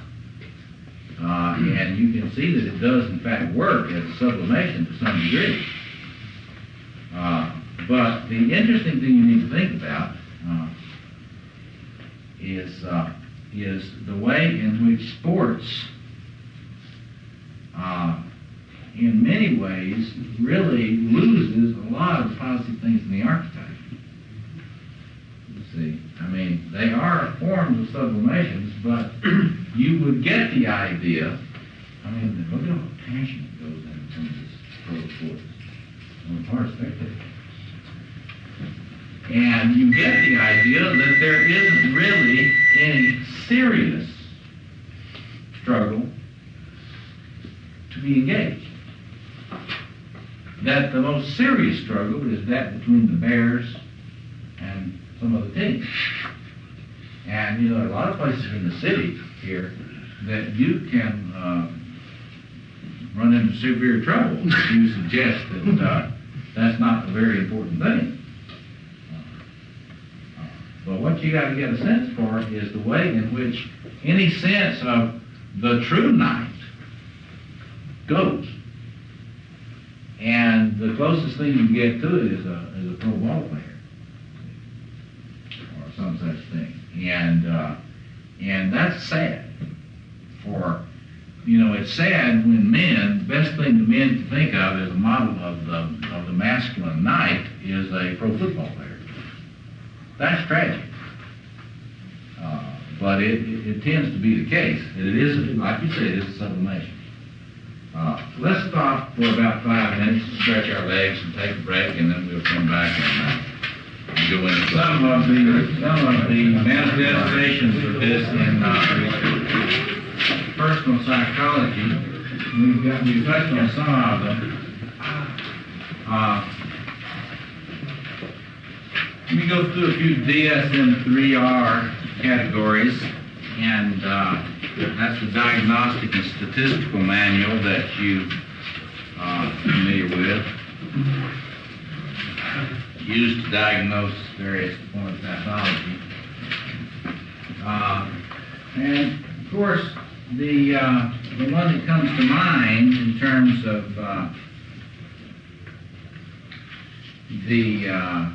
being out of touch with this thing is the dependent personality disorder.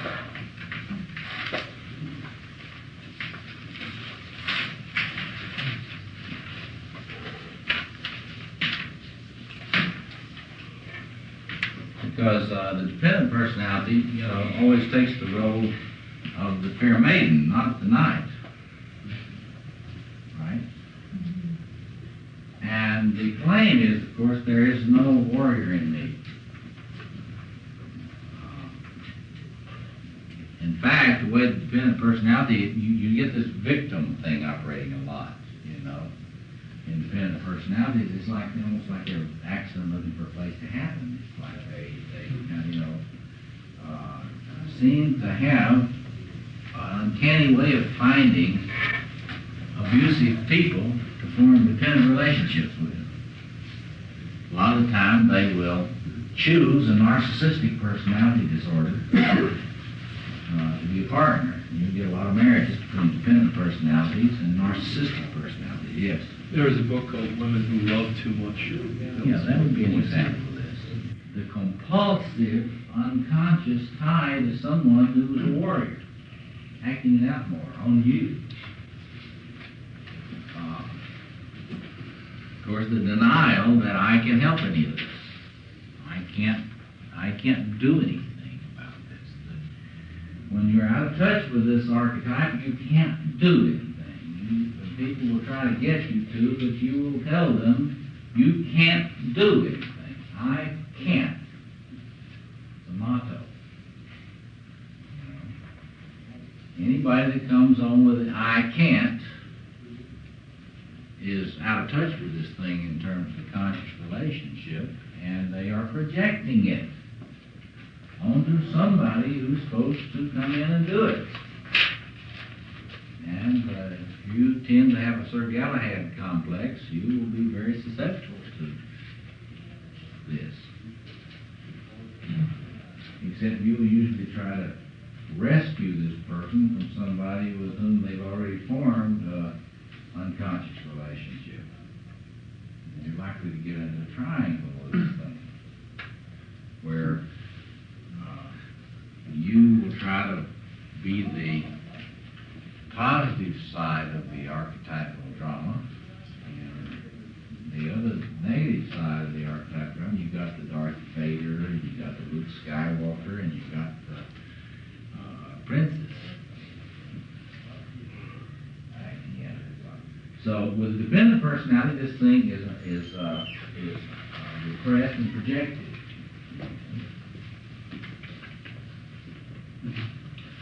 With a compulsive personality, the person is identifying with it in a certain form. But their defenses are such that they manage not to notice it too much. Like a compulsive personality will have what is known as usually have a sort of a horizontal split in the personality, that is a repression barrier. And the compulsive personality will not be consciously aware a lot of the time of their violent fantasies. Their homicidal fantasies.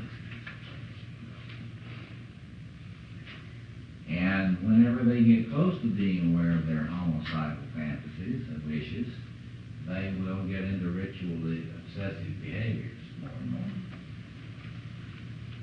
You know, this compulsive hand washing phenomenon, getting all the blood off your hands, or the deed you wish you could do. You know. Milan used to say, Theodore Milan, one of these great students of psychopathology, used to say that the compulsive personality is a combination of a passive dependent personality up here and an active independent personality, or read that sociopath down here in the unconscious. So when you get a nice compulsive personality, their conscious mind would not hurt a fly, usually. But they're working very hard to contain the killer within. And this is one of the hardest ones to see because the compulsive is not consciously aware of this. And they will, you know, we talk about these as anal personalities. Oftentimes they're anal retentives, or they're anal expulsives in the sense that they passive aggress you to death. But they didn't mean to.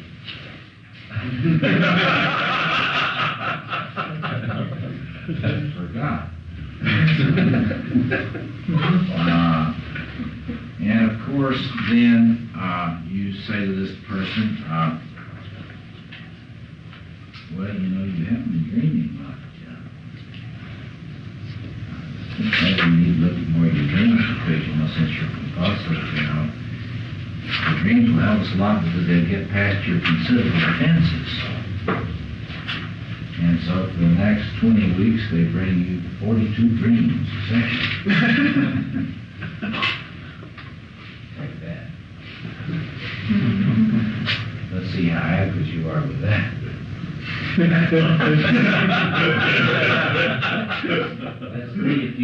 Let's see if you can find the dreams in which you get it.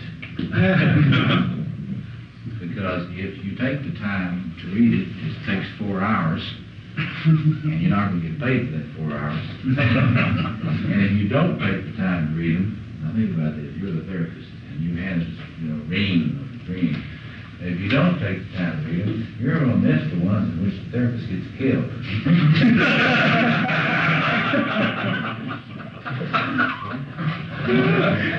Wonderful. Happens a lot too. Shitting on your therapist without ever having to admit it. And just being compliant. You know, the compulsive is very compliant, but the warrior is always sticking it to you.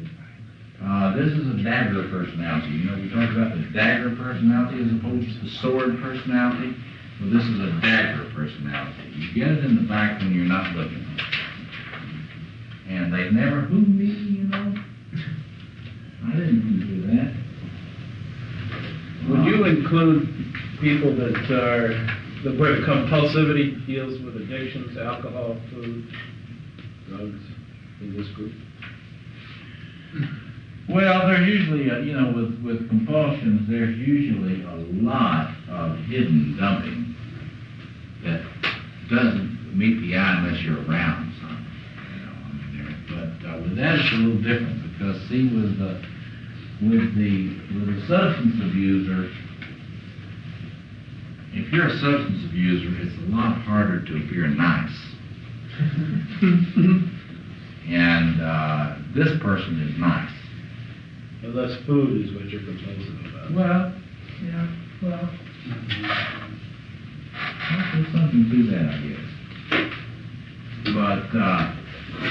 But all compulsive behaviors are dominated by unconscious archetypal configurations. There's the time, but this one is more specific. This one is you've got this guy with the ninth in the unconscious, and it comes out in your dream. You can see the dreams if you dream, but a lot of the time the person will hold back the dreams, as I say, or will dump them. But now the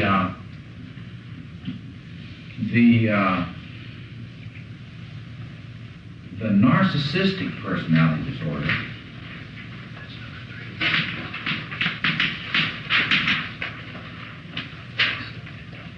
is not, this is not the primary dominant.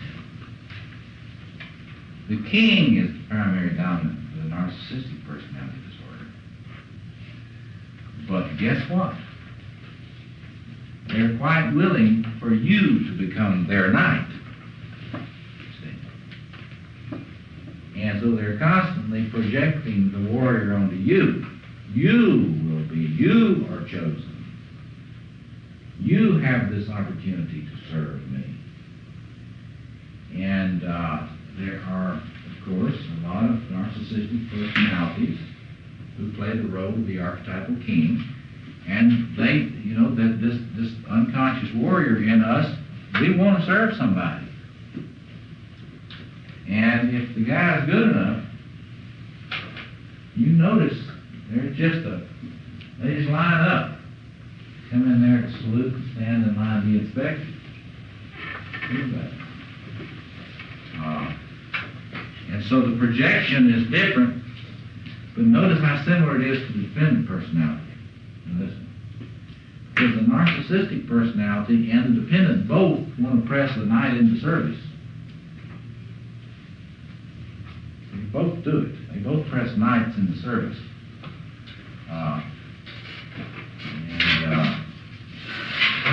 If you look at narcissists, they will often have a lot of knights around. That sort of plays their field in. And as long as it works like this, they are very dutiful and they serve. And if that, you know, if it's set up right, that can just go on for a long time. Would this be like a guru? Very common guru pattern. A guru can get into that knight position and have a lot of people. This is the Society of Jesus, you know, in terms of their loyalty to the Pope. Pope plays the archetypal king and the Society of Jesus and functions as the knights. And of course, depending on, here again, here's your leader, you know, then you're at the mercy of this outer king. Problem with these outer kings is they tend to have a lot of limitations that you don't notice for a long time. There are a lot of trials, you know, of former cult members, by former cult members who now come back and they're going to sue the guru because he wasn't the true king, they discovered. And they served as loyal knights for 7 years. And he wasn't the true king. See? And so in effect you're going to sue the guru for an archetype, for their archetypal transference.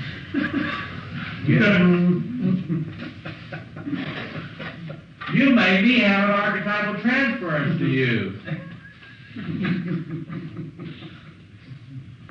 Where does Jim Jones fit? Right there. Right there. Well, he would have been. You know, he would rather have all of his knights, have a loyal expression of their dutiful death. The beauty of holiness. The beauty of holiness as you sacrifice yourself in loyalty to me, the true king. You see, there's Hitler. This is a beautiful thing you're doing. Don't come back alive. And if you think it's just Nazis and gurus, MacArthur got one of his best generals in there when he was in that that New Guinea campaign, and he got him in there, and he says, you know, he says, if you take Juno, I will decorate you. I'll see to it that you get the Australian blah, blah, blah cross. I will release your name to the press. But do it or don't come back alive. Do it or don't come back alive. Same thing. It's the same archetype. What was the name of that movie, the documentary about the concert that you mentioned? It's called American Caesar. American Caesar? American Caesar. William Manchester? Yeah, it's you know, like I say, William Manchester has a love-hate relationship with these archetypes. He's always writing about them compulsively, writing. Churchill, you know. And he just gets off on talking about their narcissism, you know, and then he disparages them enough. You just see it glow. The writing is really quite good. It glows. Is the narcissistic disorder in the Hitler, and is the narcissistic disorder in Arthur and in the Guru? Yes. But then that's a perversion of the king. That's right. But then how does that fit in under the pathological expressions of the warrior archetype? Well, because you see, the narcissistic personality disorder needs knights. And it is not an expression of this except insofar as a true narcissist doesn't do a lot of work. They press you into their service. Yeah, that's a king again. Of course it is. Of course it is. But I'm putting it here because you need to see how these things relate to this archetype. All of the different pathologies relate to the archetype, but they don't express it. This is not a warrior gone wrong, it's a king gone wrong. Well, it fits in the warrior relationship because the people that he's pushing into that role. Well, the point of it is that if you're a narcissistic personality disorder, you have developed your own warrior enough. Because if you're a narcissistic personality disorder, you're not loyal to anything except yourself. Don't you see that? So there is pathology of the warrior. It's just that the warrior is not dominant in your ego. It is in your shadow, but it's unconscious in your shadow. And because it's unconscious in your shadow, you can't have the warrior. No, there's no narcissist that has any warrior virtues. You get it? No narcissist has warrior virtues. Because they're not loyal to anything. And they would sure as hell not sacrifice themselves. They'll sacrifice you.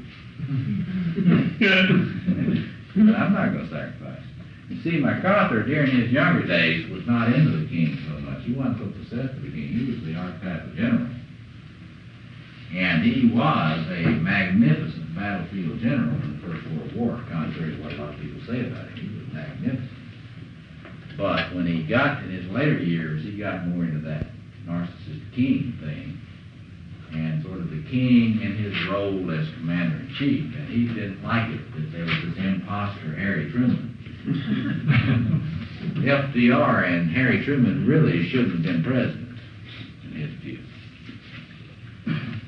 Yeah, somebody had their hand up. Yeah. I was just wondering, when you say narcissistic personality disorder, are you speaking of the actual criteria in DSM? DSM-3. You're not talking about the self-psychological? No, because according to Koha in self-psychology, all of us, whatever our particular symptom pattern, have narcissistic pathology.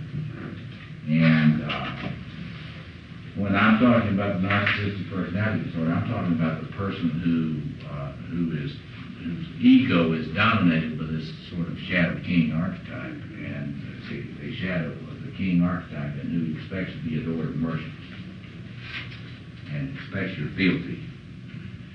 And when they come in the room, you're supposed to kneel And the amazing thing about it is, if one of these is good, and they come in the room, you'll find yourself starting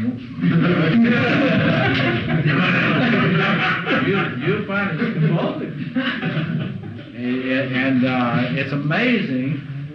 There are other versions of that. There's also bending over. And there's a whole, I mean, there is a lot of compulsive submission to this king archetype. And it is that knight thing that's doing it. You know, you put the king archetype in there, the warrior knight will go in there and kneel. And be loyal.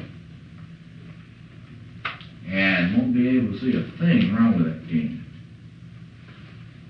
As long as they're in that place, see. So, okay. Now, of course, this one is more passive. The narcissistic personality is more passive.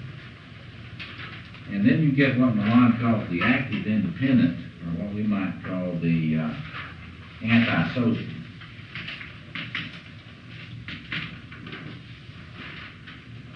Psychopath or sociopath is better, I think. They call it antisocial. Well, the antisocial is the more warlike version of the sort of the Alexander Haig complex. This is the warrior in its possessed mode. It's like this is the preemptive strike. This is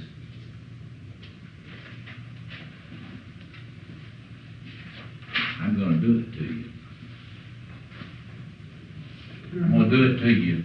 Like the Colonel and Dr. Strangelove? Yeah.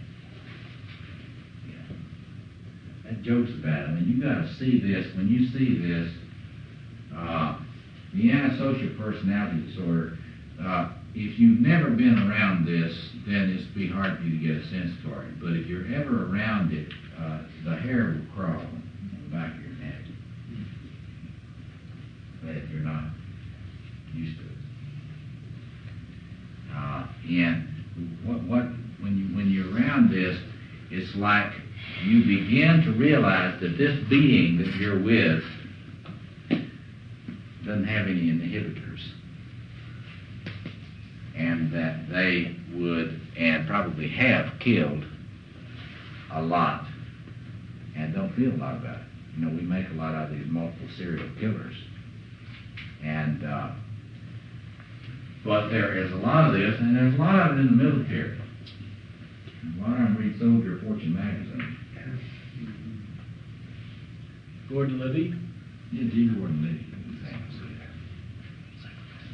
And,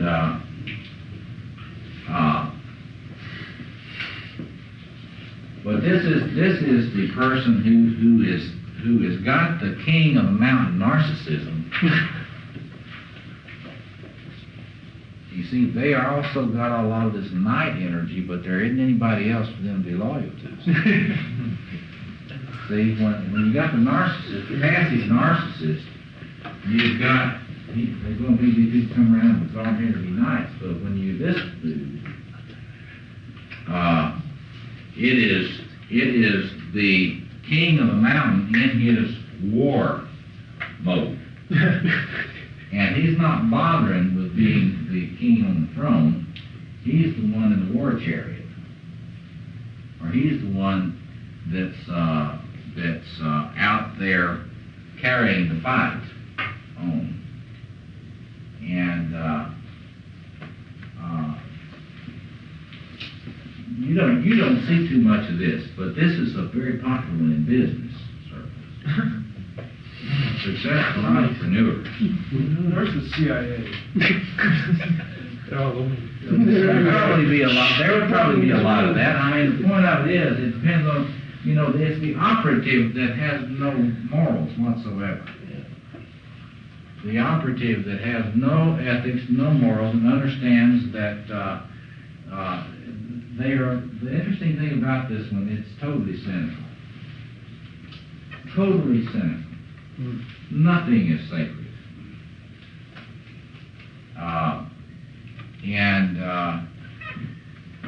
you get this a lot now in a lot of places. People, this is the person that will, this is the powerful male who will look you in the eye and with great papal infallibility say to you, everybody does it. You might think Gordon Gekko in that movie Wall Street. Yeah, that's right. That's his fellow. Everybody is doing it. All politicians are corrupt. Everybody has their price. Yeah. Every man has got his price. See, it's Al Capone in the movie The Untouchables. And you see the difference between Al Capone and the more passive independent type, or the narcissistic type. Al Capone gets up with his baseball bat and he comes around behind the guy. He doesn't have somebody shoot him. He can have him shot. He wants to do it himself.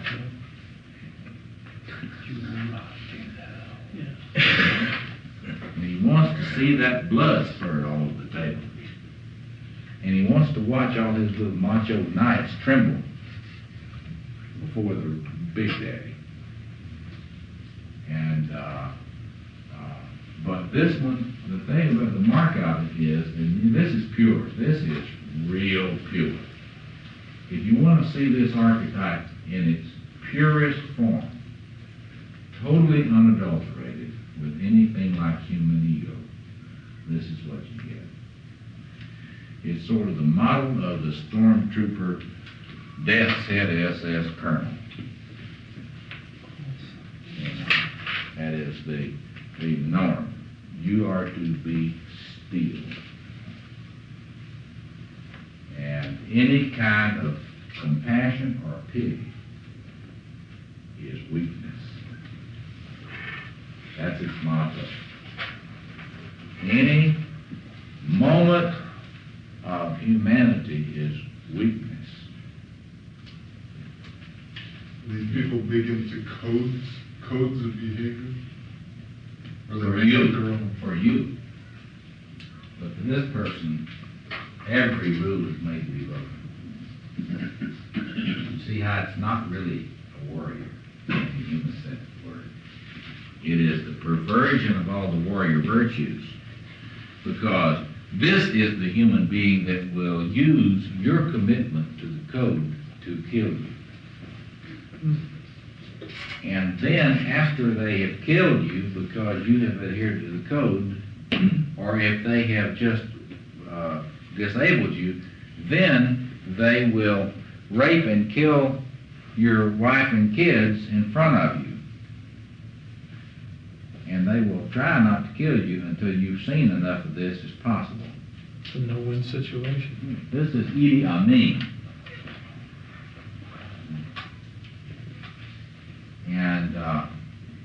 And people that have not had the guts to look at this phenomenon in human history have a difficult time believing. But there is so much evidence about it. I mean, there's so much historical documentary evidence about this and the way it manifests all over the place that it's pretty much uncontrovertible. But this is not your knife torturer, your torturer that's torturing you for the good of the Nicaraguan government or the good of the whatever government or the good of the Contras. That's not this. This one is the one that power is everything. And fun. There's a real erotic quality to the sadism. This is sadism at large. And it's that you can really see it in the sort of love of death. This thing really loves death, your death. And so now, again, let me say, that is the one you look at when you want to see this archetype without benefit of any kind of modulation. And that's scary. Where would Al Pacino fit in the Godfather side? Oh gosh, it's been so long since I've seen those, I don't know. And that stuff, you get these codes of honor, these sort of feudal codes of honor. And there are a lot of these mafia groups that operate under a kind of code, a knightly code. And to the extent that there is any kind of knightly code that's operating, this is more like a typical human ability to define the in-group against the out-group and have knightly code of honor in the in-group, and anything goes with the out-group because they are a pseudo-species. You follow that? This archetype is behind pseudo-speciation that Eric Erikson talked about. The making the other into less than human. And it's just a matter of how wide you extend your circle. The in-group is human, and we have a code for that, but the out-group is less than human, and we don't have to treat them with the same respect. Yes, thank you. Nietzsche talks about this a lot, doesn't he? I mean, he says, toward one's own class, one has these things. Yes. Toward those of a lower rank, yes. Whatever. That's right. Whatever suits you. I mean, so you have a code on one hand, and absolutely no boundaries or barriers. The Nazis were able to appropriate Nietzschean doctrine. And you get that Nazi ZZSS ethics here. Among Nazis, you do have this kind of pride and esprit. Yeah. I think that you're right in saying they perverted that because he was very cynical about saying anything about justification of building up arms either for defense or offense because it implied that the other person was untrustworthy, at the very least. Well, the thing that Nietzsche is a wonderful psychologist in many ways. You ought to read him. He's one of the forerunners of depth psychology. And that is to say, he saw through all of the facades of niceness of Christian civilization. And he saw the warrior operating behind in the niceness. And Nietzsche was one of the ones that would say, the Christians, quote, unquote, he said, what they're doing is trying to get you to lay down your sword. And then, of course, once they get you to lay down your sword, then they will roll right over you. Yeah. About their dagger. You know, he defended Jews in an uncharacteristic, or at least other people would say that he was an anti-Semite, but that wasn't true. That he was defending Jews as they survived Christianity for 2,000 years. He saw the little way in which popular Christianity sort of made assertiveness into something that had to be in the shadow. He really understood that, and then he saw this the fact that in the Jewish faith you don't have the same ambivalence toward the warrior archetype. And there's a lot you can say about that. Yeah. We can go on and on, but let me say a few more words here about.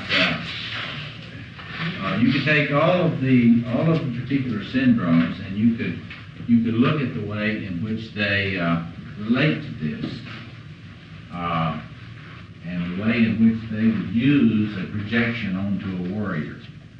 And we can talk about that a little more next time, but you want to look carefully at the way this operates in relationships, particularly in forms of passive aggression.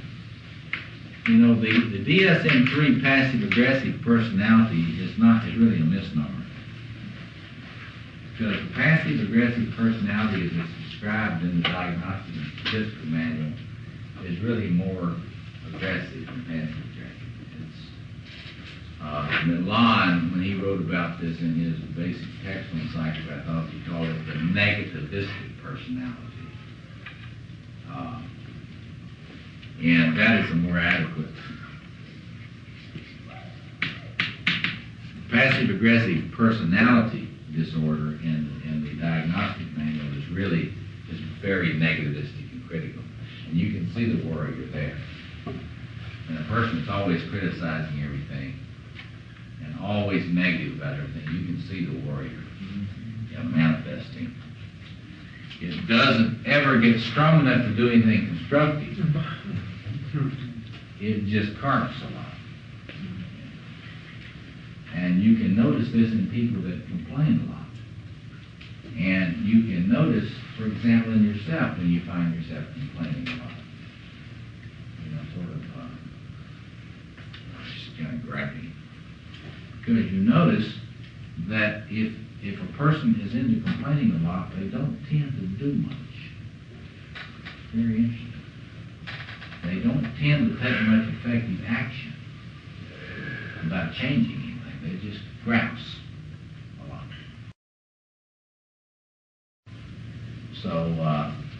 So this is a person of the so-called, he called it negativistic.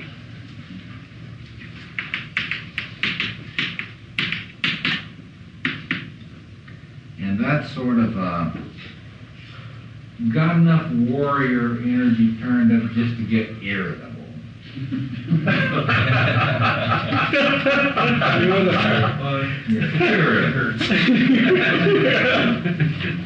Can't even get to the fight, you know, you just kind of off the and if somebody comes in and says, okay, then you don't know what you've done. You didn't really mean for it to get to that stuff. But always look in any form. Let's talk about passive aggression rather than the passive aggressive, so-called passive aggressive personality. In passive aggression, which you see more, as we said earlier, in compulsive, in the anal retentive kind of style. In passive aggression, you see the sort of self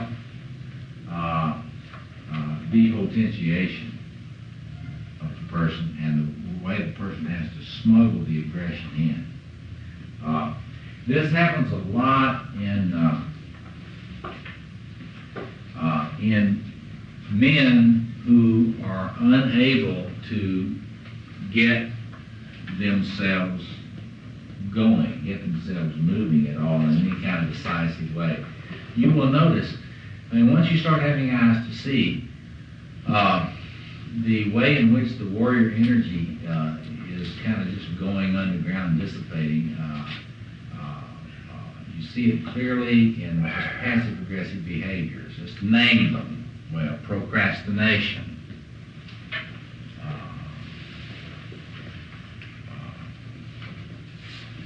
Just the case in which a person never will go ahead and raise a question about actions that, you know, if you're a therapist and you let people a lot of times, they will go for months without ever raising the question of anything they should do. I mean, it's very interesting. If the therapist is interested enough in dreams, then you can delay any action forever. And so I try to stay away from this, you know, try to at least, you know, fairly regularly say, yeah, well, we'll do dreams next week. What should you do? That always shifts everything, because see, the warrior in them knows. I have discovered that everybody always knows what they should do. It's uncanny. They got a list of what they should do. They know they should do it, but if they don't let themselves think it. And once you create a space where they can think what they need to do. Then this warrior thing can be constellated and can be accessed, and then you can support it. You know, you can support the warrior as they start to do battle. And but you have to create a space for it in therapy. And my basic sense is that, contrary to popular myths, most men are enormously passive-aggressive. Enormously passive-aggressive. That the biggest problem is not at all masculine aggression whatsoever. The biggest problem is masculine passive aggression. So you show me a passive-aggressive male, I'll show you an angry male. It's called grief. Grief. Now that's an interesting comment. Why? Well, it's just really being down. Right. Totally. He's depressed by definition. Show me a passive-aggressive man, I'll show you a depressed man. And it probably is a form of grief. And what is he grieving for? Probably all these warrior potentials that he knows are in him. See? He knows that there's more to life than this. And he knows he ought to be living it with some passion. But he is completely at a loss to even connect with this thing.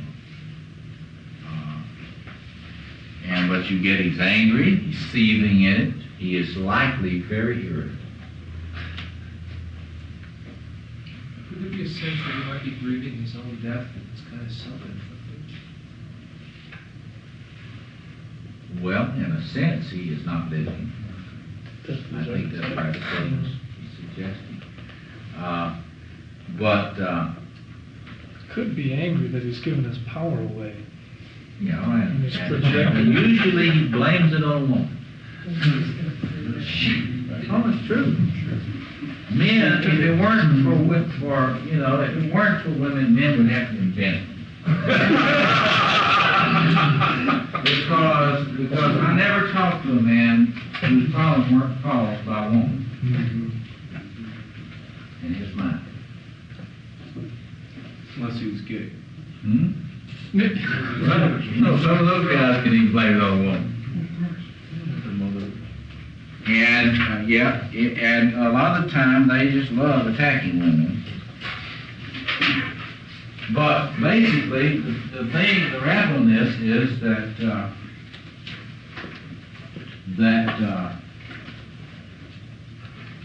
the woman has not taken away the power. But men like to feel this way. It's amazing to watch grown men who are terrified of their wives. And most men who are having an extramarital affair are terrified of their wife.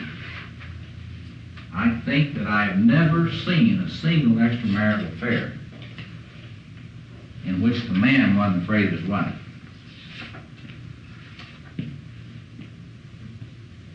Why do you suppose it is? Okay, we're back. Well, it's very simple. Because men tend to project the goddess onto, the archetypal feminine onto the wife. And the witch well, is but projected too. But that is a displeased goddess. See, you got to understand, whenever you're talking about these archetypes, they are not human forms.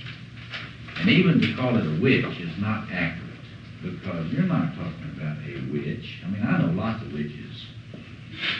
They're really nice folk, and they're usually very gentle and loving. When we're looking at the goddess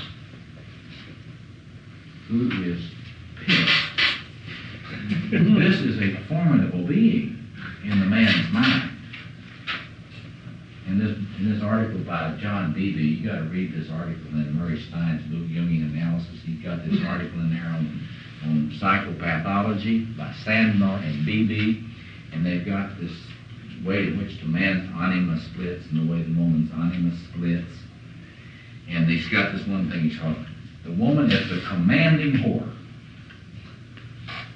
Commanding whore. Well, that's an archetypal goddess projection on the part of man, usually on his live-in partner. Practically never on any other woman. It's usually the one that gets the mother projection. And then they're terrified. And not only that, they're terrified, but they have incredibly high expectations that the woman ought to be totally understanding about everything. And never mad. A woman, by definition, should never be angry. This is a male fantasy. And if a woman is angry, she is by definition bad. She is also by definition strong and dangerous, and more dangerous than me. Unless I pull out all of my artillery. And the constellation that usually happens in relationships is that the man is scared. He feels like a boy. The woman is viewed as very powerful, demanding and displeased. And the boy will become more and more afraid and more fragmenting until the archetypal masculine gets sick of it. That is to say, there is an angry God too. There's an angry God, there's also an angry God. And the angry God gets sick of all this stuff going around and comes in and blasts through the ego personality, and then what you've got is an angry God acting out. And then you have these little quadridomerons. You've got the angry God dealing with the angry goddess, and then we're off to the races. That's what happens in relationships a great deal. And the cure of that is very simple. You've got to get the God and the goddess out of there. So they shouldn't be in the interactions. There ought to be humans interacting. How does one develop the ego then in the face of that? Now, if you have to engage if you're engaging the warrior archetype, then it seems like you could run failure as the only way that the ego develops. Ideally. Well, we're going to focus a lot on developing an ego and developing the right relationship with this archetype next week. But that doesn't help it. I guarantee you, that kind of interaction, that doesn't help anything. Because what happens in that is that the warrior archetype in the male comes finally, in many cases, in blasting in and does violence, usually, or at least threatens it. Very often does it. And then, of course, incredible shame, to the extent that the person has an ego at all. Because the human being knows that knights don't beat up fair ladies. So, gosh, I'm sorry, darling, I didn't know what happened to me. It'll never happen again. I'll do anything if you won't leave me. So the boy is supplicant to the mother again. And this will go on a while until the God gets pissed with this and gets sick of this boy and says, "Get up!"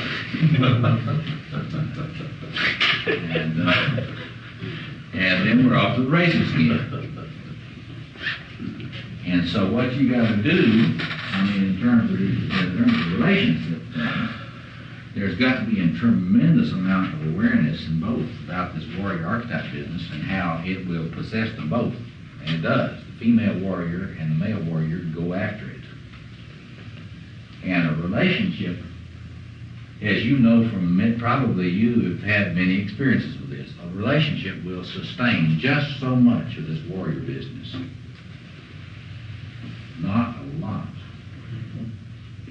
Because when that warrior is constellated, it's good at it.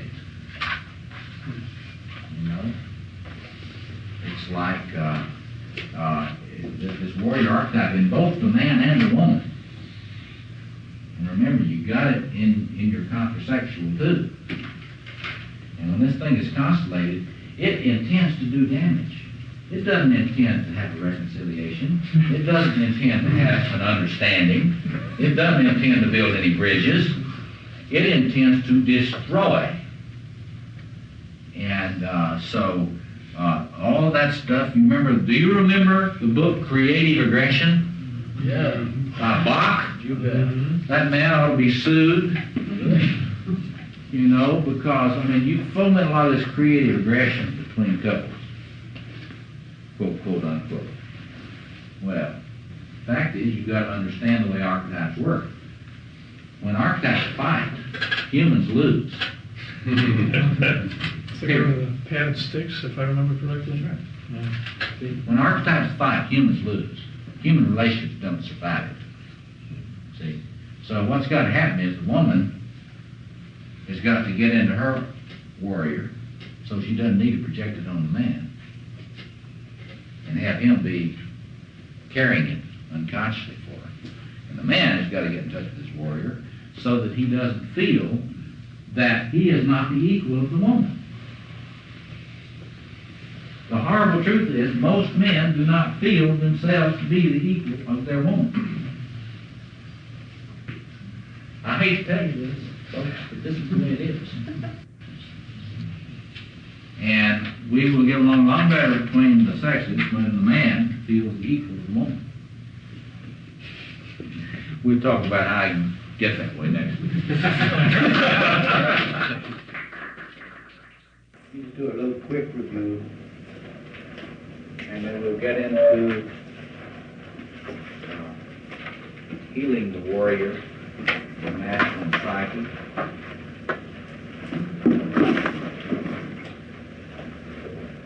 In order for us to work with the stuff we're working with tonight, you've got to really crank up your understanding of Jungian theory of the way in which ego and archetype need to be related, and the way in which this process of healing in terms of connections with the archetypal operates in general in the masculine and feminine psyche, and with regard to any archetypal potential. Tonight we're going to focus, we're going to try to spend most of our time on the warrior narrative. But it won't make any sense if you don't try to kind of get back into your understanding of the way in which ego and archetype are related. Now, if you're still having problems with this, try to get that Edinger book, Ego and Archetype, to get a sense about the emergence and development of the ego from identification with the archetypal self, and the process of getting to a position where it's alienated from it, and then moving back into what Edinger calls the ego-self axis. Remember, the archetype, let me just go over archetypes again so that you get clear about it. Archetypes are one-sided. It's almost like stereotypes. You don't want to be an archetype. You don't want an archetype having too much power for you. An archetype is an enormous source of energy. It is a certain configuration. It has certain potentials in it. It is high voltage. You ought to think about it as being like a 220,000 volt wire. You don't want to go around plugging into it willy-nilly. It gets you killed. All these get you killed. All the archetypes will get you killed somebody. certainly gets your human ego. He'll make you psychotic. If you're too much out of touch with them, you'll be depressed. Or if you're in danger of being possessed by them, you'll have an adaptive depression, keep you from being psychotic. But just remember, when you read Archetype in Jungian psychology, this is a numinous thing, loaded with energy. And it is not something you want to mainline. You don't want to freebase it. But you want to connect with it, because if you're not connected with it in a constructive way, you will inevitably be depressed, and you will have very little energy, and you won't have any sense of fullness as a person. You won't have any sense of your own potential and power. You will not be excited about yourself. You will not be enthusiastic about yourself. If you're not enthusiastic about yourself, you're out of touch with the archetype.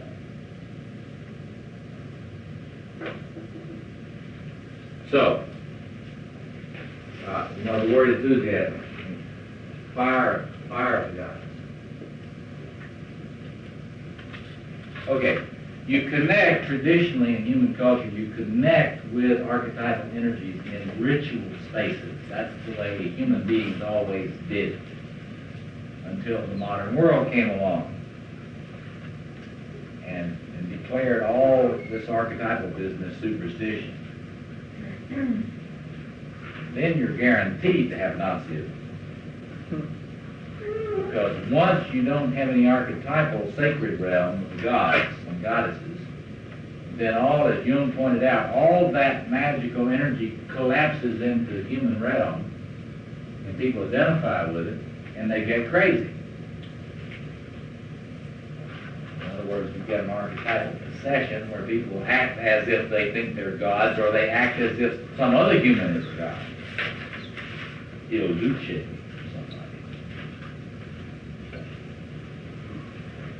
Remember, we talked about how when you're talking about the warrior archetype,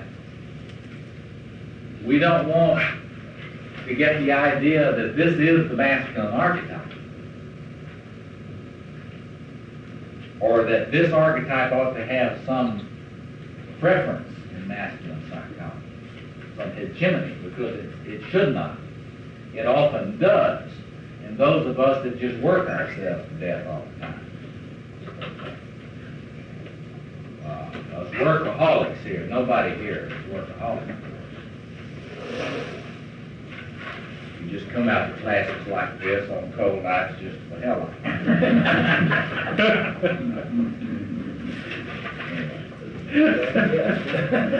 But anyway, remember what I said about these four. In fact, my basic rap on archetypal psychology, the psychology of the archetypes, of course, is this thing where you've got the divine couples, not one, like Jung said, not the hieroskamas, the sacred marriage, although you got the marriage of four couples.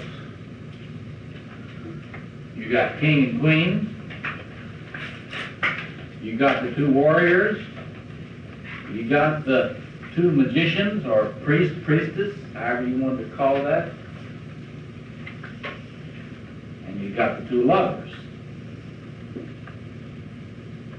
And you can plot all of the disasters in human relationships with these 8 expressions of the archetypal masculine, archetypal feminine. Now, we're focusing on the warrior, particularly in the masculine psychology, the warrior psyche. In the masculine, or you could say the warrior aspect of the animus of the woman. But all this understood that all these things need to be mutually regulating each other and cooperating, operating in a cooperative way in order that these human potentials be actualized appropriately and creatively and constructively in human life, and to minimize compulsive behaviors. That's a rule. compulsive behavior will result whenever you are accessing archetypal energy in some inappropriate way. You'll get compulsive. And one or the other of these things will have more dominance in your life than is good for you. And you will compulsively seek out one type of the feminine or one type of the masculine because of the blank spots in your own psyche. And you won't let the people you relate to actualize certain parts of their psyche because you're not comfortable with it. So in other words, to the extent that you're partial, you will require that others be. Okay, so you got to keep this in mind and understand that the goal in this whole process is, this is what Jung talks about as individuation. Individuation is what I'm talking about. You get clear that you're not any of these archetypes. That's not your job. You are to become fully human. You're to become as full an expression of the human animal as is possible. And that the range of human experience that you're able to incarnate in a creative and constructive way is maximum. Then we focused in on the warrior, potential, and pathology. We talked about the potentials last time. We talked about the pathologies. And we emphasized the extent to which gratuitous compulsive violence is a major expression.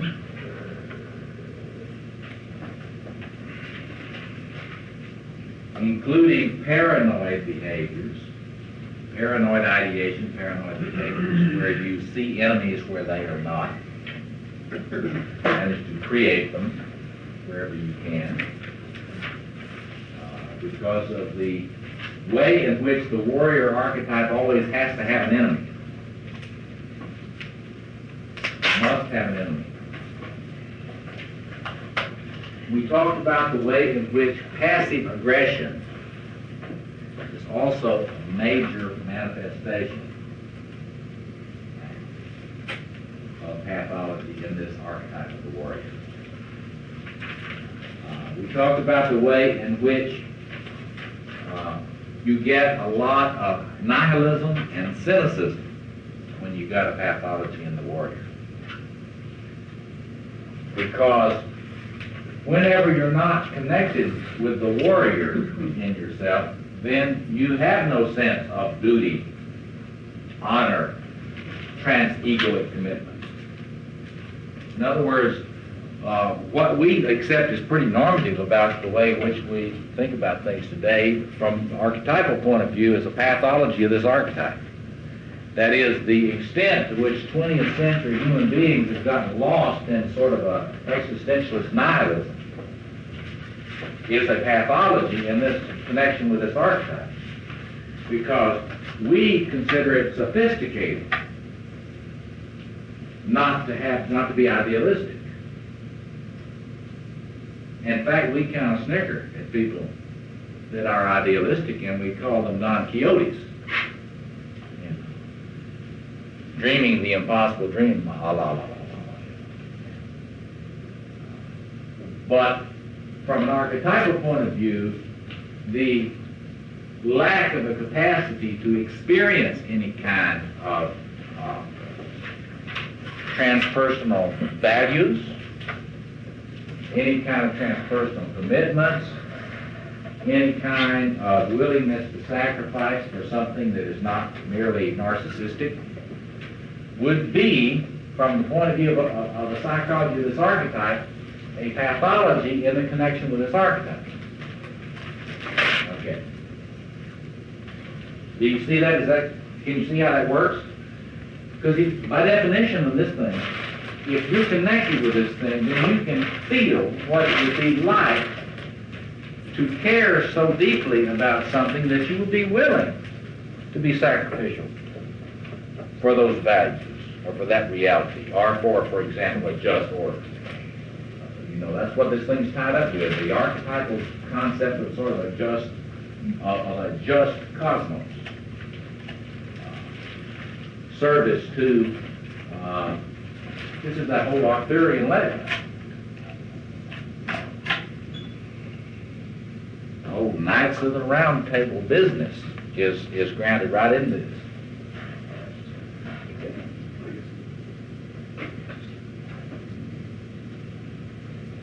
Now, of course, people have been very clear about the way in which tribalism, or malignant tribalism and malignant nationalism, has been grounded in this thing. And that's true. That's true.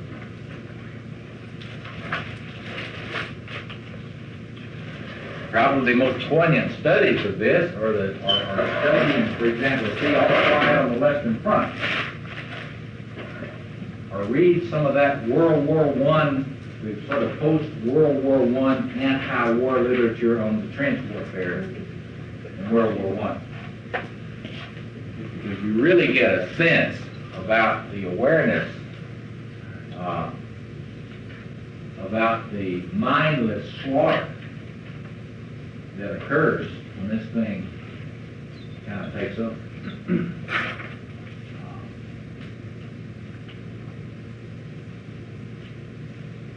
Like the British were shocked to realize that on one day in one battle, First World War, there was 60,000 of their young men that were casualties, 60,000 in one death. More than we had casualties the whole Vietnam War. Killed. 60,000 one death. And if you study the naivete of Victorian England about this archetype, and that sense of righteousness, the English righteousness of the English Empire, that in some circles still exists and enables the British to continue some of their Northern Ireland policies without any criticism. You need to study a lot of history to fill this out. I mean, that's where you really get a sense of the pathology of the warrior and the compulsiveness with which it takes over. Now, the question of healing any archetypal energy in anybody's psyche operates a very similar way. One has to be able to open up connections with this energy without being overwhelmed by it. And that sounds simple, but we're just going to create an ego self-access. And that would be simple if this thing were not so powerful and so seductive. It's kind of hard to think up an image of what it's like, except in history, in mythology, they got some images of this. And the hero fighting the dragon is one image of the job of dealing with this archetypal energy. And I don't mean a little dragon. I mean a little hero. And a big dragon. If you want to get a feeling for this, there's nothing better than checking out that movie, that little kid's movie called Dragon Slayer. And getting a little sense about be clear when you see the movie that the little sort of adolescent hero is the ego. And he's going down into the cave to do battle with this dragon and eating maidens. And he's got his little sword. And he's going to go down there and whip up on this thing. He gets down there and looks around, there fire. It's a wonderful dragon cave. fire's burning in the water, you know. He looks around and things not there, and he guesses, you can tell what he's thinking. He guesses to himself that it's got scared and left. But back in the water behind him, you can see something coming up. And the head of this thing comes up, and the head of it is taller than he is. Just the head is taller than he is. He sees it just in time and takes off and realizes that he's got to go talk to a magician or somebody to figure out what to do about this thing, because he's not as prepared as he thought. Now that is the situation between the ego and the archetype, because the archetype is not just some nice dialogue partner. That's the problem. It is enormously powerful, and as long as you stay completely away from it consciously, you can have all sorts of fantasies about dealing with it as equals. But when you get down in the unconscious, it isn't the same size. It's more like in the mythology of Tiamat and Marduk. Tiamat is the great dragon, presented as the mother. Some of the sexist stuff in some of our interpretations about this. It's not the mother. It's the unconscious. It's the archetypal psyche. The archetypal psyche is the great dragon. And it is so powerful and so big and will gobble you up so quickly so that there won't even be any sense that there was an ego there. And you've got to try to get into, and the only way to do that is with images. And so I'm not kidding you, it would be good to see that movie just to get a feeling for the inequality of the relationship between the ego and the archetype, and why when you get into this thing, once you touch it, it's like it is contagious and it will take you over. It's like once you get up, I can get up it, but once you touch the archetypal energy, it infects you. And suddenly, you're gone. And it exists. And Is this the story of David and Goliath from the Bible? Well, you could see this. There are all these motifs in human history about little people fighting giants. And the titans, the image of the titans that you have to fight, or the great cyclops that you have to battle in these evil cycles. It's all about this, because you can almost say, yeah, the archetype is one-eyed. It doesn't have a stereoscopic view. An archetype has a one-eyed view of things. And yet it is huge, and in practice it is infantile. It's like there is this great infantile giant within. Jack and the Beanstalk. And the task is to be able to somehow connect with that without having it be able to get a hand on you. Once it ever gets you, you're gone. I mean, there's no hope for you once it ever gets you. And that's one of the wisdom things in human folklore. That is, once you get an archetypal possession, you cannot liberate yourself. Never. You never liberate yourself once you get an archetypal possession. Sounds like the devil in Faustus. It functions exactly like the devil in Faustus. That's an excellent interpretation, yes. But how does that come about? I mean, how does the archetype, Well, so to speak? Well, it's the same thing. For example, let's take the archetype of a lover. When one falls in love, that has happened. Fall in love. And suddenly, you who have been such a workaholic and you're just not interested in relationships and you're into your career and you know your career trajectory, you know, and your position in the community, and you're deacon at St. Stephen's or Christ Church Episcopal, or you're on the vestry, or you're a big person in the community, or and blah, blah, blah, blah. And all of a sudden, the archetype of the lover manifests out of your shadow because you've not honored it at all. It's like in Tannhauser. In what? In Tannhauser, the opera Tannhauser. You haven't been worshiping Venus,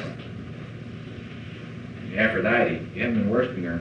That makes the goddess mad, and she gets you. And all of a sudden, you don't. It's very fascinating. The total transformation. You don't care about any of that stuff that you were totally committed to before. And all of a sudden, you will do anything for this person that you are now in love with. And I would say you are now possessed by the archetypal lover. And this is when the person will say, I cannot live without this person. And that's clearly a possession. Anybody that says, I can't live without a X person is in some sort of possession state. Is that only come when you've been denying it all those? Yes.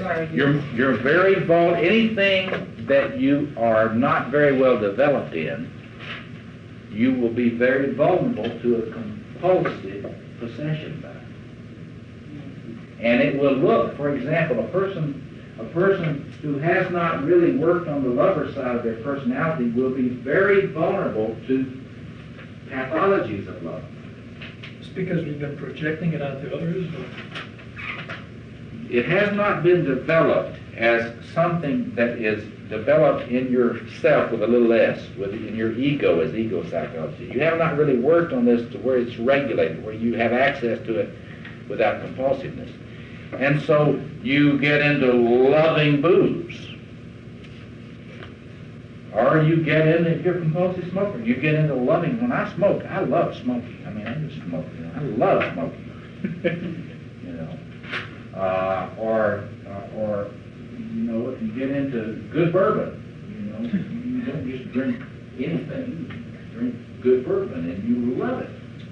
But if you're wounded in this lover thing, your compulsiveness of the lover side will come out and it will catch you unconsciously and you'll be compulsively loving.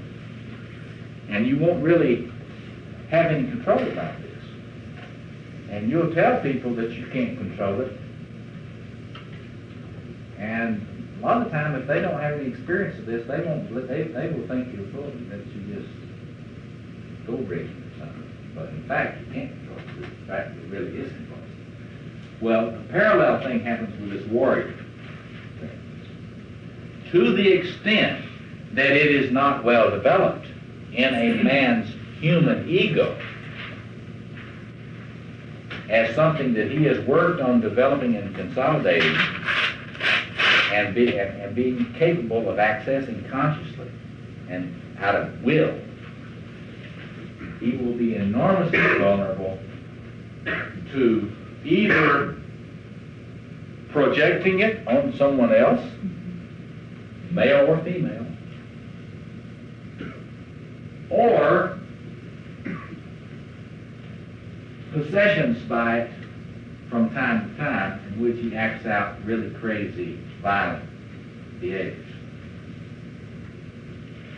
Yeah, that's why occasionally there's this guy that goes berserk and kills a few people, and the neighbors say, "Oh, he was such a nice guy." Exactly. Exactly. You got to really look out for really nice guys. Ted Bundy. A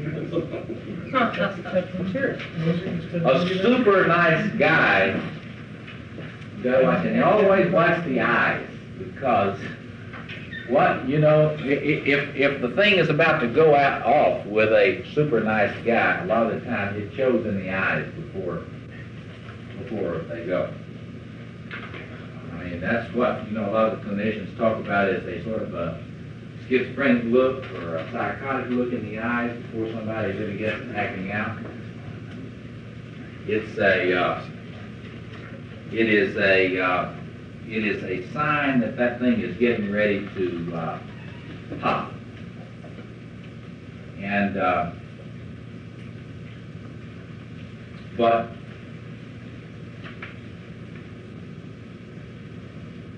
that's what Jungians are talking about when this thing is in the shadow and it's not related to ego.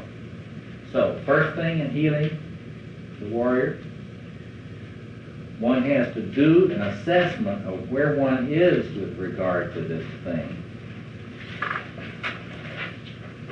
What happens to this archetypal energy in one's life? And you just got to do a careful review and just look at it.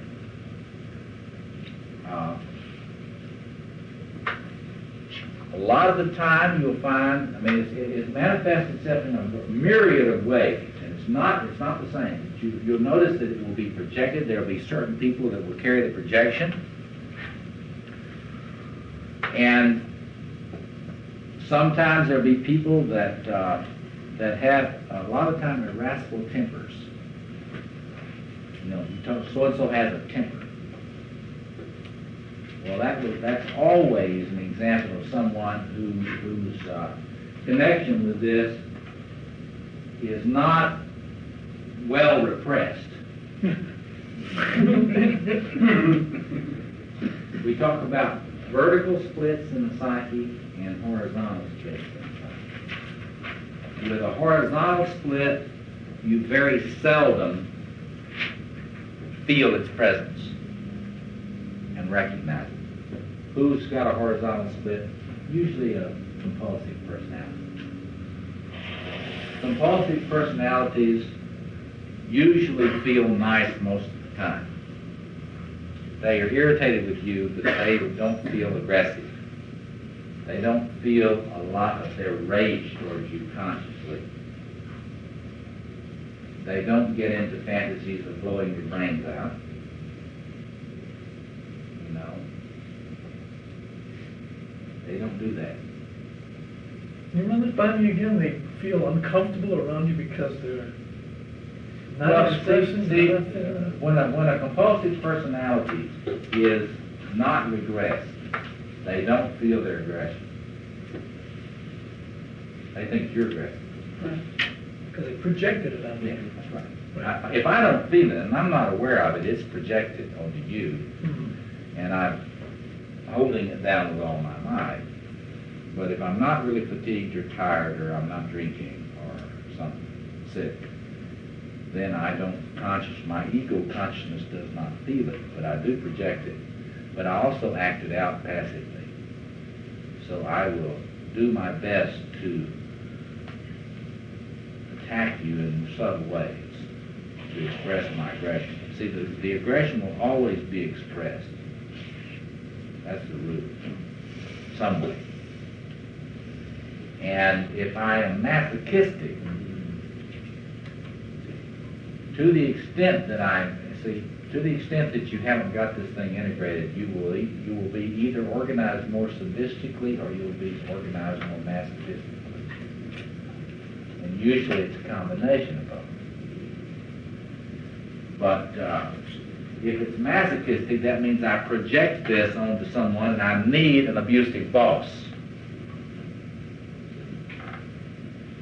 And I will be more obsequious with my boss than I need to be. More what? Obsequious. Brown-nosing. I will be,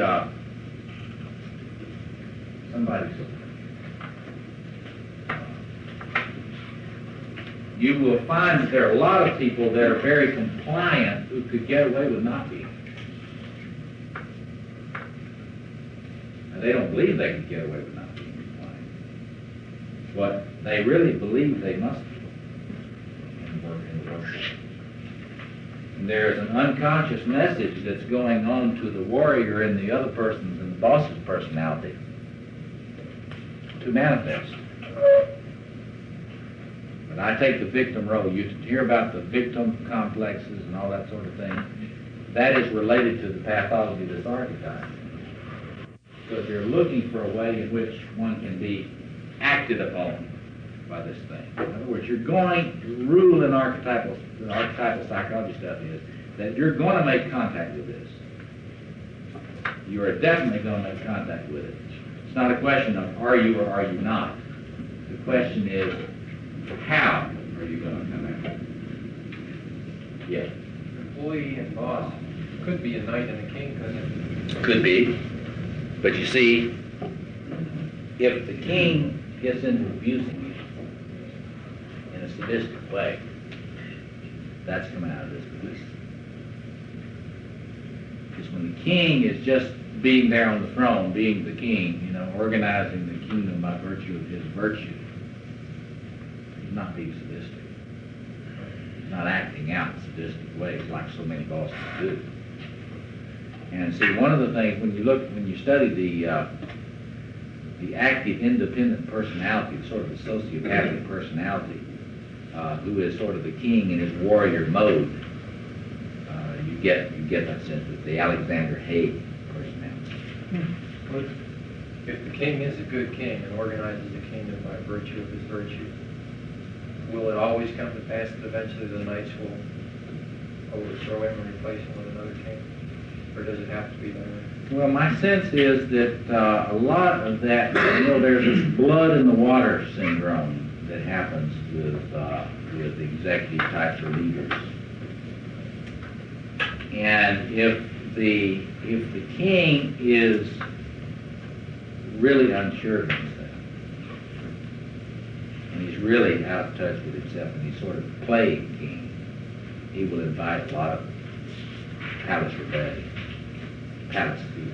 What if he is, in the normal course of a business cycle, what if he is on his ass? What if the company is struggling or it's had some setbacks? I've had situations where people have gathered around their king when he was about an inch from collapse, and they shored him up. They didn't take him over. Good knights. That's the functioning of the good knight. He is loyal to the Lord. So,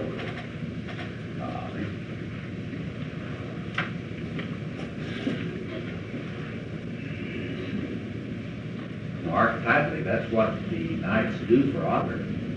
He's being threatened. They come to his aid. There's no king that doesn't need knights who are really loyal. So let me be an example of that. But what I'm talking about here is your sadistic acting out person. But I'm suggesting that a lot of the time in these interactions, it's not really a conscious thing on the part of the boss. There will be a sort of a kick me sweatshirt.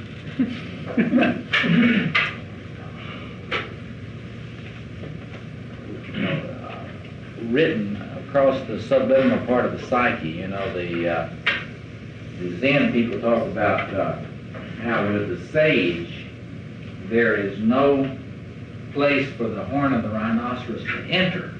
And this is the type of thing they're talking about. Because with this person, with a masochistic sort of projection of the warrior, they got a hole. A sword-shaped hole. Blinking and flashing. Here. Place it here.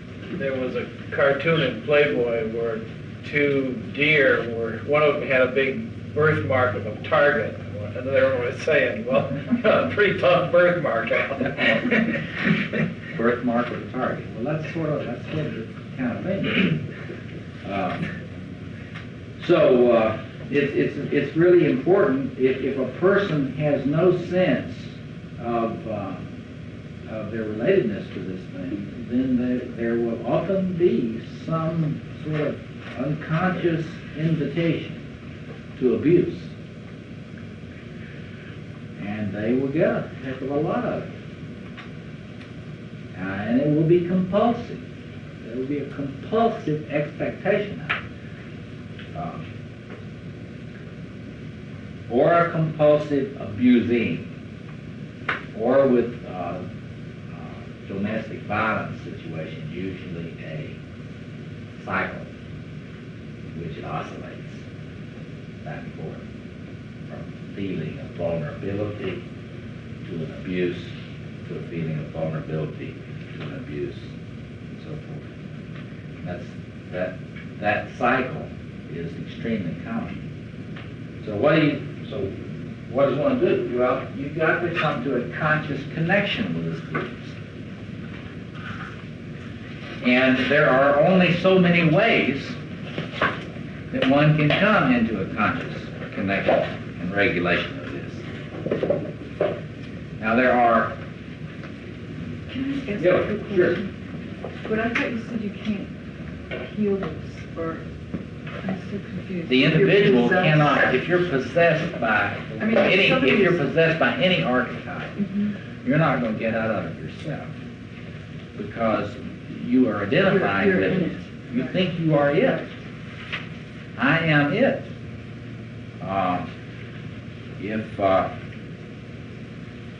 it's one of the things that people, a lot of pacifists in lectures in France, right before the war, Second War,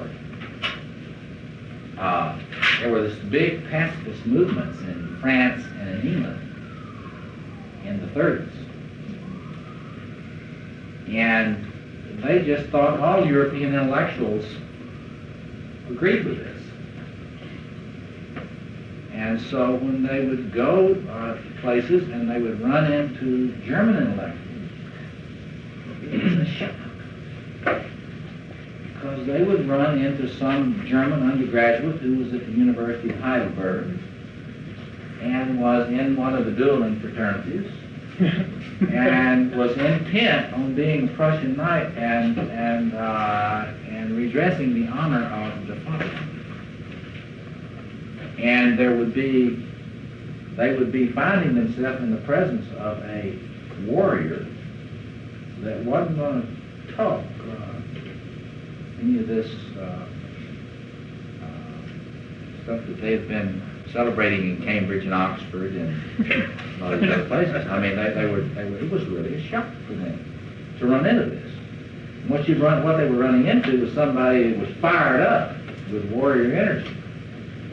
And the line would be something like, we're going to restore the honor of the father. And there would be a flushed, sort of what we would call in the South a redneck. A redneck. And it was a shock for them. But you see, that person's not, when they're in that kind of martial energy and that kind of martial consciousness, they're not going to suddenly wake up and become a pacifist intellectual. One is constellated. They call that in Jungian psychology a constellation. This thing is constellated, and it's got its own momentum then. And when you're in it, you're in it. And something has to come in from the outside to challenge it or to contain it. The whole concept of containment comes in here. Because when you're dealing with this stuff, you have to have some help in containing these energies because they will fry you. If you don't have some help in insulating yourself from them. So one of the main things, you try to work on with people and sort of thing is getting some capacity to be with these energies in context where they are somewhat contained and channeled. This sounds like sublimation. It is sublimation. This is what Freudians would call sublimation. sublimation. It wasn't. I mean, that you don't sublimate it. You don't want to sublimate. Well, you don't want to do with it what Freudians. You don't want to be a Freudian about sublimation. This is what Freudians talk about. Mm-hmm. The problem with in my view, problem with a Freudian view of this sort of thing is that you get into this fantasy that if you really get analyzed, that's what kind of happens. It's like the Equus. You've seen the play, Equus? The idea that if you get healed, you're not wonderful anymore. Well, that's sort of a Freudian fantasy. From a Jungian point of view, you never transform these archetypal patterns out of existence. You never transmute them and internalize them. They're never gone. They're always there. And the interesting thing about that is that once you realize that, then you know you're always vulnerable to possession by them. There never will come a time when you will not be vulnerable to being possessed by them. And see, if you're a Freudian, you think, well, now I've had my 20-year analysis, and I am analyzed. Now, and therefore never again will I ever be grandiose. And so this means that by definition you will never find an arrogant Freudian analyst. Right? I'm just telling you, when you find an arrogant Jungian analyst, don't be surprised. Point is that we're all vulnerable to it all the time. Doesn't matter how much analysis you've had. However, forewarned is forearmed. That's the idea. That the ego has to have a sword when it comes to this, and you do your best on trying to get this thing. You know, the image and the myth is you kill this being and chop it up. And you make the world from the body of Tiamat. Well, that's just an idea of developing an ego self-axis, and where you've got some sense about the way this huge being that is the archetypal psyche functions. What we're really trying to do in these classes is to help you chop up the dragon. This is aberrational psychology. This possession doesn't take place with normal people, just lunatics. Aberrational psychology? Yeah, this Jungianism, from how you presented it, just seems like a course in aberrational psychology. I mean, people who are overcome with this are the lunatics. I mean, they're not, hopefully no one in this class. Nobody in this class ever is grandiose. The way you present it, like some mad thing coming Well, out. it can be. It certainly can be. It certainly can be. And the point of it is that it's not, precisely not just the lunatics. It's that this stuff is in everybody's wiring. I know, but society keeps it down. Right. Oh, yeah. Society keeps it down. I've noticed that. Until it blows up in their face. Rejecting it. Well, and of course, in a media society like ours, which is, more and more, I mean, the kind of evocation of the archetypal is really flooding. And it's a very interesting kind of evocation of the archetypal. See, one of the things you got to look at is what do you do in terms of accessing archetypal energies? How do you do it? Well, there are only just so many ways one does it, historically as humans. You do it through various imaginative techniques. And you can call them what you want to call them. You can call it advertising. But that is a technique of evoking archetypal potentials for one's ends. And somebody that's really good in marketing is about that. This was Ronald Reagan's gift. This was Reagan's gift. He was good at evoking these archetypal transferences. And that is the only way you can understand the way in which he was able to go out with a degree of popularity. Yeah, because he was able to evoke not so much an ego self-axis in people, but he was able to evoke idealizing projections. As king or whatever. Well, as warrior king, basically warrior king. Certainly not the natives. What was the Nancy deliver? I never quite understood how people got so seduced by that person. Well, he was more the natives figure, sort of the sorcerer, sort of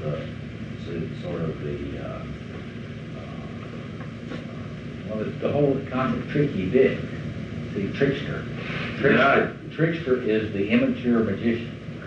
It was really the people around Reagan that were the maggots. Yeah. But let's get into Jungian techniques here. Well, what are the Jungian techniques for dealing with this? Well, the assumption is it's there. The assumption is it's in the wiring. And the assumption is you got a choice. You can avoid dealing with it consciously and just take your chances. Or you can attempt to create a conscious relationship to this sector of the psyche. So what do? Well, of course, dream interpretation, right? So that's the obvious thing. And so in this context, you would watch for the warrior motifs in dreams. And most people have a good bit of it in their dreams. And they often manifest in shadow figures.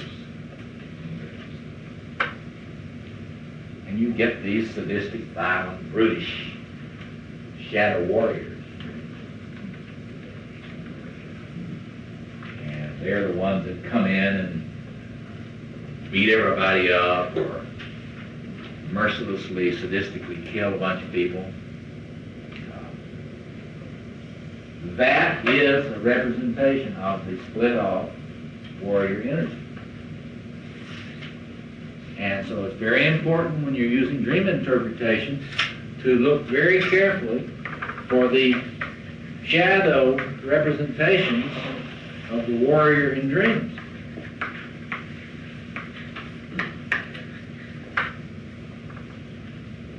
And you need to get a sense, if you're dreaming a lot of shadow warrior stuff, that means in your ego life you're probably very passive aggressive. In other words, if it's coming up and you've got a lot of Nazi killers in your dreams, or if you are a Nazi killer in your dream, you're getting better. If you're the Nazi killer in your dreams, you're getting better. Interesting. Huh? I said, interesting. Yeah, that's true. And one of the things you'll notice and the other thing, let's get to active imagination, because when you have these figures come up in your dreams, you want to engage them, if possible, in active imagination. And personally speaking, I think active imagination is the most important technique for working with this stuff. Because some of you could wait for years and not be able to have the dreams that work with this material. It may be so out of touch for you that you can never get to it through your dream work. I mean, if you're lucky and your dreams are real cooperative, you can work on this stuff through dream work. But a lot of you will never get to it with dream work. Yes? At one point you talked about manic depressives as being people that are possessed by the warrior, and then the depression is like a certain. Well, manic depressives, see, the bipolar business, when you get in a manic phase, it can manifest in a warrior form, or it can manifest in any one of these other forms. I mean, you know, it can be, you can have a lover inflation in a manic phase, where you're out having sex with everybody. Or you can be in the warrior manifestation, in which you're out trying to intimidate and beat everybody up, going to the bars and trying to get in a lot of fights. Or you can get into the king manic thing, where you just, you know, you're strutting around, you know, waiting to be adored and holding audiences. So it's not just the warrior. But you see, what the Jungian point of view is very helpful compared to other points of view, because when people get really crazily grandiose, they don't get grandiose all over the place, usually. They get grandiose in specific ways. And when you get really possessed and grandiose in the lover archetype, you don't act the same way as you do when you get possessed and grandiose in the warrior, or when you get possessed and grandiose in the king. Your behavior and your thinking and everything is very different. So in archetypal, the good thing about the archetypal point of view is you'd be able to say, well, oh yeah, the person is manic-y, but how is it coming out? What form is this manic, this inflation taking? And so that's One question I have is it, how can it be safe for a person with this predisposition to access archetypal energy? I mean, it seems like they're much more predisposed to be overcome by it. Yeah, well, there's very little ego. Now, see, it depends on your theory about mental health and psychiatry and blah, blah, blah. You know, there are a great many people today who don't really believe that really sick people can get better. And that's basically because they don't want to mess with it.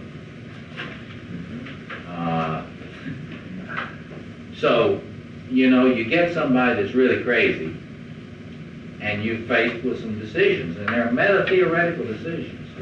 decisions that are theory laden. And also they're triage, they're based on triage. So say you say, take a manic depressive or bipolar person or somebody that's schizophrenic, you ask the question, can they get better? You know, can they really get better? Well, the only way they can conceivably get better is to develop an ego structure. And of course, the first thing you're trying to do is you're trying to seal off the archetypal first. And that's why you get all these borderlines, you know. I know I'm a Jungian. Well, how do I know I'm a Jungian? Well, I'm having all these archetypal dreams. Right. They're a walking archetype, you know. But to help that person heal, they got to get away from some of that archetypal energy for a while. Get some boundaries with it.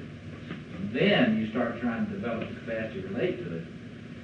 Because if, you know, once you've ever known this energy, you're never going to give it up. You're never going to ever give it up. It's what Equus is about. You don't want to give it up. And of course, the doctors want to medicate it out of existence. So if they end up with zombies, they end up with practically brain-dead zombies after they treat them a while. So the point is simply, right, when they're real crazy, you don't want them tiptoeing through the tulips with all these archetypes, you know, in a direct way. That's right. But the task for any kind of human to be healed is they're going to have to get a differentiation from themselves. And that does take a long time, a lot of effort. Even with somebody that's just sort of a normal neurotic, it takes neurotics are so close to normal that's, you know, I mean, it takes a long time working on trying to access it and not get overwhelmed by it. But it's like a muscle. It's like weightlifting. It's like you have a psychic, the ego is like a muscle system. And it has to be trained carefully and slowly like a muscle system. Because if it's not, it rips, or it just is not capable of functioning as a sphincter. The ego functions like a sphincter. And it has to function as a sphincter with this stuff. Okay, so how to do it? Well, dreams, do your dreams. If you dream, if you're lucky, and you dream about this stuff, then you work with your dreams. And you kind of get readings on where you are with this kind of energy through the dreams. But then, the treatment of choice is active imagination.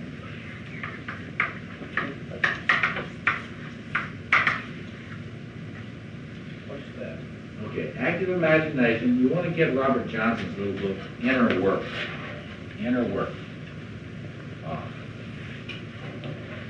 Why don't we take about a 5-minute break, and then we'll come back and I'll go into active imagination more and what to do with it.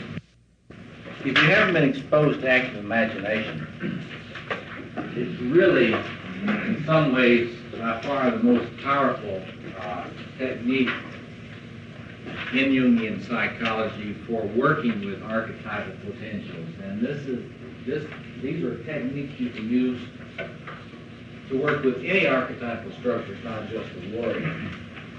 But it has to do with what is known today so much widely as visualization techniques. Everybody is using visualization techniques now. I mean, you follow the Olympics.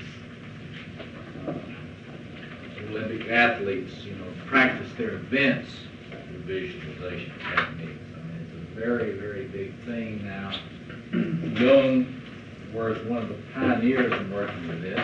What you should realize is that visualization techniques have been a part of a human ritual practice for centuries and centuries. What has been known as ritual magic is visualization techniques. And so when you study all this stuff in the history of magic, or you want to know what occultists do and always have done, they have practiced visualization techniques in their mind to connect with various entities, metaphysical entities. In fact, if you were to work with a local witch, or you were to work with a local follower of the tradition of Aleister Crowley or any of those occultists, you would be working with visualization techniques with various what they would consider to be entities, but what we Jungians would call archetypal potentials. And so the idea is that you visualize this particular archetypal image or a representation of it, and you dialogue with it. You engage it. Jung's point is not that you worship it in any dependent way, or that you uncritically accept whatever this thing may say to you in a visualization, but that you engage it, that you talk with this figure. And say you have had a manifestation of a figure in your dreams. Say you have had a figure manifest in some shadow form in your dream. It's a very useful thing to get into a relaxed place where you cannot be disturbed. Turn the phone off. Use some relaxation techniques, breathing techniques to get yourself centered and down, and then visualize yourself going into a room where you have this person enter, and you engage this individual in a dialogue in which you ask them who they are, what they're doing, why they are so violent, why are they manifesting in your dream, where are they manifesting in your life, what role are they playing in your relationships, and you listen carefully to what this figure will say. One of the amazing things that you will find is you're not going to know what it's going to say. And it will often talk your ear off. I've gone around the country giving lectures on masculine psychology, and I always, when I have a workshop, I always have an experiential component in which we do active imagination with these various archetypal figures. Usually I open it up so that whoever wants to come can come in the dialogue. And so it may be the king that comes in, it may be the magician, it may be the lover, and so forth. But in this case, the good thing about active imagination is you can specifically invite the particular figure that you want to come. And you can engage them, and you can interrogate them in a way. And if you've never done any active imagination, then you'll think to yourself, well, this is just a fraud, I'll be creating what is said. And that's always the case until somebody starts doing it. And you start hearing them say all sorts of things that you didn't know and that you had never thought before. And they start coming up with insights and challenges that you could not have imagined before. And so that is one of the most powerful techniques to work with the warrior within. And so, we have time to do that, but when you have, home this evening, you can do this. You visualize, create a space, invite the warrior in, see what he looks like. See how he's dressed. See how he presents himself. You may be a bit grossed out. Because, especially if you're a nice person, and you run into some SS colonel. But it's been my experience that a lot of very nice men have SS colonel warriors. And it's no accident that you got a lot of these little skinheads acting this out, sort of out there in the public. Well, all they're doing is just acting out of what a bunch of very wimpy men are not able to connect with. And when the older men in the society integrate their warrior aspects of their psyche, there will be less pressure on teenagers to act this business out in aggressive ways.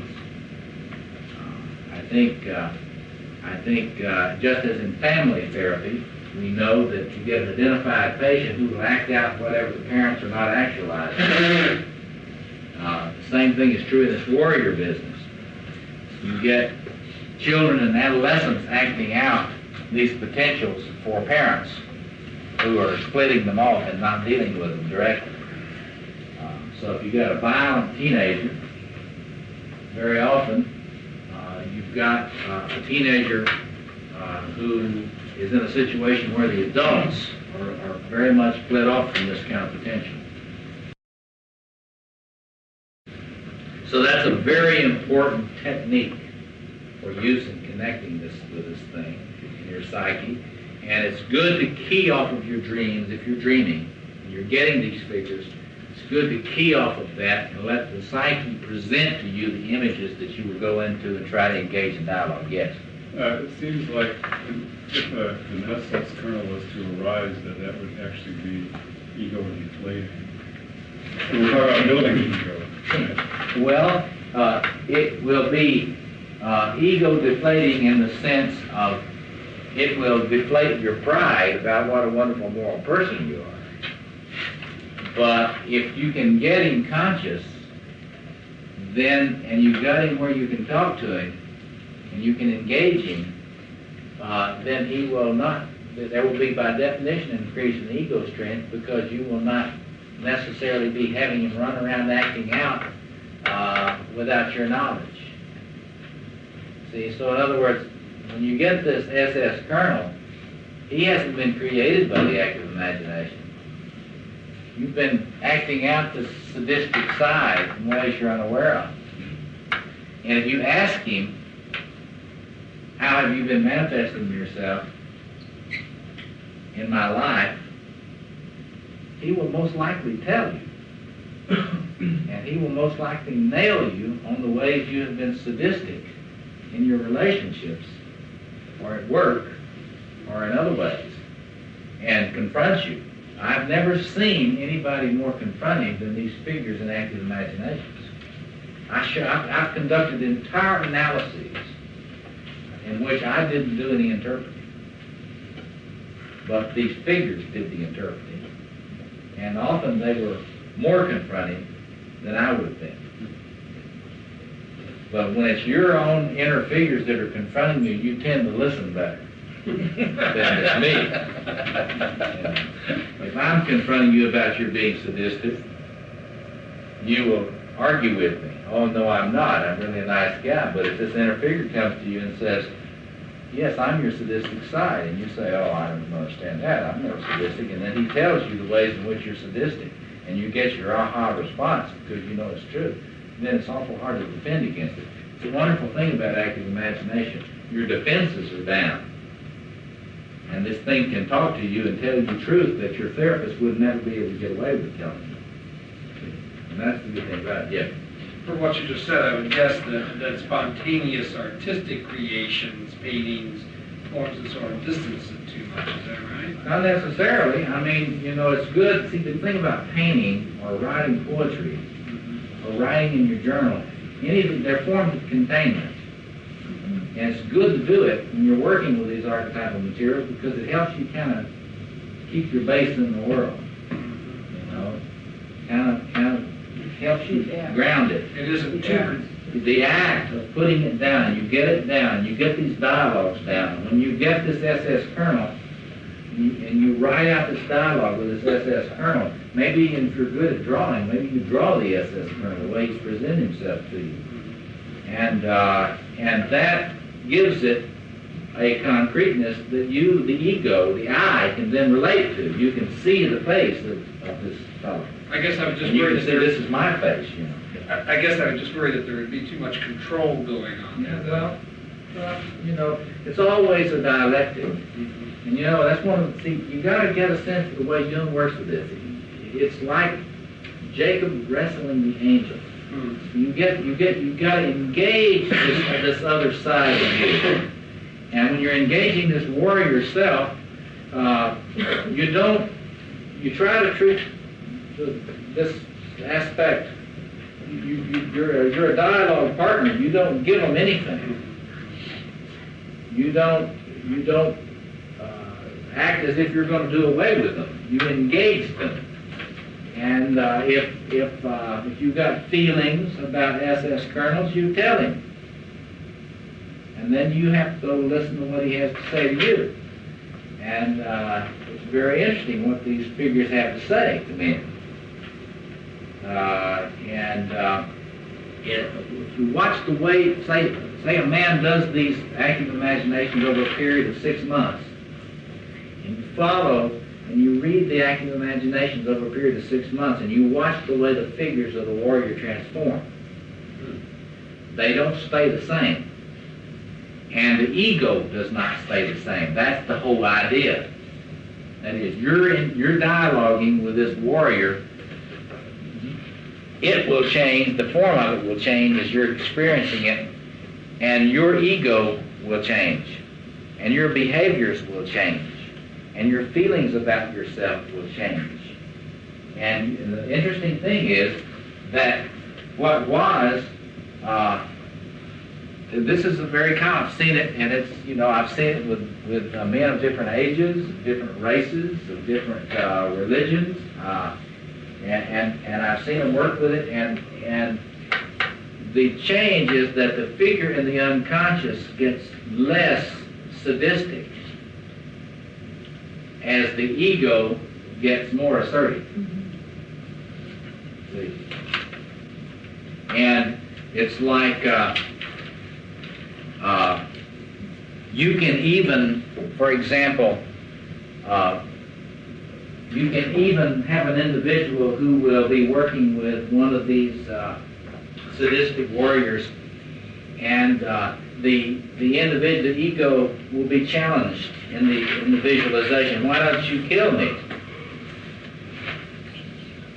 And the nice ego will say, something, you don't have problems with that.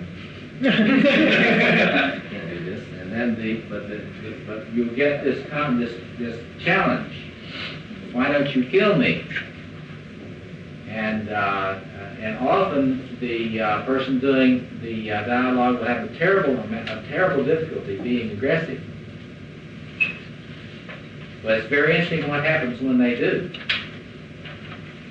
because there's a transformation that will often occur, and the sadistic figure will change, become more benign, not as much of a sociopathic figure, and the ego will pick up more strength and capacity to be agentic, capacity to take initiative, be less passive.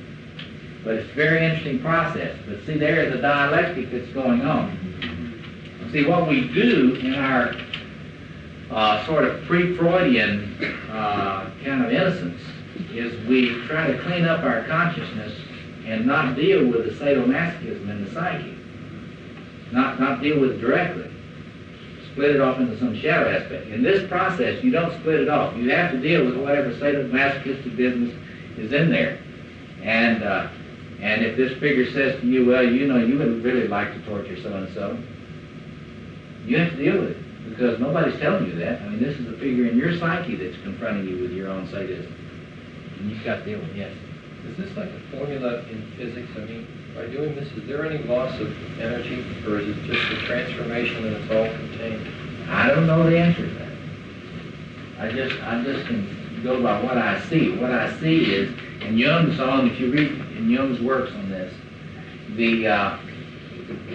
the archetypal self is not friendly necessarily. That's the important thing to know, that you have to engage this thing, you have to wrestle with it, but there is an energy transfer, and there are transformations in both the presentation of the archetypal energy.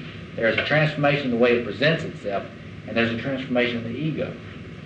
See, so there is a dialectic process. It's a mutual transformation. It's not just one way. But I don't know about any mathematical formula. I guess what I mean to ask is in doing this, have you ever noticed people losing a good deal of the numinosity of this thing, in that they're not as alive anymore? They're more controlled, but they're not as alive as they were?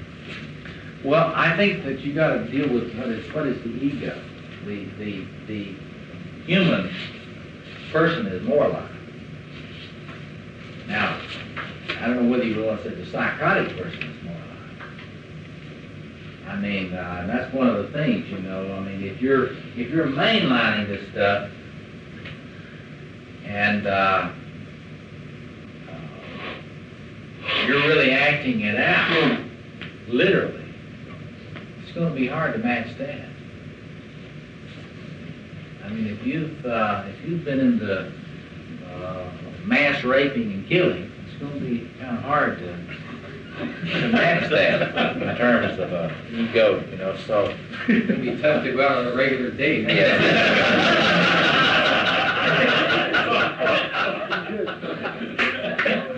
You got the point. Yeah.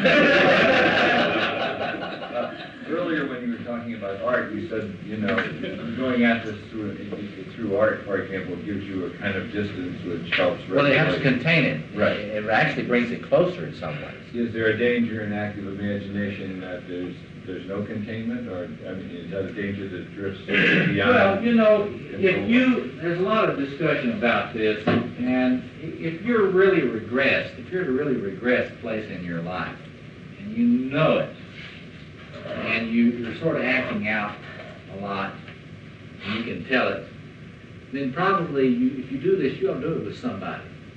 I mean, you know, there ought to be somebody functioning as ritual elder. I think that if you're really kind of together and everything is functioning pretty well, you can do active imagination by yourself and be pretty safe. And Johnson talks about that in that inner work book. You should look at that inner work. It's got a lot of guidance. But if you're really kind of at the end of your rope, you need to get into some sort of containment that you don't have to monitor. And you know, groups can do that somewhat, but usually some sort of therapeutic container that can be with you as you work together, and non-judgmental container that can help you work with. Let me talk about a few other things, and then we'll open it and discuss it. Once you get a sense for the way the psyche works in terms of evocation and invocation of these things, see, prayer is an ancient form of this kind of thing. It's prayer and meditation on these various potentials. The whole Roman Catholic thing of hagiography, you know, the adoration of the saints is related to this active imagination process.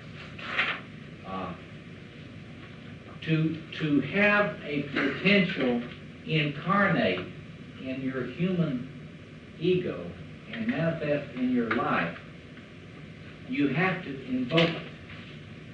You have to invite it. You have to welcome it. There are various ways of doing that.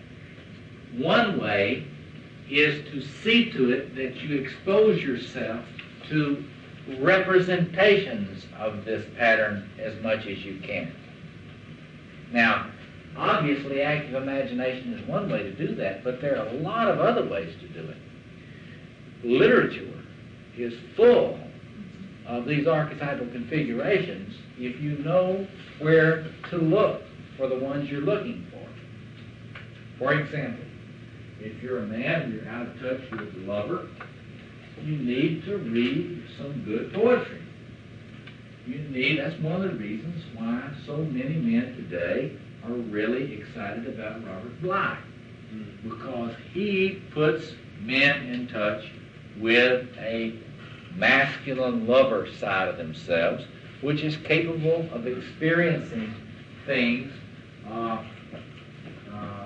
in a much richer way. Or you read Walt Whitman, or you read any number of other writers who are in touch with this thing.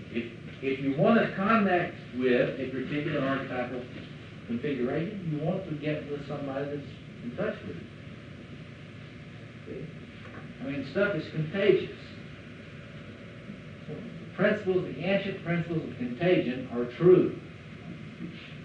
when you got somebody that's in touch with it, you can get in touch with them. And it does rub off. It rubs off in the sense that the pattern organizes like a magnet. And it has that kind of effect. If you get in its presence or you get in the presence of somebody that's organized that way, it will affect you. Ancient principles, and if you study primitive cultures, this was the way they operate. Like, you know, if you want to be a great warrior, well, see if you can kill one. And you get their energy. And in cannibalism, you go as far as to eat them. The primitive identification that goes on in cannibalism is a psychic phenomenon. So this is what happens when a son has a father that has qualities that he can incorporate. And this is what you're doing when you try to find anybody that has the qualities that you desire. See, one of the important things to look at is what happens when you don't have anybody you can admire. Here's a critical issue. You've got to understand that if there's nobody that you admire, you've got a severe problem. Because you're cutting yourself off from this archetypal energy that is expressed in this particular kind of figure. For example, I find that with really crippled men, I ask them the question, who do you admire? What men do you admire? And they can't think of any. It's a dead giveaway. It's a litmus test. You find a man who has a wide spectrum of men that he admires, and you'll find a man that's pretty much in touch with his masculine potentials.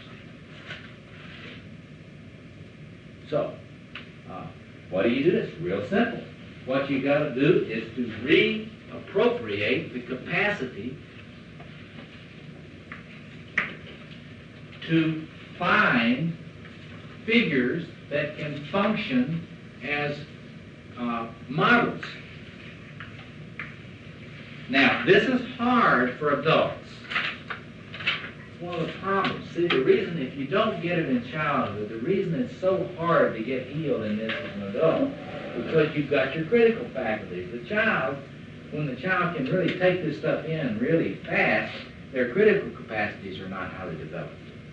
So they can really take, a good enough father can really help the child really develop this before the critical capacities get developed. But when you become an adult, your bullshit indicator works so well that when you see a man, you know, you look at him and you say, huh, I see your flaws.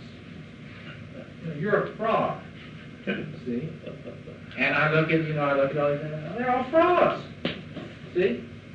So what do you do? Well, you don't wait around till you get some perfect specimen of humanity. See? What you've got to be able to do is to look at yourself and see what kind of virtues, masculine virtues in this context, the warrior virtues, you lack. And you don't expect the individual who has these traits to be a whole human being. Get it? If you wait around till you find the optimum expression of all of these archetypes embodied in one person perfectly, you're waiting for the second or 13th coming, or whatever it is, Maitreya Buddha, or something. Well, you know, you don't have to have the second coming. You can look at concrete individual men, you can study history, and you can find individuals who have these qualities, not who were individuated, but who have these qualities, and you can be able to look at these qualities and look at your life and see the way in which you need to become more like this person. Mentoring. Well, it's a kind of mentoring, except that it is an admiring. You've got to get to where you admire concrete, specific men. Why admire? Admire, because that is the mechanism. If you cannot admire, you do not welcome that potential. And the same thing is true with women. Women have to find people to admire, women who they can admire, or they cannot evoke those potentials in themselves. It's the litmus test. You will be able to develop in yourself qualities that you can admire in others. If you are not able to find them in others and to admire them, you won't be able to develop them. That's the way it works. And you know, this is really a hard deal, because you look around and ask yourself, how many people you know that really admire, who will admit to you that they admire anybody? It's kind of slim pickings. Well, I think there's a contradiction there insofar as you need to contain that whole thing, and at the same time let it go. I mean, how are you both, for example, the warrior needs to be that self-sufficient model. You know, it's pretty hard to take on some kind of admiration for somebody if the implication is that you're slipping out of that mold. Say that again.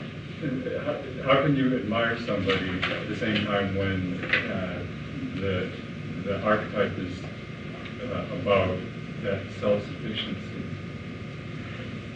You know, how do you open yourself up to that kind of admiration when... Well, just let me give you an example.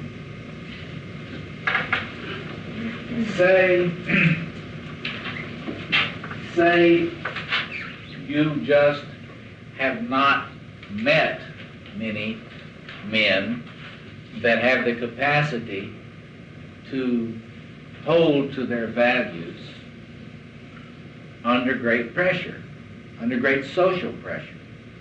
Say you've been hearing all these men telling you that everybody sells out easily. There's a lot of people going around that if you believe them, you would believe that there are no people with integrity, that no men ever had any integrity. And that's very rampant today. It's very common. Then, for example, what you do, what I suggest to men to do, is to read Manchester's biography of Winston Churchill. And read that biography carefully and get to know Winston Churchill. When you get to know Winston Churchill, he's not perfect by any means. But if you want a feeling for the warrior archetype, embodied in a public figure who made a critical difference in history, you get to know Churchill, and you know what you're doing, not just, just reading. But if you know that you're trying to make a connection with the kind of masculine warrior energy that does not submit when it gets rough, you get to know Churchill, you will be stronger. Your own warrior energy will be stronger once you have gotten a sense. And when you read, I don't know whether you read biography, but what I'm telling you is, reading biography is a very important way which you can use to strengthen these different aspects in your psyche. And you can't get a perfect hero, perfect archetypal male. But you can get individuals who embody these qualities in very clear historical ways. Yes. So then you're saying that admiring the qualities in another man is a way of getting in touch with those qualities in yourself without opening yourself up to full possession. Yes, sure, exactly. And it works exactly. For example, when you were a boy, you were really ready for this stuff. I mean, when you were a boy, if the men in your environment had been good enough, then a lot of this stuff would, a lot of the development of this adult, male, mature warrior energy would have come in naturally in the developmental process in the family. and we wouldn't have the situation we've got so much of the time with men that are out of touch with this side of themselves. But the process of admiring the men in the family.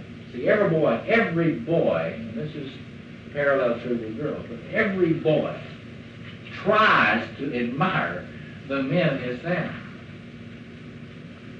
The tragedy is that so few of them have connection with admirable men. The fact is that so many of the men are simply not good enough. And they really aren't good enough. And if you get into a lot of the literature on this, it's very obvious. If you read clinical literature, and you listen to boys talk about their experiences with the men in their family,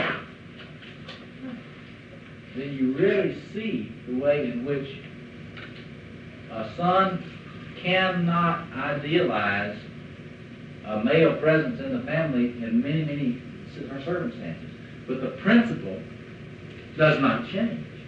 If a man can find in history individuals that he can get to know intimately through biography, he can admire them and have much the same psychic alchemy occur in his psyche that would have occurred in childhood. You follow?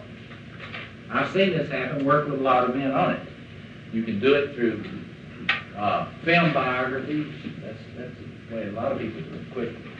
But you do it much better through reading biography, reading letters. It's very you can get to know somebody very intimately by reading their letters.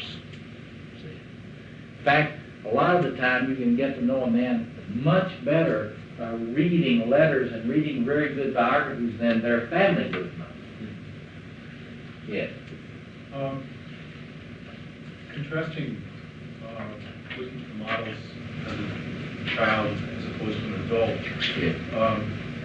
isn't it also a different process as an adult? Because as a child, aren't you comparing your father to like a perfect father or like an idealized image? And isn't part of the maturity that with your own father you begin to see him as a human and to accept the fact that he's not perfect? See, from a Jungian point of view, the father complex in a child is carrying the projection of the archetypal father who is the king, or is this whole spectrum of the archetypal masculine. And the important point is that child needs to be able to connect with that and slowly feel that he is participating in that. But what happens to so many boys is that they don't feel. This is, if you know Kohut or self-psychology, you talk about the idealizing transference so that you idealize and then you are able to go up and merge with that greatness. And by doing that, you're able to build a sense of self-esteem and to build a sense of self. And if the parent is good enough, in the case of either the mothering or the fathering, if the parent is good enough and if they will let you come close, that's another catch. If they will let you be intimate, then it works. But if they are either not idealizable because they're an alcoholic, for example, or if they won't let you be intimate because they've got a problem with intimacy, or they've got a problem with their own grandiosity and they don't like to be idealized by the son, then it doesn't work. And then we are left to do this, we are left with the necessity of doing this as adults. It's harder as adults. It's much harder because you're so critical. You know, it's hard to find somebody you admire. Did fathers used to be good enough? My working theory is that when we moved from the agrarian to the industrial age, that men moved to meaningless work and lost the sense of who they were as men. Consequently, there was no role modeling, and it's gotten worse and worse and worse. And World War II was just gone. Yeah, industrialization has really changed this a lot, see. And urbanization has changed it a lot. And men are just not with, boys are not with men practically ever now. They used to spend a lot of time with adult males. Even if they weren't all that great, at least the boys knew what the adult males smelled like. and they were kind of around them, and they could kind of, use kind of, they could scan the, children scan. They scan the environment for the potentials that are there, and they can take what they need. But if they're not around, if you're never around them, then it's harder to get to it. So the whole process, the whole important thing to get is that these archetypal potentials, in terms of maturation, you've got to think about this in the whole spectrum of masculine and feminine development. The archetypal potentials are there in history, they're there in folklore, they're there in mythology, they're there in individuals, but you've got to scan. And you've got to do this intent. You've got to know what you're doing as an adult. See, if you don't, as an adult, you're not a child anymore. This doesn't happen automatically. You got to fly this thing. Like the seat of your pants. You got to fly it, however you can fly it, but you've got to fly it, because when you're not flying, you get a Gehring coming in there, or some other Führer who knows how to push these buttons. And you don't want anybody else pushing these buttons for you. You want to be working on it. And when you have a problem, say, with will, as so many men have, passivity and incapacity to deal with will, you don't want to be a masochistic partner with a G. Gordon Liddy. What you want to do, though, is to read Liddy's book. Make that stuff conscious. Deal with what that was in G. Gordon Liddy and relate to it, and don't split it off and make it something that's not in your psyche. It is in your psyche. Everybody's got a G. Gordon Liddy in there.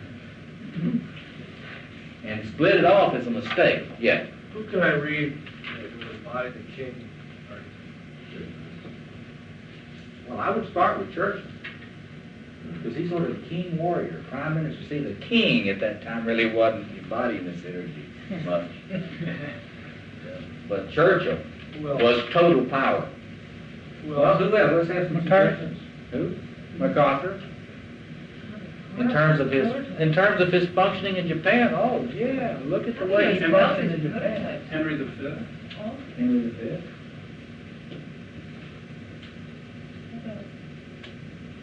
What's all this new masculinity in response to? Feminism? I mean, why not espouse Bertrand Russell about these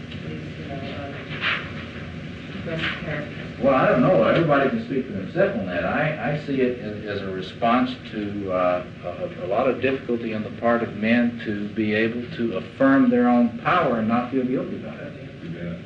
But why? It's regressive.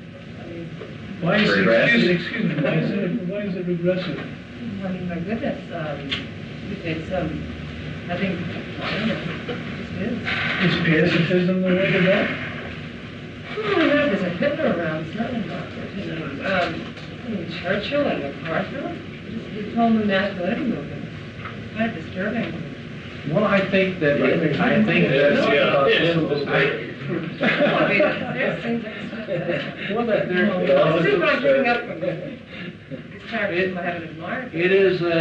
is a response to a situation in which I think very widely there's a crisis in both feminine and masculine identity. And I think that women have done a much better job at responding to their own work with their gender than men have. Men have not done a very good job in working with this. This kind of stuff is just the beginning of a lot of work that's going to have to be done. Yes, Steve? Is the degree to which you can find admiration of other men the degree to which you're in touch with your archetypal lover? Well, I think that... in a sense of that appreciativeness?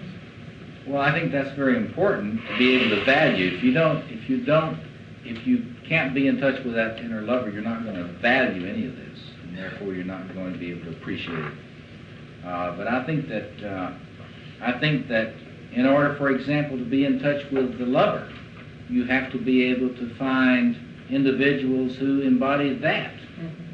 I mean, you've got to find poets that you admire. If you really want to embody the poet, you need to get to know poets. You need to get a sense for that, because these worlds, the world that opens out before the king archetype is distinct from the world that opens up from the warrior, and it's distinct from the world of the magus, and it's distinct from the world of the lover. They are configurations that are life worlds. They are cosmos in themselves. And when you get to where you participate in it, it opens up all these different horizons. The individual task, the individual person's task, is to be able to travel in all these different worlds and to find some human and responsible way of relating them. That's the individual. That's what Jung means by individuation. Yeah. Can you just clarify? I feel a bit disturbed that she's somehow, I think you misunderstood about the mythology, because there's war that goes on up here in the head, and then there's war that Churchill and Hitler and these guys are into. So I wish you could just clarify that, so that, because I get the feeling that people are confused about this. All right, when you say read Churchill, to get in touch with you get a that, sense for this particular kind of energy, this particular kind of capacity, the capacity to adhere to ideals, to commitments, in spite of the fact that it's not popular, to be able to stand up against great pressures for what are ways of honoring your commitments. I mean, he is an example of that kind of thing. And one of the greatest examples. There are many others. I mean, you have to be a student of history. The point of it is what you look to him for is to a sense of those particular kinds of virtues. You don't look to him for all virtues. Right, obviously. I mean, obviously he did not embody a lot of other virtues. Like, I mean, he was in some ways a sort of a tyrant when it comes to the king side of things. He abused his servants. Sort of thing. You see that, and the good thing about reading biography is you see the flaws as well as the embodiments of the virtues. So, but that's what you got to remember when you're working with archetypal potentials, is you're working with a certain range of capacities that a human being is wired for. And you're not going to find human beings who perfectly embody those. You're just going to be able to find those qualities, to be able to recognize them, be able to see them, and to be able to reflect upon them in the context of your life. See, your individuation task is to embody that appropriately in your context. See, that is the point I want to clarify. To use that energy to be productive, not to go out and destroy and kill. I just wanted to clear that up. Because I don't know, I'm afraid some people are going, well, Jesus, new male movement is about killing. It's obviously not about that. That doesn't seem very progressive, in attitude. Well, we have some representatives of some of the warrior training that are going to have some literature on that sort of thing. And so if you have no interest in that sort of thing, then you certainly you're welcome to leave it in a moment. But those of you that have any interest in the kind of experiential experiences that some men are working on today, there are some people here, Bill Cout and others, that will stick around and make an announcement and talk about that. Let me just say we're out of time. I've really enjoyed these 4 sessions, and